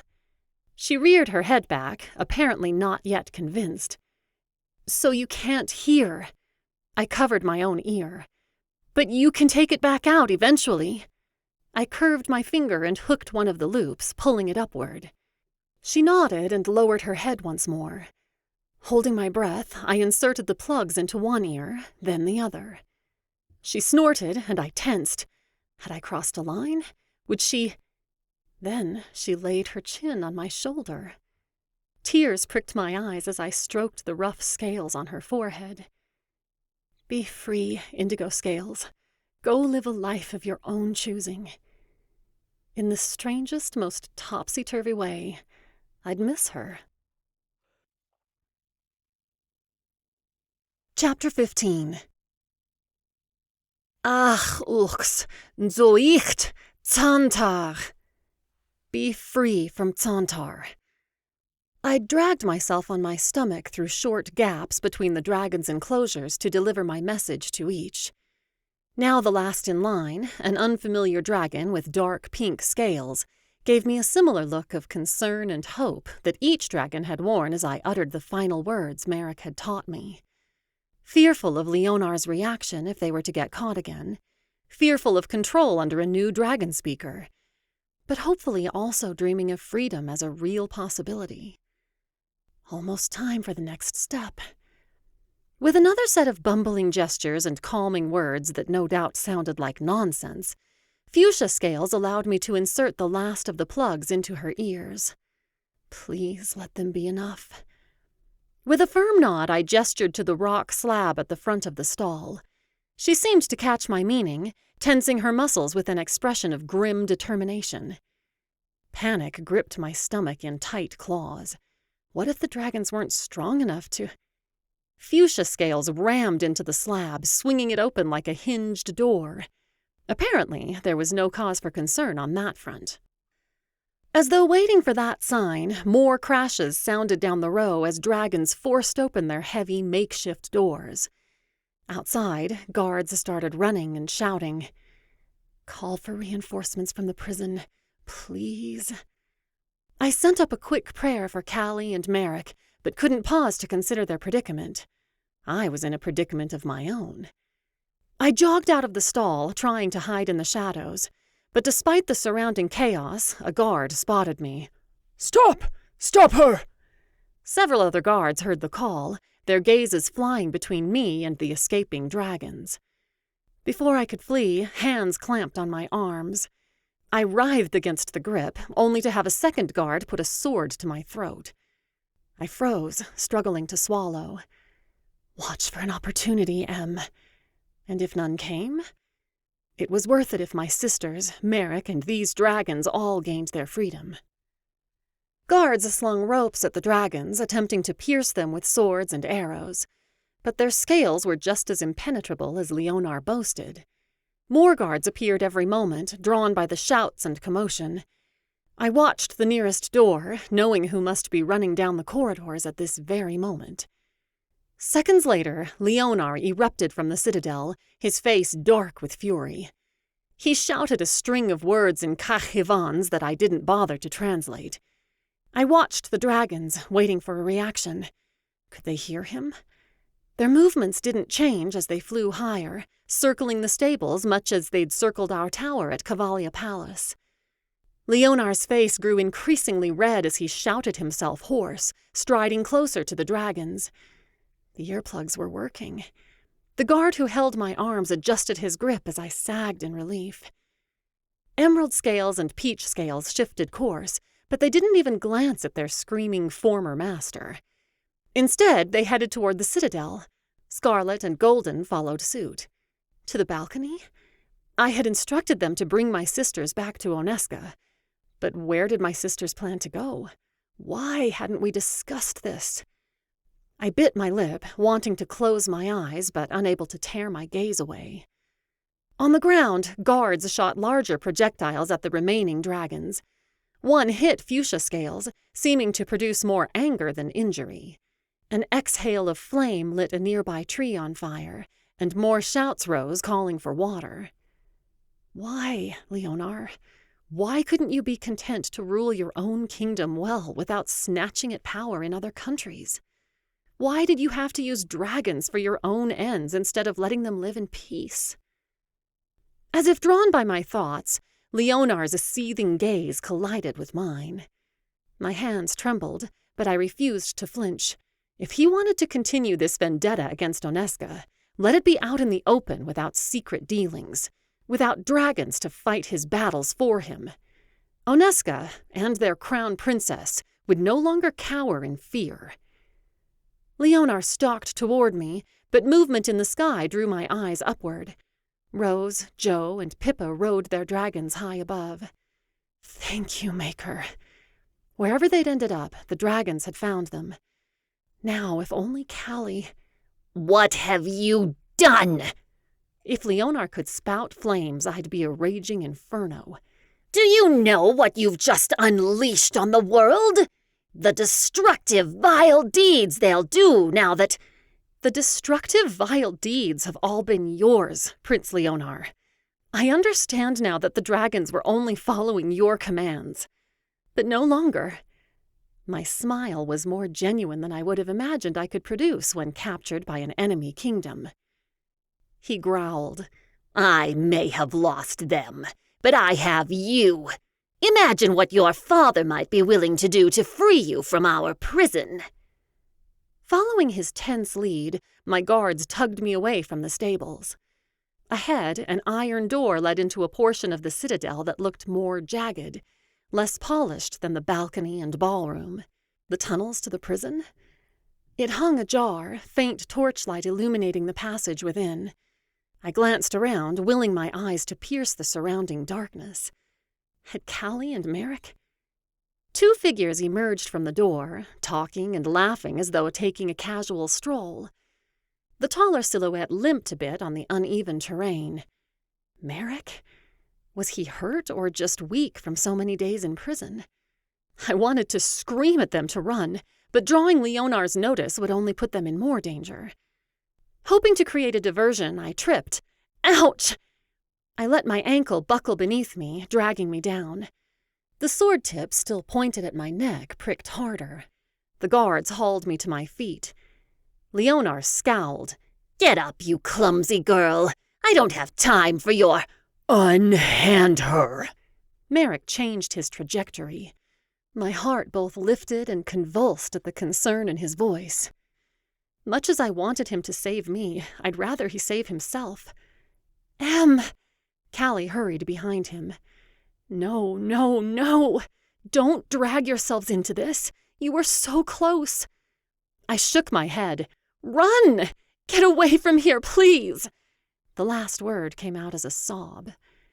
Leonar glanced my way, then studied my intended rescuers more closely. Princess Callista? Also not ill, I see. Disdain dripped from his tone. Seize them! The guard with the sword left my side, heading for Callie. Leonar gripped Merrick's arm. I hope you enjoyed your brief reprieve from our prison. It will be your last. Merrick stomped on his foot, wrenching free from his grip. Emelia!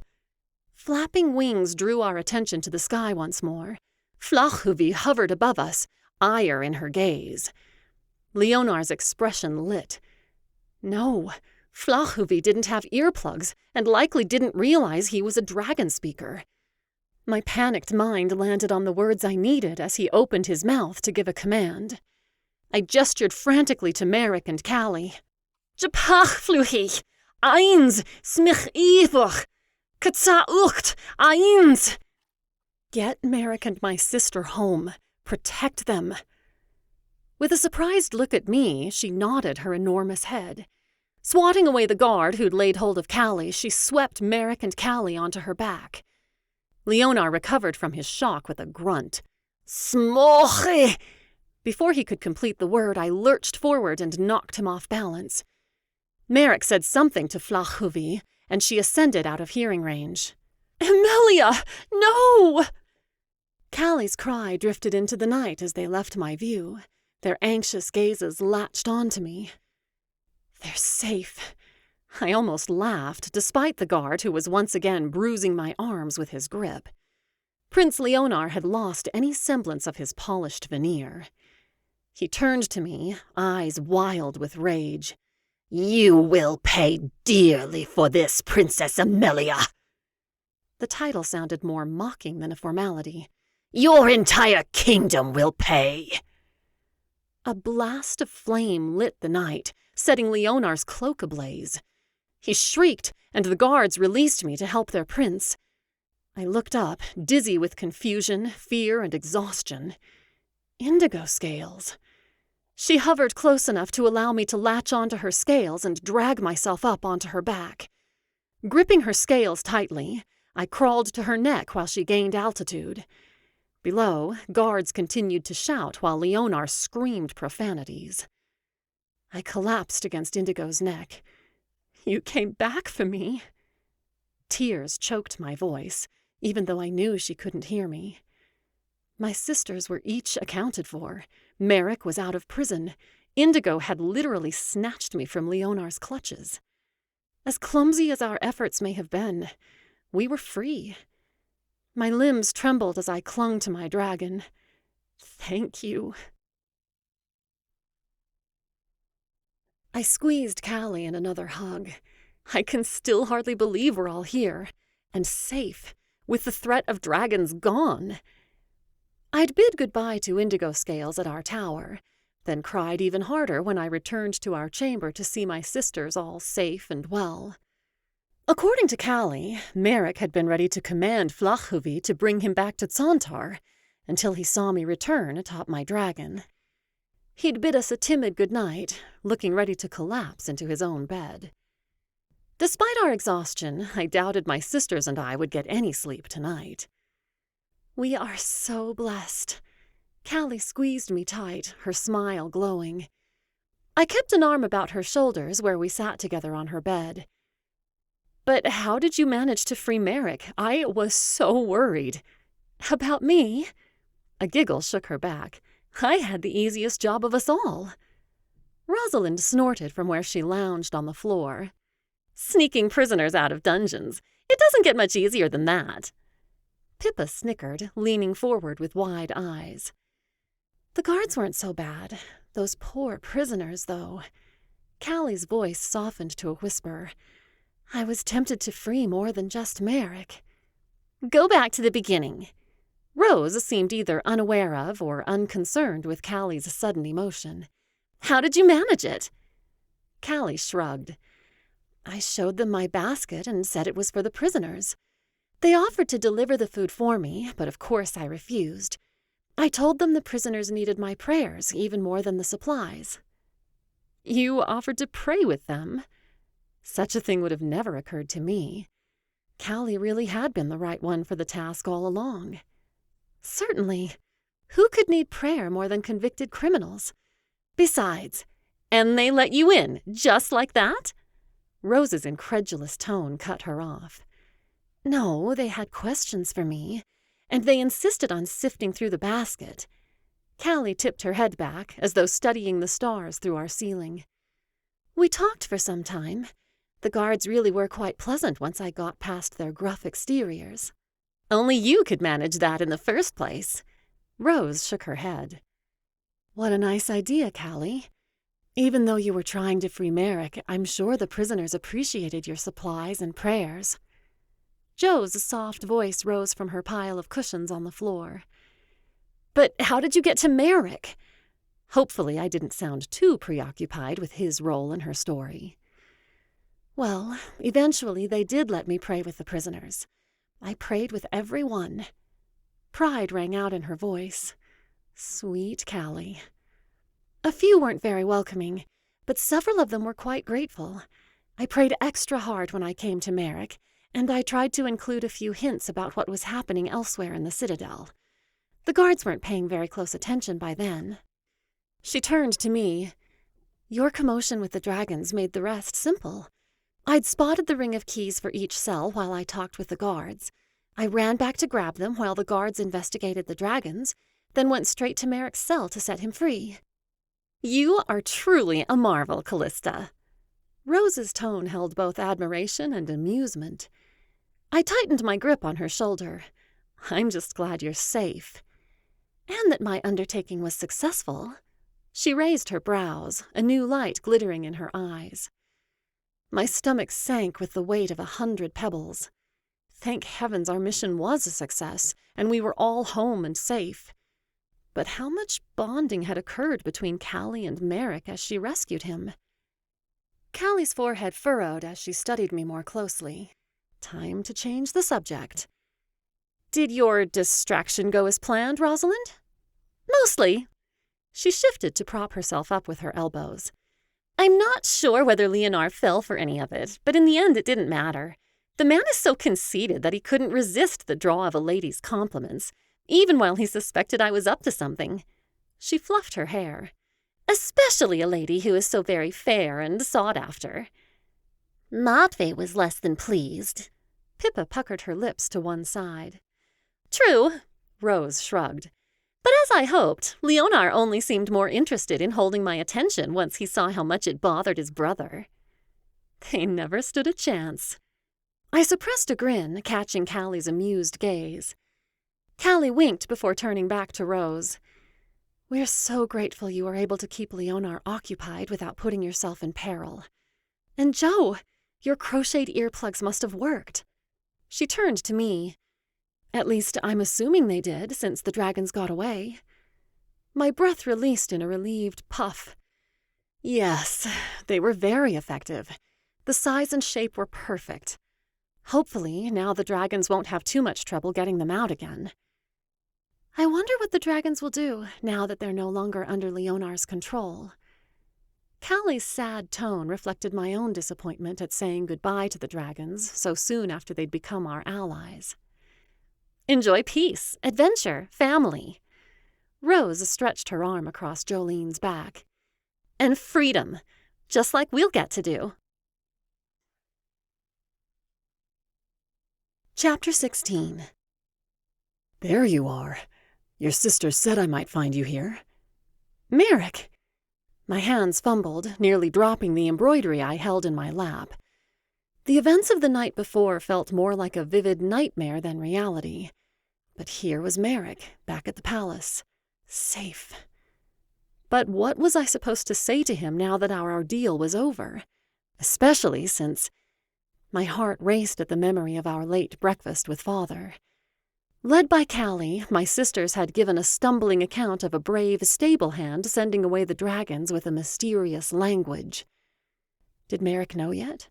Did he— It's so good to see you well, Laughter. He lowered his head in concern. But are you well?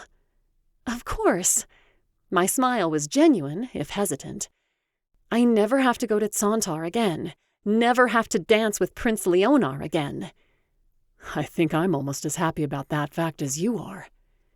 My nervous giggle sounded more like it emanated from Pippa. I apologize if you couldn't find me. Sometimes I prefer to work outside in nice weather. The sunlight provides good illumination, and my sisters are lovely, but on occasion I appreciate a break. I needed to stop talking before the poor man went running in the opposite direction. I can understand that. I prefer the outdoors as well. Merrick adjusted his hat, then frowned. Should I remove my hat in the company of royalty? I'm never sure. It doesn't bother me. Ah, good. He shifted, his fists clenching and unclenching. Do you mind if I join you? Not at all. I unnecessarily slid farther over on the bench I occupied in the garden. Thank you. He sat, but seemed poised to escape at a moment's notice. I risked a glance at him. Was there a reason you were looking for me? His chuckle was endearing in its awkwardness. Actually, yes. He ran his palms over his riding breeches. I just left an audience with your father. Oh? My gaze fastened to my embroidery, as though my very life depended on the precision of each stitch. Coward. Yes, I was quite surprised by the summons. It seems your sisters shared the news about the disappearance of the dragons, giving me far too much credit in the process. Not too much credit, surely. I finally managed to meet his eye. We never could have done it without you. Well, I could at least understand why they minimized the role each of you played in the feat. Your father was so thrilled. Fortunately, he accepted their explanation without many questions. He gripped the edge of the wooden bench, his cheeks reddening.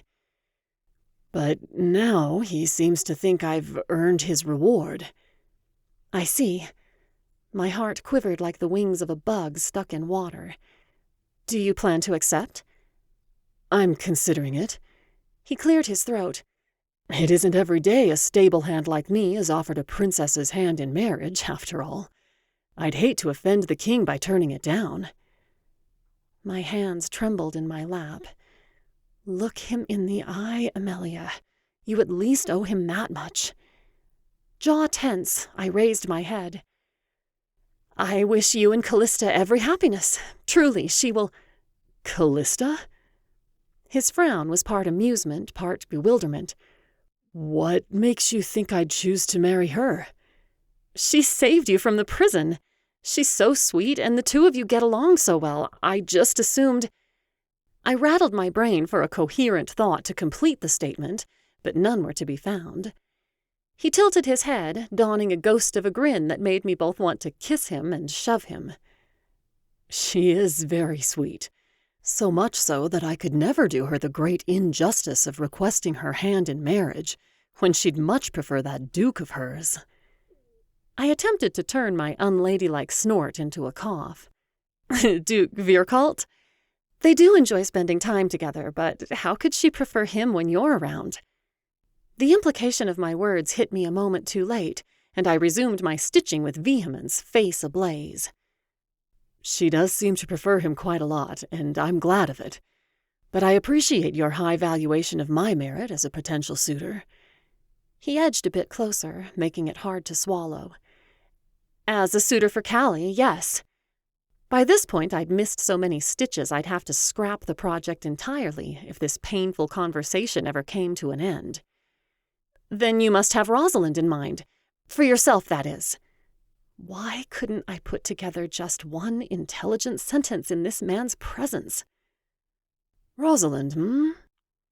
Every fiber of my being was on high alert as he reached behind me to pluck a glowing coral dahlia blossom from its stem. An interesting suggestion, but I confess she's never crossed my mind. I grimaced when my needle struck my forefinger, drawing blood. She's generally considered the prettiest of the family. Is she indeed? I hadn't noticed. He tucked the flower behind my ear, then took my hand and gently wrapped a handkerchief around my injury. His thumb stroked my wrist as he leaned close. I'd hate for this to taint your lovely embroidery. I set the hoops aside before he could see the mess I'd made of what was supposed to become a sprig of wildflowers. Or was he teasing me? I glanced at his face. His proximity and earnest gaze made my heart rattle in my chest like a snared dragon, but I couldn't seem to look away. He took the opportunity to snatch up my other hand. Pleasant as your sisters are, I'll admit I've hardly noticed their charms. I've only seen you ever since my first encounter with your family. You want to marry me? The very idea seemed too precious, too impossible to be spoken aloud. I pulled away, trying to shatter the dream before it could take root. Your goal is to become king, then? King? His laugh held a note of bitterness. Is that what you think of me?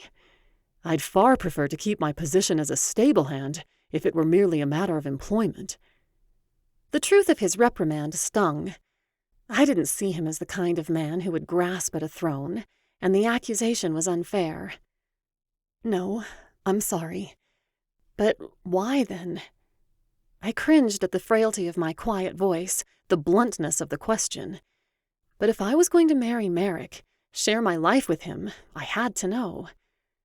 I've only ever forced you to work with me and Liuda under false pretenses, accused you, scolded you, lashed out in anger and fear, gotten you imprisoned.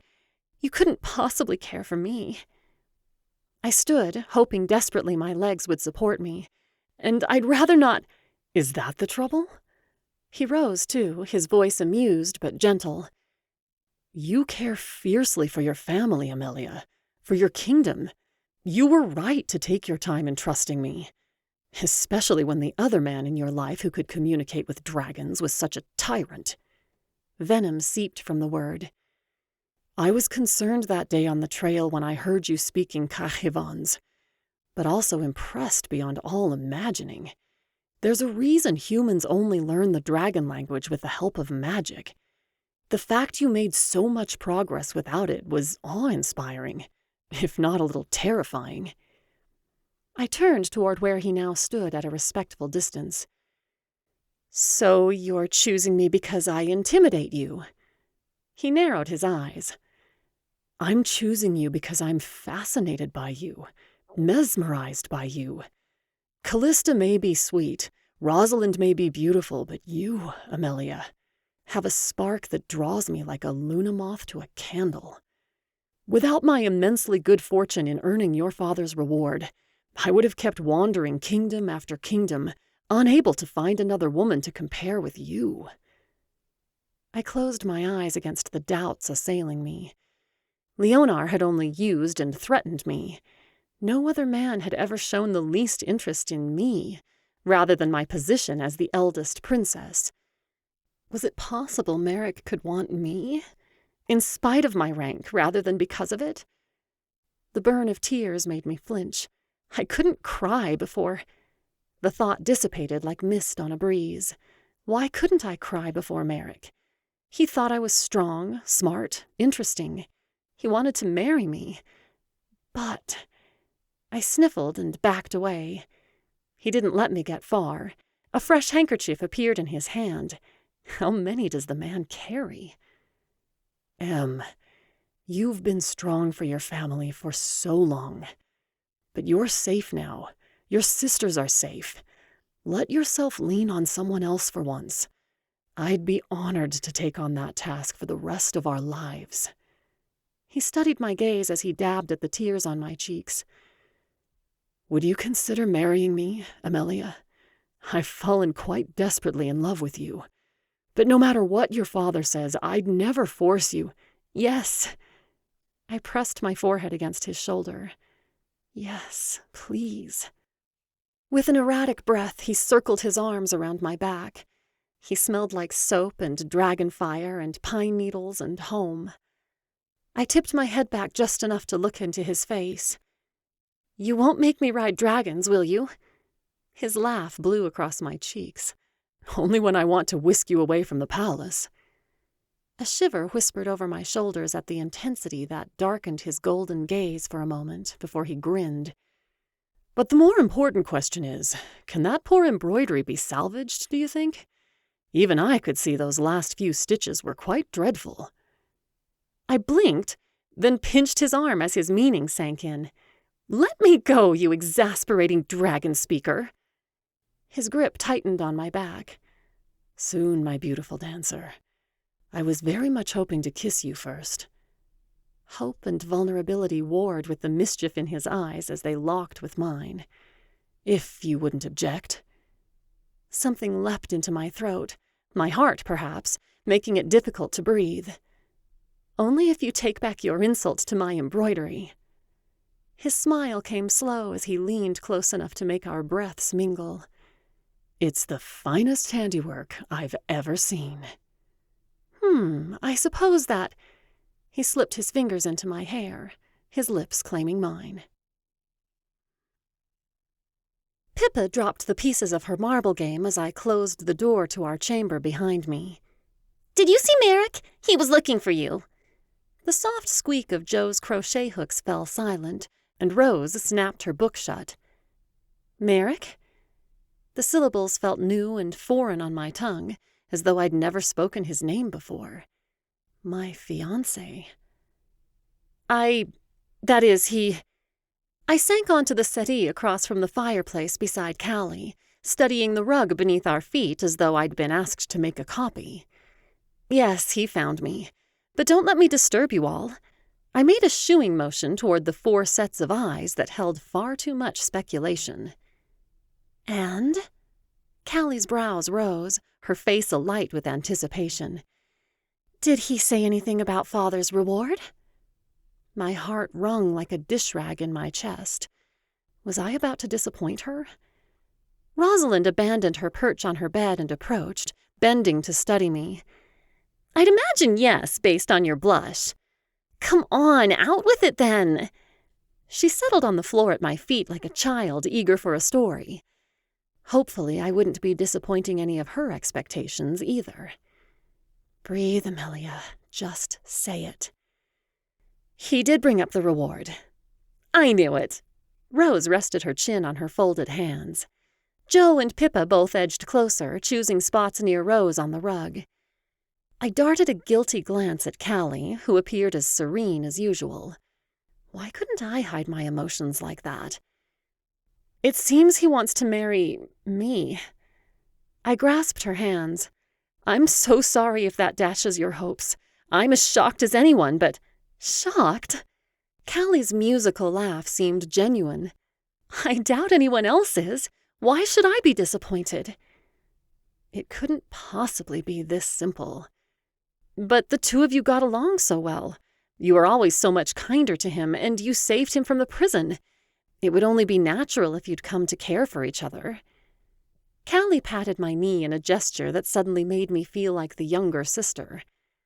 I care for Merrick very much as a friend and future brother. It's never been anything more than that.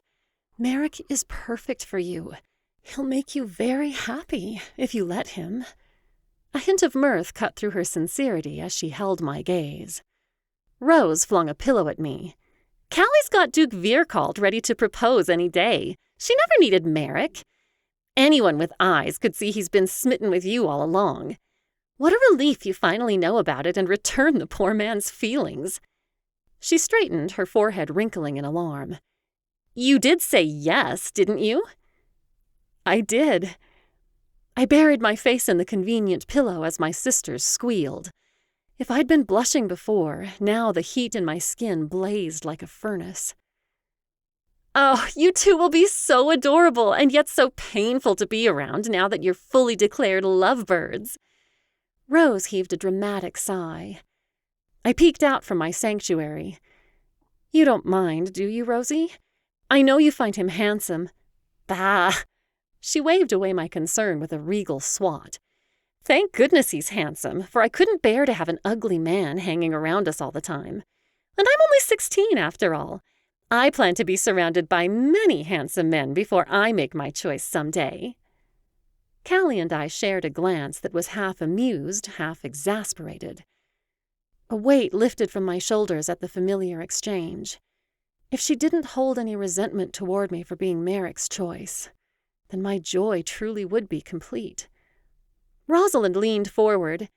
Jo and Pippa didn't want to marry him either, so you can stop stalling and tell us already. Did he kiss you? Rose!